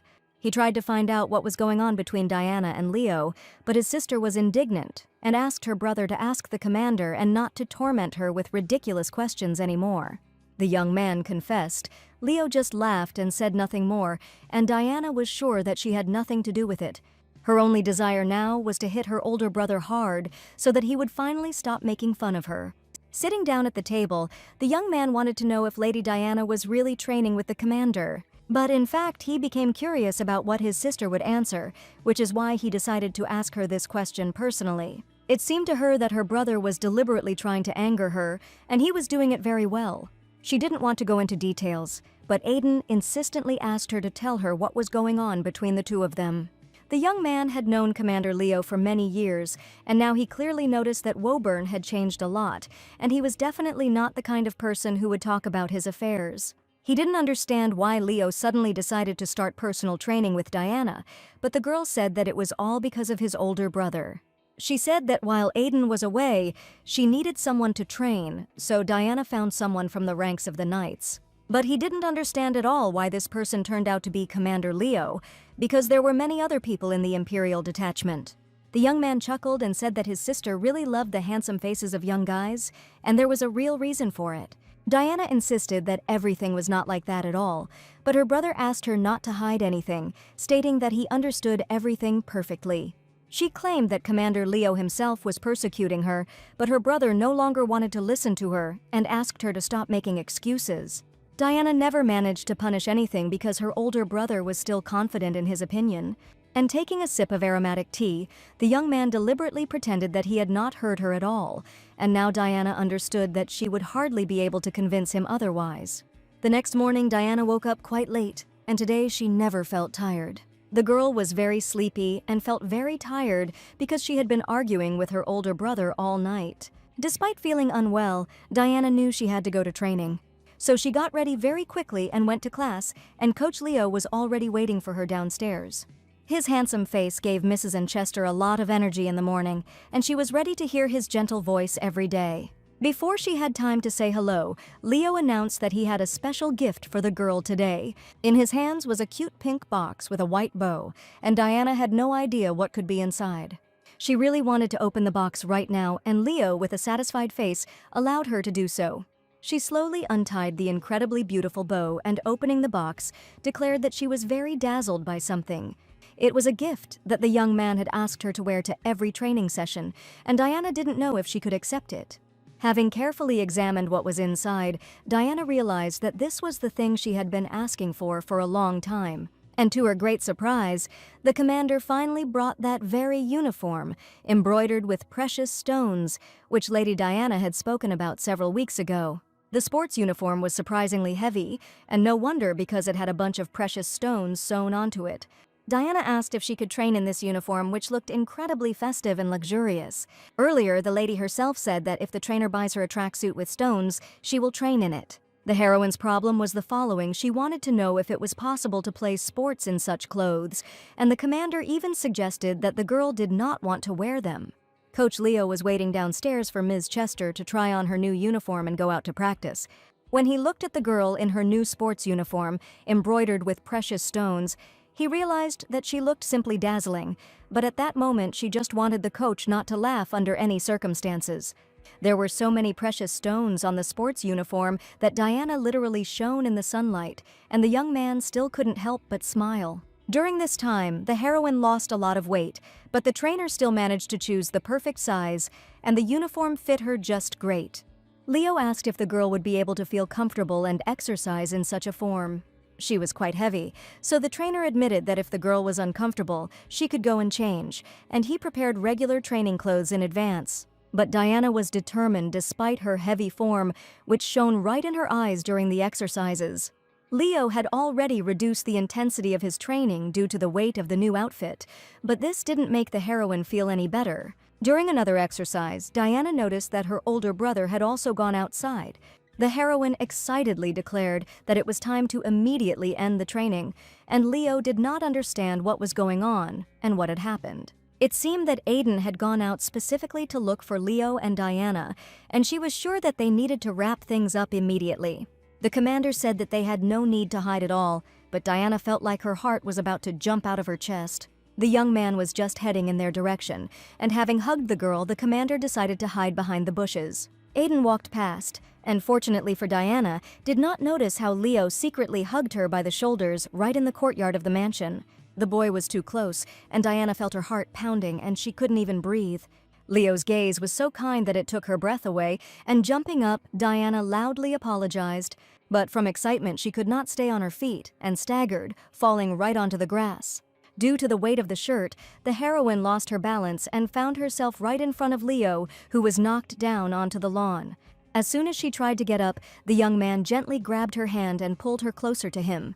Their faces were so close, and Diana was sure that right now Mr. Leo really wanted to kiss her, but this was not destined to come true, because the older brother had already found the secluded couple. He was standing right next to Diana and Leo, admitting that he knew everything would be exactly like this. The older brother just happened to catch his sister sitting on the commander, and this pose clearly provoked aggression in him. Diana tried to justify herself by saying that she had fallen by accident and that nothing like what her brother thought had happened between her and the commander. He asked to tell the truth, assuming that Leo had attacked the girl, and now she really wanted the coach to also answer something in his defense. Suddenly, he declared how Mrs. Chester herself had attacked him, and the heroine did not expect to hear these words at all. Aiden remembered that yesterday, his sister insisted that she liked Leo, but at the same moment she claimed that it was a complete lie. Diana asked Leo to tell the whole truth about her sympathy. The young man smiled and said that he didn't think that Diana liked him so much that she would dare to attack him. Aiden had no intention of believing his sister's words, especially after what the commander had just said. But it was obvious from the young man that he was furious because he didn't understand at all what was happening. Diana said that her brother would have to believe her words and asked him to stop talking nonsense. The girl put her older brother in his place, and Leo laughed, declaring that Diana was the best in the world. Leo laughed out loud and asked Aiden to wash his eyes, admitting that he really liked Diana. At first, the young man did not believe his words, saying that it was not funny at all, and he seriously wanted to look into this matter. Diana was outraged that her brother himself started this conversation and continues to claim that Mr. Leo likes her sister. Woburn decided to take charge and admitted to Aiden that he really liked Ms. Chester and there was nothing wrong with that. He didn't even know how many times he had already confessed his sympathy to Lady Diana, who was looking at him right now with big, sincere eyes. After hearing this, Aiden couldn't believe that his sister and Commander Woburn were actually dating. But the young man admitted that he had actually been in love with this sweet girl for a long time, calling everything that was happening one-sided love. The three of them stood in silence for a while, and the brother could not take his eyes off his sister. Since he didn't expect to hear such information, Aiden's head was in complete disarray, and he decided to talk about it later. Diana pointed her finger at her brother, who had just called her a pig, saying that he shouldn't continue calling her names anymore since she had lost weight a long time ago. Diana was very offended to hear such words, and at that moment, Leo decided to intervene in their conversation. He seriously asked his older brother to never call the girl that again, because it was very unpleasant for her to hear such words. Aiden angrily stated that it made no difference to the commander what he called her, but Leo insisted that Lady Chester did not like it at all. The young man asked what he should call his sister in that case, since he had every right to speak to her as he wanted. After Mr. Aiden's hurtful words, Leo asked him to call his sister an attractive beauty from now on, and she really deserves it. Diana's impudent older brother refused to call her a beauty, and looking at his sister, he grinned and called her a flower pig. The heroine's indignation knew no bounds, and she screamed that her brother's words did not sound sweet at all, and he continued to insult her.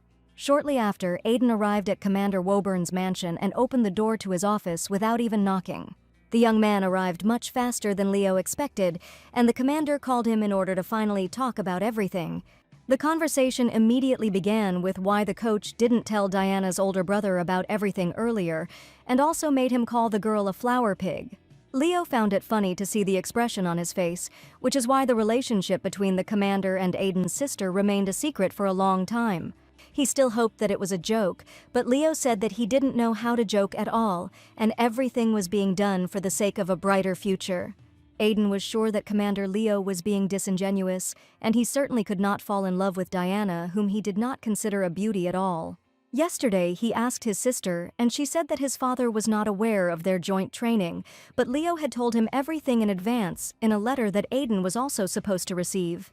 Every day a stranger came and went from the Chester estate, and Aiden knew that if rumors began to spread, it could become a huge problem for their family. He was sure that his father would have found out about it from the butler anyway, and he told Leo that he had done the right thing by telling the whole truth about his secret relationship with Lady Chester. Now Aiden understood what Diana had been hiding all this time, and he was sure that when his father found out about everything, he would be very upset. It is strange that she did not write or tell him anything, although she almost never appeared in her home. The young man also noticed that his sister had not quarreled with him for a long time, and he wondered if she had become indifferent to her father after losing her memory. Leo asked if Aiden wanted to ask him anything else, because he probably had questions that were troubling his soul and thoughts. Aiden was not at all interested in his friend's love story or his sister's personal life, and he was sure that this was something completely different. A friend's romantic relationship, a younger sister's personal life, it's another matter when their lines intersect, and Aiden asked since when Diana began to like the commander.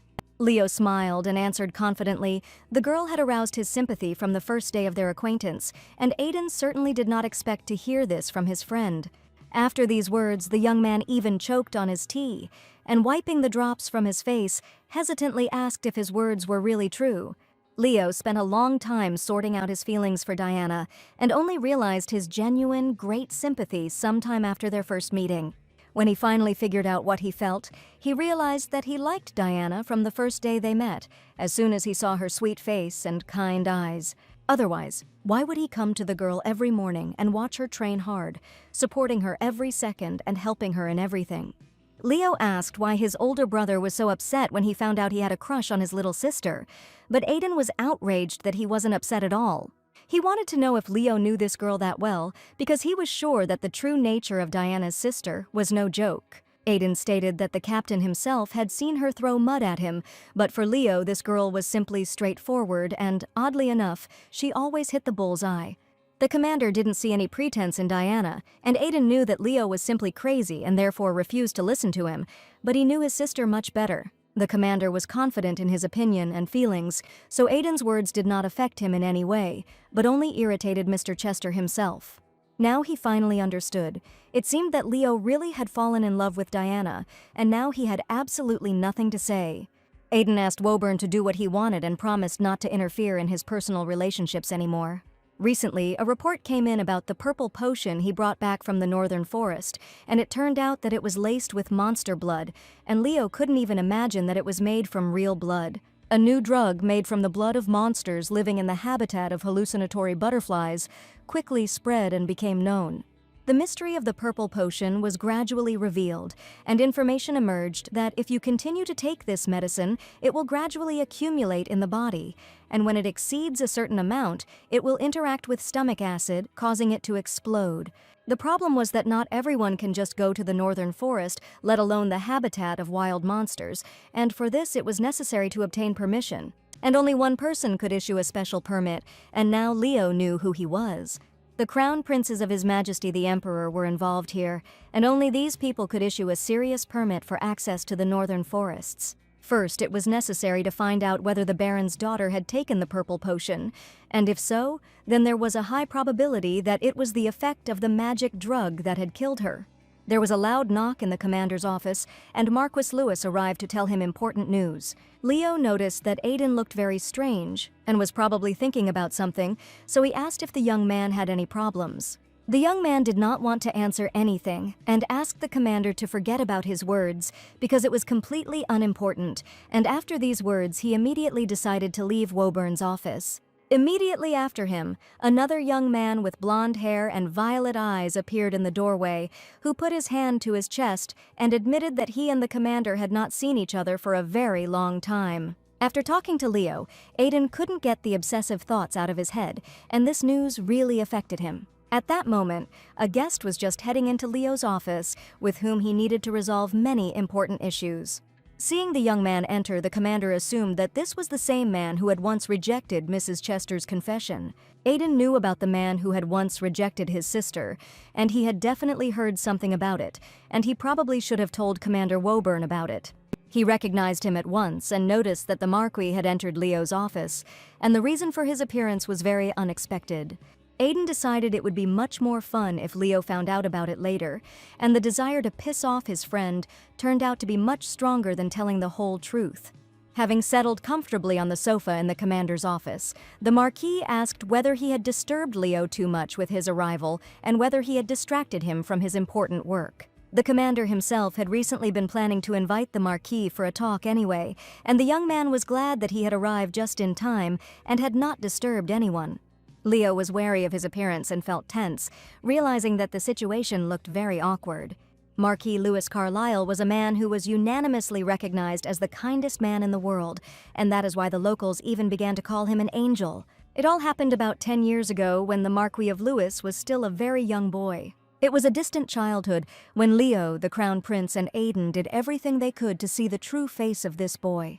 For example, one day they dug a deep hole into which Lewis fell during a walk, and the boy, happily walking along the road, did not even notice how he fell to the very bottom of the hole.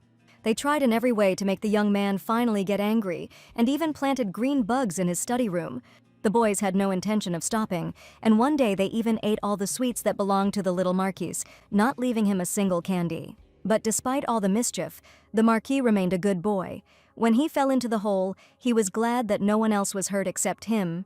He tried to feed the green bugs, and when they ate all the candy, he thought that his friends must be very hungry. In the end, he always responded kindly, and no matter how hard the boys tried, they could not make little Lewis be rude or angry with anyone. It wasn't long before the Marquis was appointed head of the family, and the young man gradually got used to his new role, telling Commander Woburn about it. Now the Marquis had to work very hard and very long, but even despite this, he was still very happy and remained a kind person. His words sounded good, and Leo wondered what the price for diligence was, because he didn't want to get bogged down in even more paperwork than he already was. The Marquis admitted that it was for this very reason that he came to the commander, wanting to talk to him sincerely and discuss important issues. Everyone knew what had happened in the bandit salon, and it was definitely a big problem for them. Leo fully agreed. The problem was serious, and he asked if the Marquis knew who was covering for the troublemaker. The Marquis said that his uncle runs the Bonita salon, and after the incident with the forbidden potion, he had a lot of problems and rumors in the empire. The young man admitted that he considered his personal guilt appropriate, since the matter concerned the Lewis family, which was now labeled with shame.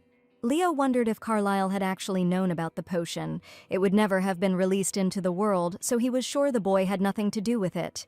And now it remained to find out the main question: why did the Marquis come to him?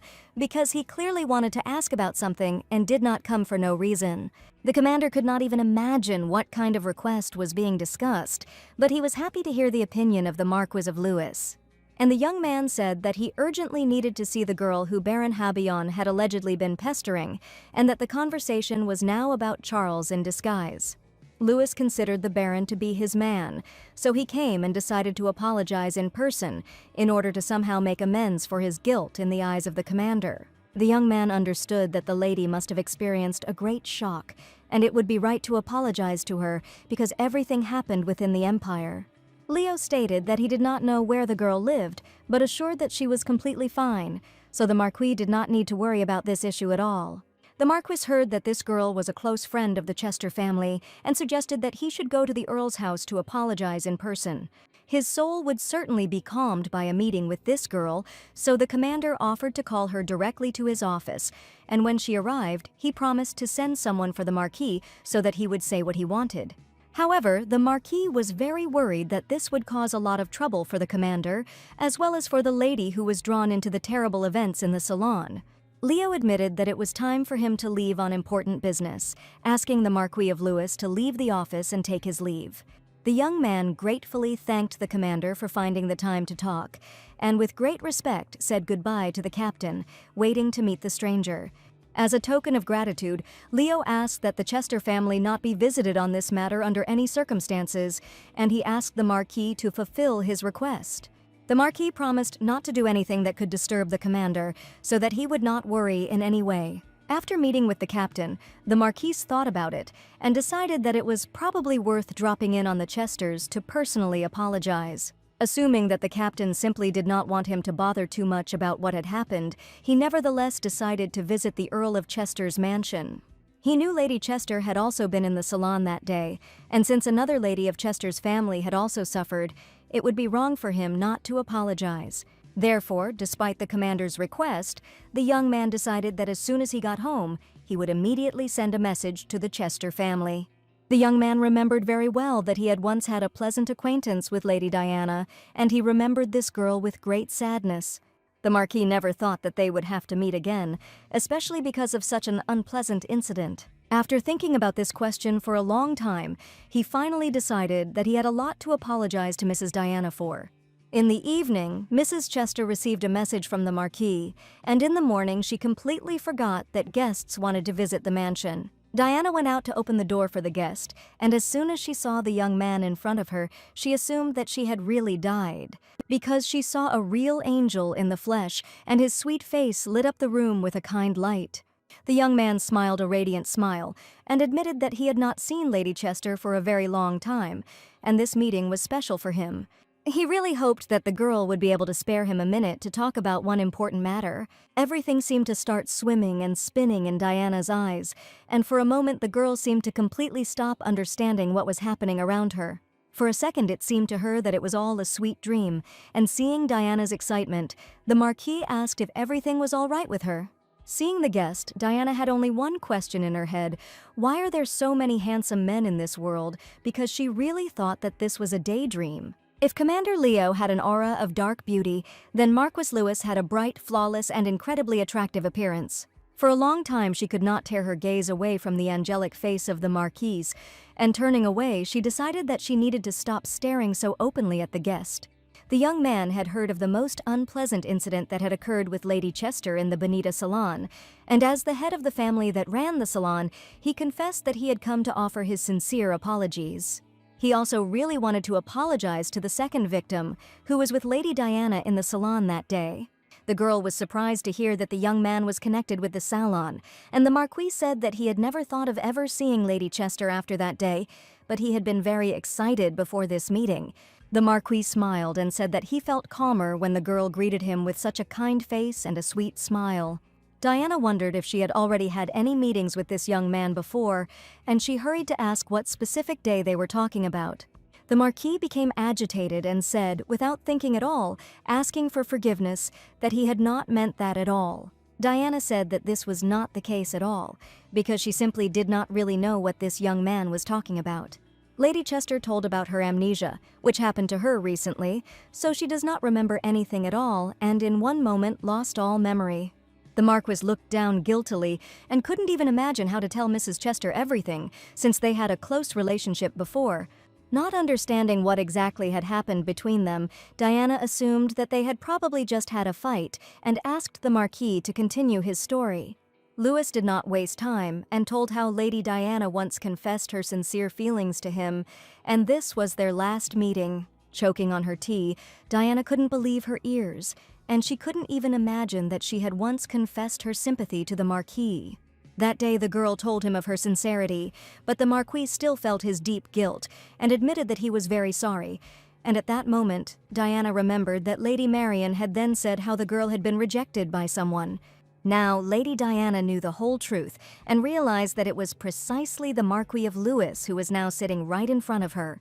Of course, she wanted to know everything about Diana, but now the girl had the feeling that she had learned a secret that she should not have gotten into at all. It all happened that day, and there was so much Diana wanted to ask, but these matters belonged to Mrs. Chester, and she felt that it was not worth interfering with. So she confessed to the Marquis that it would be better for him to leave, and the agitated young man perfectly understood the state of the girl, who certainly did not want to see him anymore. As he said goodbye, he smiled a kind smile and promised that he would definitely see Lady Chester again when the time was right. After this meeting, Diana thought for a long time, because the Marquis of Lewis himself came to apologize for pestering Lady Sasha. But the Bonita Salon has now become famous as a place for selling illegal potions, and how could the head of the family who runs the salon not know about this? Just in case, Diana decided to be more careful, but suddenly she heard a female voice behind her asking what the lady was thinking so deeply about. Lady Sienna herself appeared before her, and Diana had no idea how or when the girl had ended up at the estate. Sienna noticed that it looked like there had just been guests, seeing 2 mugs of tea on the table. Diana told of the Marquis of Lewis's visit, and Sienna also knew the man, asking if he had come to visit Mistress Chester. The heroine told about the unexpected arrival of the Marquis, and he really came to her personally to offer his apologies. Sienna asked how the girl felt after this meeting, because Marquis Lewis himself had just come to see her. She knew that Diana had been in love with him for a long time, and now the heroine knew that it seemed that she liked the Marquis of Lewis quite a lot. In fact, Sienna found out about this completely by accident, and now she was very worried about the heroine's condition. On the day she first met Sienna, she remembered that Lady Marian had been rude to Mrs. Chester right on the street in front of all the aristocrats. Diana thanked Sienna again for her help, and then the meeting went rather strangely, and the girl felt awkward because she didn't even remember that she once liked the Marquis. She admitted that she definitely liked another person now, and Diana was completely confident in her true feelings for the young master. The lady didn't even notice how she had just told Sienna about her sympathy, because she knew perfectly well that Ms. Camden hated Mr. Leo with all her heart. After trying to justify herself by saying that Sienna had misunderstood everything, she was told that Lady Camden already knew everything and Diana could hide nothing. Sienna revealed that she knew about her mutual sympathy with Leonard Woburn, and it was impossible to hide, no matter how hard Lady Diana tried. The lady angrily asked the girl to stop pretending, because she had said many times that this man had nothing but a beautiful and attractive face. To be honest, Diana didn't even know why she liked the Marquis of Lewis, and when they talked today, she didn't feel anything special. In fact, Sienna had an idea why she liked the Marquis, and Diana knew that it was absolutely impossible to hide anything from this girl. She suggested that perhaps the reason was the debutante ball that took place last year, where Lady Diana also took part. Last year, a debutante ball took place in the majestic hall of the ancient castle, which was remembered for all its splendor and magical atmosphere. Guests dressed in luxurious outfits filled the space, creating a real fairy tale feeling. Crystal chandeliers shimmered in the candlelight, and soft lighting gave the whole room a special warmth. But Sienna felt very bored at the event. Just before the ball, a terrible monster came from the territory of the Northern Forest, and the knights of the Imperial Palace and the knights of high-ranking noble families were called to deal with this matter. As a result, the supposedly fun debutante party was empty and dull, and the girls were sad to find themselves without partners at the once-in-a-lifetime ball. That day, attention was drawn to one of the girls, and the ladies whispered, even if the knights were here, Lady Diana would still not be asked to dance. The aristocrats laughed because Lady Diana always stood alone on the sidelines, completely alone, and Sienna, on that very day, paid close attention to Mrs. Chester. She saw how the girl was very sad because there were constantly various rumors about her, and the ladies of the court were constantly discussing her. But something unusual happened that day when Lady Diana was approached by a stranger who appeared in the hall quite unexpectedly. It was the Marquis of Lewis himself, and the girls were very surprised that the venerable gentleman immediately paid attention to the ordinary simpleton standing to the side. The first thing he did was approach a girl standing alone near the wall and ask Diana if she was bored at such a grand party. At that time, Diana did not expect that anyone would ever approach her, and seeing the sweet angelic face of the young man, she realized that she was not alone in this world. The Marquis addressed the girl in front of all the aristocrats, and Lady Sienna then witnessed their first meeting live. Personally, she had never liked the Marquis of Lewis before, and she had always had doubtful feelings about him. She had spoken to Sir Lewis and felt as if there was a wall between them, but that day was different. And perhaps it was at that moment that the girl developed genuine feelings for the Marquis. When a person is completely alone and constantly endures ridicule from people from high society, it is very difficult to be there. And suddenly, at one moment, someone appeared and extended a helping hand to her, and this was quite enough for real sympathy to arise. However, despite the Marquis's actions, Mrs. Chester still ran away from the debutante ball, and Sienna did not know what happened next. From that moment on, Ms. Chester no longer appeared in social circles, and this may well be the reason, but the Diana that Sienna met on the street turned out to be completely different. Then Mrs. Chester surprised her greatly and argued with Lady Marian face to face, refuting every rude word she said. This Diana was very different from the one Lady Sienna remembered, and at that moment the heroine realized that she had changed a lot in many ways. Sienna was sure that the memory loss was a kind of gift for the girl, and, as strange as it may sound, everything turned out for the better. The opportunity to erase painful memories from memory and fill in the gaps with good ones turned out to be very successful, and indeed for Diana it was a real gift of fate. Teacher Sienna took Ms. Chester's hands carefully, and for some time now she had felt a special affection for this girl. Sienna had seen Miss Chester stand alone against the bullying of everyone around her, but one day she just turned away and thought that she didn't have to worry about anyone but herself, and now the girl was very ashamed of the kind of person she was back then. But now the girl knew that it was wrong to think like that, and she really wanted to say these sincere words to Mrs. Chester. With tears in her eyes, Sienna asked the lady to forgive her for not intervening and helping the lonely girl who everyone had turned their backs on. The heroine felt that if the real Diana were here instead of her, she would now be very pleased to hear such a sincere apology from a dear person. So Diana was confident and decided to take responsibility and accept Sienna's apology on behalf of the main character. The lady was very happy and admitted that, as Sienna had said, her amnesia had indeed been a gift, and thanks to it, Diana had Lady Sienna. She was incredibly grateful to the girl for her help on that fateful day when Sienna decided to save her, and all her memories of the teacher were only good. Diana thanked the girl for sincerely apologizing to her instead of pretending that nothing happened then and simply forgetting about it. Now, Diana suggested starting their friendship from scratch because she really needed a close friend, and Sienna was perfect for that role. Lady Camden had never heard of anyone wanting to be her friend, and with tears in her eyes, the girl smiled and replied that it was an incredibly excellent idea. Diana admitted that Sienna could be both her teacher and best friend, and Ms. Camden happily agreed.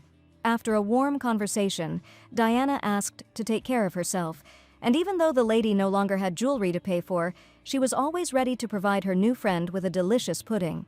Diana was in a great mood that evening, and she really wanted to meet Leo first thing in the morning and tell him everything that had happened today. She wanted to boast that he was not the only one who had friends, because now she also had a good friend, and closing her eyes, Diana felt that she just wanted to see the nice young man. At this very time, Leonard Woburn was in his office, and his languid face was very sad and serious. The Crown Prince noticed that the captain had been unable to concentrate throughout the entire meeting, and something must have happened to him. Leo angrily slammed his fists on the table, thinking that he missed Lady Diana so much and would give anything to see her sooner. Charles noticed that the commander had been acting strangely lately, and his assistants were very keen to know the real reason. One of the knights came to report important news, and Leo was glad that it finally happened. He asked everyone present at the meeting to leave for a moment, and the knights obediently followed his order. The Crown Prince asked if he should leave, and if the commander wanted him to go out into the corridor and wait until Woburn finished his most important business. Leo knew it would be unpleasant to throw the Crown Prince out the door, only to have him standing outside the door and eavesdropping. The Crown Prince stated that if the commander did not want him to hear about the report, it all sounded very suspicious and smacked of treason. For this reason, the commander allowed the Crown Prince to stay, and Charles was sure there would be something fun. The prince reported that Lady Chester had not gone out anywhere and had spent the whole day at the estate, and that she had hardly left her chambers all morning. During the day, Lady Sienna Camden and the Marquis Lewis Carlisle visited her, and he certainly did not expect to hear about a meeting with the young man, because he had recently asked him not to visit the Chester mansion under any circumstances. The knight once again named the names of the guests, and the commander heard correctly among them was indeed the Marquis Lewis Carlisle.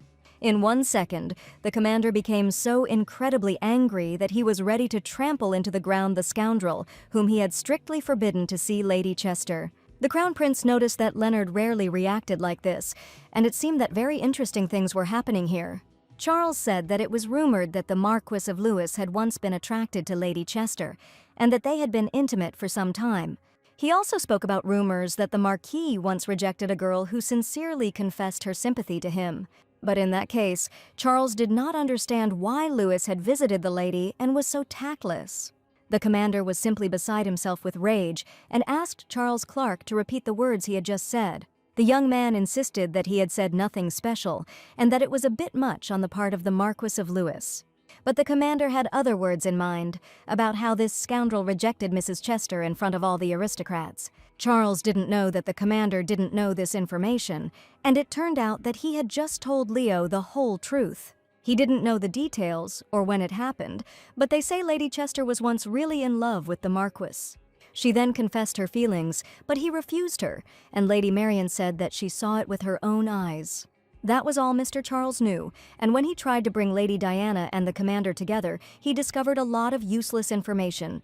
The Crown Prince chuckled that Charles Clark probably had completely lost his desire to live, and a lot of effort had been put into him, but now he was the one who told the captain the bitter truth. After this, the commander did not utter a word, and Charles was trembling all over and was afraid that now he would be found guilty of everything again. The young man begged that he really had not done anything, and now asked to forgive him for telling the truth. Charles was afraid that he would be punished again, and closing his eyes, he asked the commander to spare him, but Leo walked past him. It was very strange, and the commander really didn't say anything, and didn't even grab Charles by the collar as he usually did. An angry Mr. Woburn emerged from behind his office without saying a word and quickly headed towards the exit. The commander didn't even hit him, but simply turned around and left, and Charles and the Crown Prince, who remained in the office, could not understand at all what was happening. Charles was afraid that he would actually kill him, and the Crown Prince laughed, suggesting that this time the assistant would really be finished. The meeting was decided to be postponed until the following day, and the Crown Prince had no idea what was going on, but Leonard was clearly angry, and the young man decided to leave him before he did anything bad. Charles asked Benjamin if this was really the end for him, since he hadn't even managed to fulfill his cherished dream yet. The young men followed the commander out, asking where he was going so quickly, and Leo was going to destroy the Marquis Lewis of Carlisle. Having heard the commander's angry speech, the young man asked not to cause disorder in his country, and in that case asked to get rid of Clark. The prince even asked Aidan Chester to calm the enraged commander, but he confidently stated that he was going to do everything very quickly, and no one should interfere with it. The only one who did not want to take part here was Mr. Chester, who asked the Crown Prince not to get involved in this matter and to better ignore it. The Crown Prince screamed how he could govern the country with such children, and after what happened his head was simply spinning. He stopped Commander Woburn and stated that he could not break into the Marquis's house without a good reason, and suggested that they go to the bar to talk about everything. Leo certainly didn't expect to hear such a proposal, and the Crown Prince's words really made him stop and think. Therefore, after some time, the commander was sitting in the bar with a mug of alcoholic drink in his hands in order to finally relax, at least for a moment, from the accumulated problems. He drank the entire mug in one gulp, and the prince sitting opposite him really wanted the commander to finally calm down. Woburn suddenly asked his partner if he was worse than Lewis Carlisle, and the question sounded very strange. Marquis Lewis was known to everyone as the kindest man on earth, and for everyone he was a real angel, doing only good deeds. And the young men suggested that it was probably all about his kind and sweet character, and Aidan also confirmed the opinion of the Crown Prince. More objectively, the commander was more handsome, and he also considered himself a very attractive young man. The commander was confident that he was in better physical shape and had much more money than the Marquis of Carlisle. The Woburn family was considered to be the richest people in the empire, and this fact turned out to be true. Leo was indignant that the Marquis had no more strength than a child, so why didn't Lady Diana like him, and probably she was still in love with Carlisle. The Crown Prince had been wondering about this for some time now, and Woburn's words only confirmed his fears. He asked if the commander really liked Lady Chester, because the young man knew absolutely nothing about the fact that there was some kind of connection between Leo and the girl. Leo admitted that he liked Diana very much. There was no point in him hiding the whole truth from the crown prince. But now the commander considered their relationship to be unrequited love, being sure that he felt sincere sympathy for the girl, but she, unfortunately, did not feel it for him. The crown prince had no idea that the commander had fallen so deeply in love, because there were no girls left in the country who would not appreciate Leo, because absolutely all the ladies liked him. Now Leo was incredibly angry that the Marquis had once refused Diana without realizing what he was refusing. The crown prince insisted that everything was for the best, otherwise they could be together, and that would be madness, literally a death sentence. The commander tormented himself with dismal thoughts and felt that he might soon go mad from unrequited love. Useless, obsessive fears continued to creep into his head, and now he did not understand where the truth was and what was a complete lie.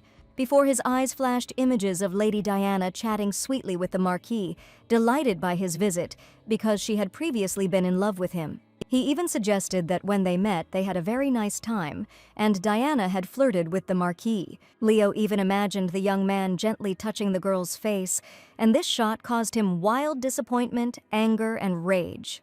It was for this reason that he wanted to kill Louis Carlyle with his bare hands, so that the scoundrel would never dare to come near Mrs. Chester again. The elder brother decided to intervene in the conversation, reminding the commander that Diana had lost her memory, and it was unlikely that she remembered whether she liked the Marquis or not. And in general, if a young man was once rejected, it does not mean that it is all over. Aidan knew his sister very well, but after losing his memory, he didn't recognize her at all, as if she had become a completely different person. And the crown prince was completely unaware of the events, that Lady Chester had recently lost her memory and remembered absolutely nothing about her past life, and some crazy romantic novella was unfolding before his eyes. The morning was incredibly pleasant for Lady Diana, because in the evening she only dreamed of how to finally see her dear trainer. But as soon as the commander appeared at the door, Diana felt his aura, and the young man was clearly very angry about something. She quickly went down the stairs to him and asked if the coach was okay, because he looked very bad. The young man admitted that he drank too much at the bar yesterday, which is why he feels terrible today. It didn't seem like that was the only issue, and Diana noticed that the coach didn't even look her in the eye and kept turning away.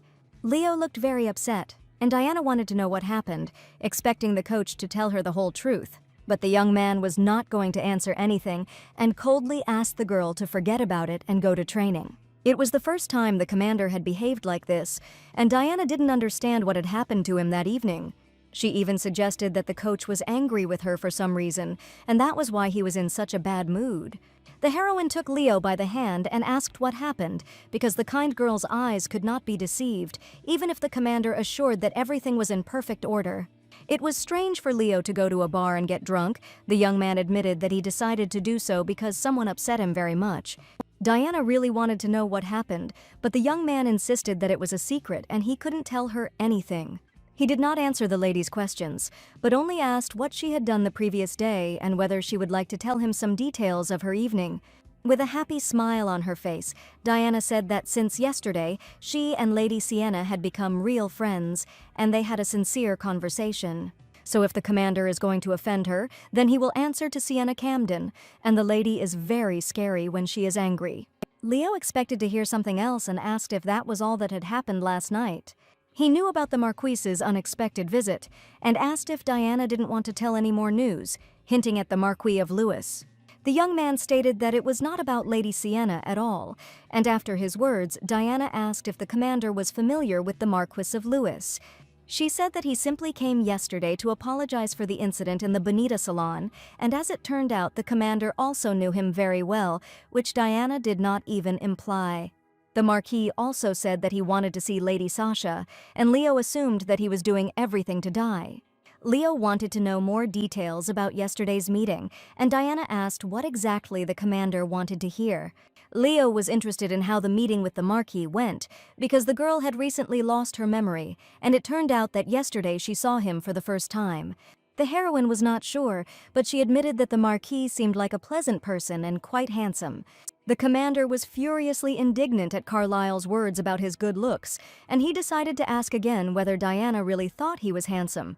Leo stated that there was nothing good about this man, and besides, he showed up at Mrs. Chester's house without an invitation for no apparent reason, which spoke volumes about his ignorance.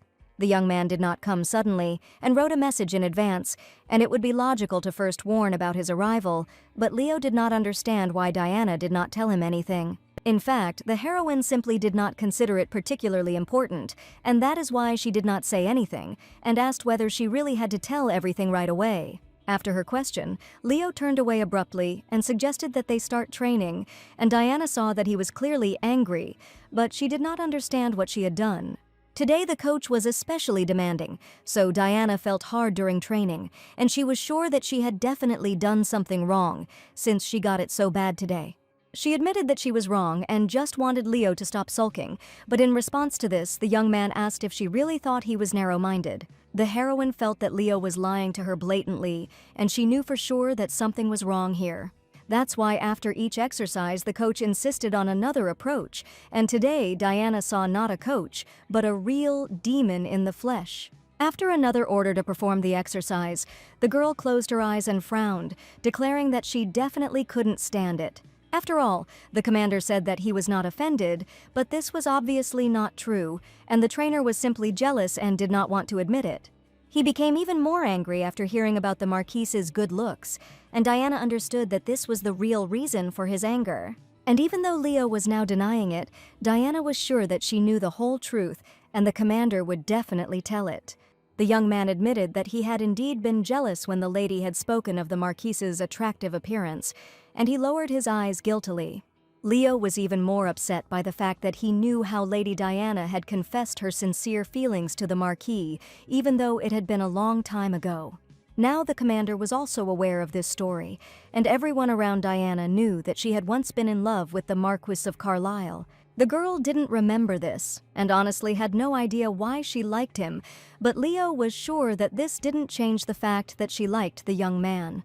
He asked what Diana would do if her old feelings suddenly reawakened, but just the thought of how the girl was happy to meet this boy made his blood literally boil. Therefore, the commander was very afraid, since Diana did not have her previous memories, the returned feelings could be even brighter, and now he was definitely not just angry. Since Leo was now very excited and more angry at himself, claiming that it had nothing to do with Diana, because having sympathy for someone is not a crime at all. Thoughts about why he and the girl hadn't met earlier and why he hadn't caught her eye first didn't give the young man any peace and made him very angry. However, the heroine understood that if the coach had met the real Diana earlier, Leo would never have liked her, and she would never have liked him. Leo asked the girl to understand why he was in such a gloomy mood today, because he could hardly bear the heavy burden of his thoughts and rash assumptions. He suggested finishing training for today and promised to come to his senses tomorrow because he needed to sort himself out. Diana looked into the coach's eyes and asked him not to misunderstand her, sincerely admitting that she did not like Marquis Lewis at all. She also stated that she had no feelings for him and Leo had nothing to worry about because she was telling the absolute truth. The heroine wanted to come closer to the young man, but he only moved away and removed her gentle hands from himself. She followed the coach and did not want things to continue like this and for them to end today's meeting on such a sad note. The heroine did not want to let Leo go like this, so that the young man would go into misunderstanding and disappointment from the person he truly loves. Feeling she had to stop him, Diana screamed for the coach to stop and listen to her words. She admitted that she did not like the Marquis of Lewis at all and did not feel any sympathy for him, and Diana had no choice but to confess her sympathy for Mr. Leonard, and finally she said the words that she had wanted to say for so long and kept in her soul. It was not under these circumstances that Diana wanted to confess her sympathy, when she was all sweaty and screaming, and for her it was the worst confession in the world. It was completely true, but for some reason the coach seemed not to hear her words, or simply felt severe pain. Diana finally confessed that she had liked the gentleman for a long time, but she could not say it earlier because she was afraid of many things. But she was absolutely sure of her feelings, and in her heart there was no memory of the Marquis of Lewis, never had been and never will be again. That is why now the lady tearfully asked to understand her feelings, repeating once again that she had liked Mr. Leo for a long time. For a moment, it seemed to the heroine that Leo even grinned when he heard her words, and she looked at him, expecting at least some kind of answer. There were tears in her eyes, so she couldn't even see what was happening on the street, and the silhouette of the coach was completely blurred in her mind. Leo froze for a moment, his heart filled with joy at her words. He had always felt a special connection with Diana, but he had never dared to hope that she could feel the same. At that moment, a magical tension arose between them. They both understood that this moment was a turning point in their relationship. Leo stepped closer and hugged her tightly, as if afraid of losing her. The young man gently stroked the girl's face, and because of the tears that filled her eyes, she could not see anything. There was sincerity and tenderness in his gaze. He leaned towards her and kissed her softly, and it was a gentle kiss, full of promises and hopes for the future. At that moment, the whole world around them disappeared, leaving only the two of them, filled with happiness and love. This confession became the beginning of a new chapter in their lives, a chapter about love and mutual understanding, about shared dreams and adventures ahead. There was silence around them, broken only by the whisper of the wind and the quiet singing of birds. The kiss was soft and tremulous. Leo touched her lips with his, as if afraid to break the magic of this moment. It was not just a touch, it was a transfer of emotions and feelings that they had kept in their hearts for a long time. After training in the carriage, they headed to the mansion, and Leo asked what the girl meant when she said that she was afraid of many things. At that time, Diana was simply emotional, and now she had absolutely no idea what to answer. Leo wanted to know what was scaring the girl and wanted her to tell him everything and not hide her true thoughts. Diana thought that perhaps there was no point in keeping everything a secret any longer, and admitted that she had lost her memory, and Leo knew this very well. But this was not what frightened the young man at all, and he felt that after the amnesia, Mrs. Chester became a completely different person. She finally said that she was not the Diana Chester that other people remember.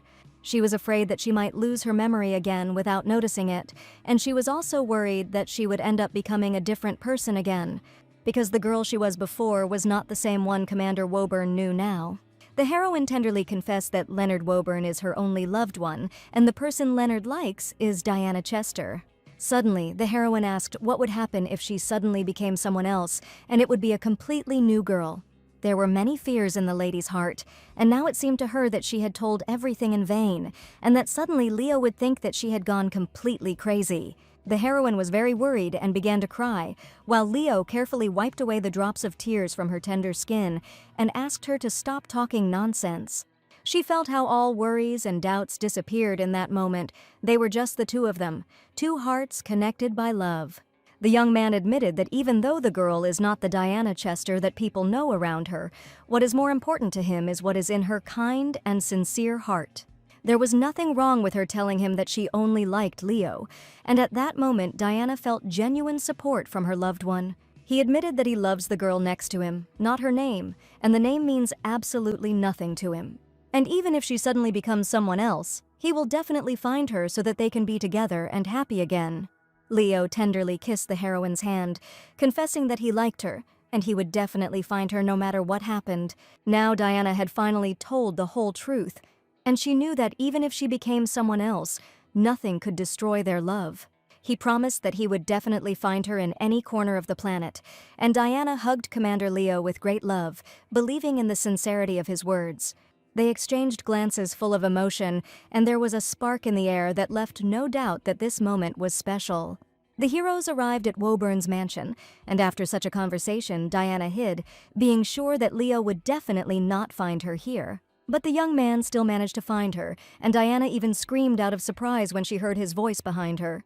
She asked how the commander knew that she was there, and Leo admitted that he promised to always find her wherever she was, and taking the girl by the hand, asked her to go with him. The heroine asked to wait another minute, and Leo asked to stop resisting and just follow him, because she promised to have breakfast together. Diana resisted and did not like it when the young man pulled her hand like that, as if it was against her will. Breakfast was nothing special, and on the table Diana again found the salad she had been eating every morning for several months now. And on the table she saw the hated lettuce leaves again, and the young man admitted that this was the girl's usual diet food, and there could be nothing else here.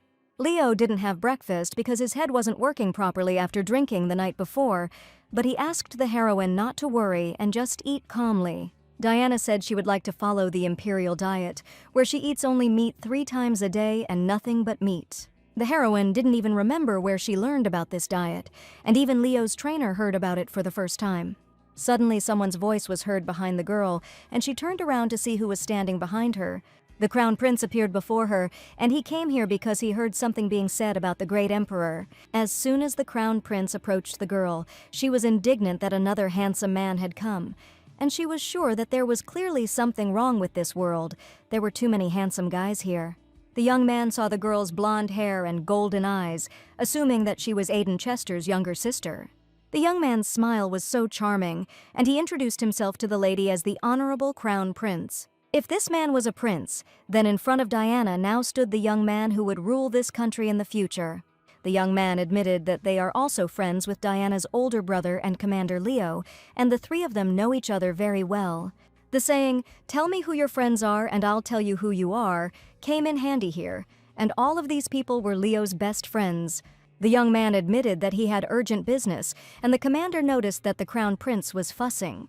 He chuckled and asked Lady Diana not to start a relationship with this unpleasant man, and even if she liked him, she should forget him and stop seeing him. But unfortunately, the crown prince was a little late, and Diana admitted that she was already dating Mr. Leonard and their sympathy was completely mutual. He was so surprised, as if he had not expected to hear this at all, and the captain asked if the young man was really unhappy with something. The commander stood up and asked the crown prince not to spoil breakfast, but the young man wanted to know the truth, because last night in the bar, Leo claimed that he was unrequitedly in love and was suffering greatly. Finally, the young man called Leo the most unpleasant person, because he wanted to know the whole truth right now. Leo was unhappy that the crown prince was asking too many questions, asking him to leave him and Diana alone. He slammed the door as soon as the young man left, because his conversations at breakfast were very inopportune, and Leo just wanted to spend time with Diana without anyone disturbing them. The young man asked if Diana had finished her healthy breakfast, and holding out his hand to her, he probably wanted to invite her somewhere. Diana had to go home, and the commander still had a lot of important work to do, but now it was as if they couldn't part. He promised that they would see each other very soon, because even a short separation had become simply unbearable for them, and Leo wanted to be with this girl as often as possible. He felt his hands tremble slightly with excitement, but the desire to be close to her was stronger than anything. Soon the heroine was in her estate, and the butler Filbert ran up to her, declaring that the miss was in great trouble. The gentleman had just returned to the mansion, and they were probably talking about Diana's father, who had been absent for a long time and had not appeared at home. Diana grabbed her head and screamed that her father had suddenly returned and had not even warned anyone about his unexpected arrival. Mr. Chester arrived unannounced, and the butler did not know why, but the first thing he did was look for his daughter. The man was already outside the living room door, and he probably wanted to meet Diana first, but his mood was not at all friendly. He immediately found the girl and addressed her, but it was clear from the man's angry face that he was clearly unhappy about something. The heroine didn't even have time to wish her father a good return, and he started shouting from the doorway that his daughter was really marrying Leonard Woburn. Diana didn't expect her father to scold her so much, and out of the blue, the first thing he did was start talking about their relationship. The father asked why his daughter had lost so much weight, because he was sure that Diana had gone on a diet to fit into the dress. The heroine admitted that this was not the reason she started losing weight and that she was not planning on getting married at all, and asked where her father got this information from since they had just started dating and there was no talk of marriage at all. She didn't know what rumors her father had heard, but he told his daughter not to try to deceive him because he had heard everything perfectly well. The father said that he had heard rumors that his daughter had publicly proposed to Leonard Woburn. Even Diana didn't expect to hear this, because there were already rumors about some kind of public proposal between them, which definitely didn't happen. She screamed that everything was not at all as her father said, and that she had never made any proposal to the commander, and it had never even crossed her mind. No one even said anything about a hand and heart, and there can definitely be no talk of a proposal, so the father's words are complete nonsense. The father stated that he knew that his daughter had confessed her feelings to Commander Woburn, and that this had actually happened between them. Diana admitted that she did confess her feelings to Leo, and this information is completely true. Father was sure that in this case it made no difference at all whether it was a proposal or a confession, and he decided that he needed to meet with the Earl of Woburn as soon as possible. At first, he wanted to check whether Leonard was suitable for the role of his daughter's man, but Diana tried to stop her father and persuaded him not to rush. The father was going to begin with the usual meal, to which he wanted to invite the venerable Count and his son. Now Diana had no idea what to do to stop her father, who was so determined. But the heroine didn't even have time to do anything, and the next day there was a dinner party with Diana, Leo, and her older brother Chester. They sat opposite each other, and Diana felt very awkward and was ready to fall through the ground right then and there. The father greeted Leonardo Bourne, whom they had not seen for a long time, and this meeting was unexpected for both of them. There was a tense atmosphere between them, and Leo asked how the Count had been doing all this time, since their meeting had indeed been a very long time ago. Mr. Chester said Leo had previously said he would help Diana with her training, and he was very surprised that she had actually lost weight. Leo admitted that he was just looking after the girl, and that Mrs. Diana herself handled everything very well and turned out to be a very diligent student. The father asked if it turned out that the two of them had liked each other during their classes and had been spending time together ever since. The commander smiled and stated that he liked Diana the first time he saw her during training. Mr. Chester heard that Diana was the first to confess her feelings, but Leo confessed that she had rejected him many times before. Of course, this was not entirely untrue, and the heroine was outraged at how one could be so shameless.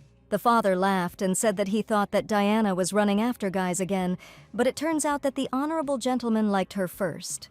The man understood perfectly well that his daughter was truly charming, and it was not surprising that she had captured the young man's heart. The elder brother did not want to hear these conversations anymore and asked permission to leave, as he felt sick from everything he heard about his sister's relationship. Father did not know how things really stood and had originally drawn entirely wrong conclusions, but now he had learned the whole truth from Mr. Woburn. And now he felt great pride for his daughter and raised his glass up to celebrate the happiness of his daughter and Commander Woburn. The young man respectfully placed his hand on his chest and in response also raised his glass to express his gratitude to the father of his beloved girl. They made the main toast and promised to help each other in the future because they might soon become a big family. Diana watched their polite conversation and couldn't understand how Mr. Woburn always got away with everything. The father asked if Leonard was going to marry his daughter, since rumors were already circulating throughout the empire that preparations for the wedding had long since begun. Leo wanted to start by officially announcing to Diana's father the beginning of their relationship, since they had only recently started dating. Mr. Chester asked if Leo had no intention of talking about marriage at all, but if Diana's father really wanted it, Woburn would not dare disobey him. However, it is obvious that Lady Diana did not even think about this and is probably now very shocked. The girl who had just been running around the mansion and shouting for everyone to hear that she liked Mr. Woburn had hardly had time to think about her upcoming marriage to the man to whom she had recently confessed her love. The guess was quite correct, and Diana was indignant that the commander and his father had given up too quickly. Suddenly, Leo said that after tonight's dinner, there would definitely be a new rumor in the Empire, and he slowly moved his hand to his jacket pocket. He knew it wouldn't be easy, but his feelings for Diana were too strong to ignore, so he took a small velvet box out of his pocket and opened it. Inside sparkled an elegant ring with a shiny stone, and Lady Diana froze in surprise and happiness. Leo put the engagement ring on his beloved's ring finger, and Diana's father looked at them with pride and approval, realizing that this proposal was sincere and full of love. Her eyes filled with tears of joy, and her heart was overflowing with emotions, and she could not believe her happiness that was happening right now, because her beloved had just made an unexpected proposal to marry him. Recently, Leo participated in an auction, and his bid was the winning one, and since he used his name, now everyone knows who the owner of the huge diamond is, and people have probably already started gossiping about the engagement ring belonging to Woburn, and now he is definitely not going anywhere. Leo, with great happiness in his soul, hugged his beloved and asked her to open her heart, and finally heard the most important words in his life. Diana answered with consent. At that moment, they both understood that their lives had changed forever. They were ready to start a new journey together, full of love, support, and shared dreams about the future.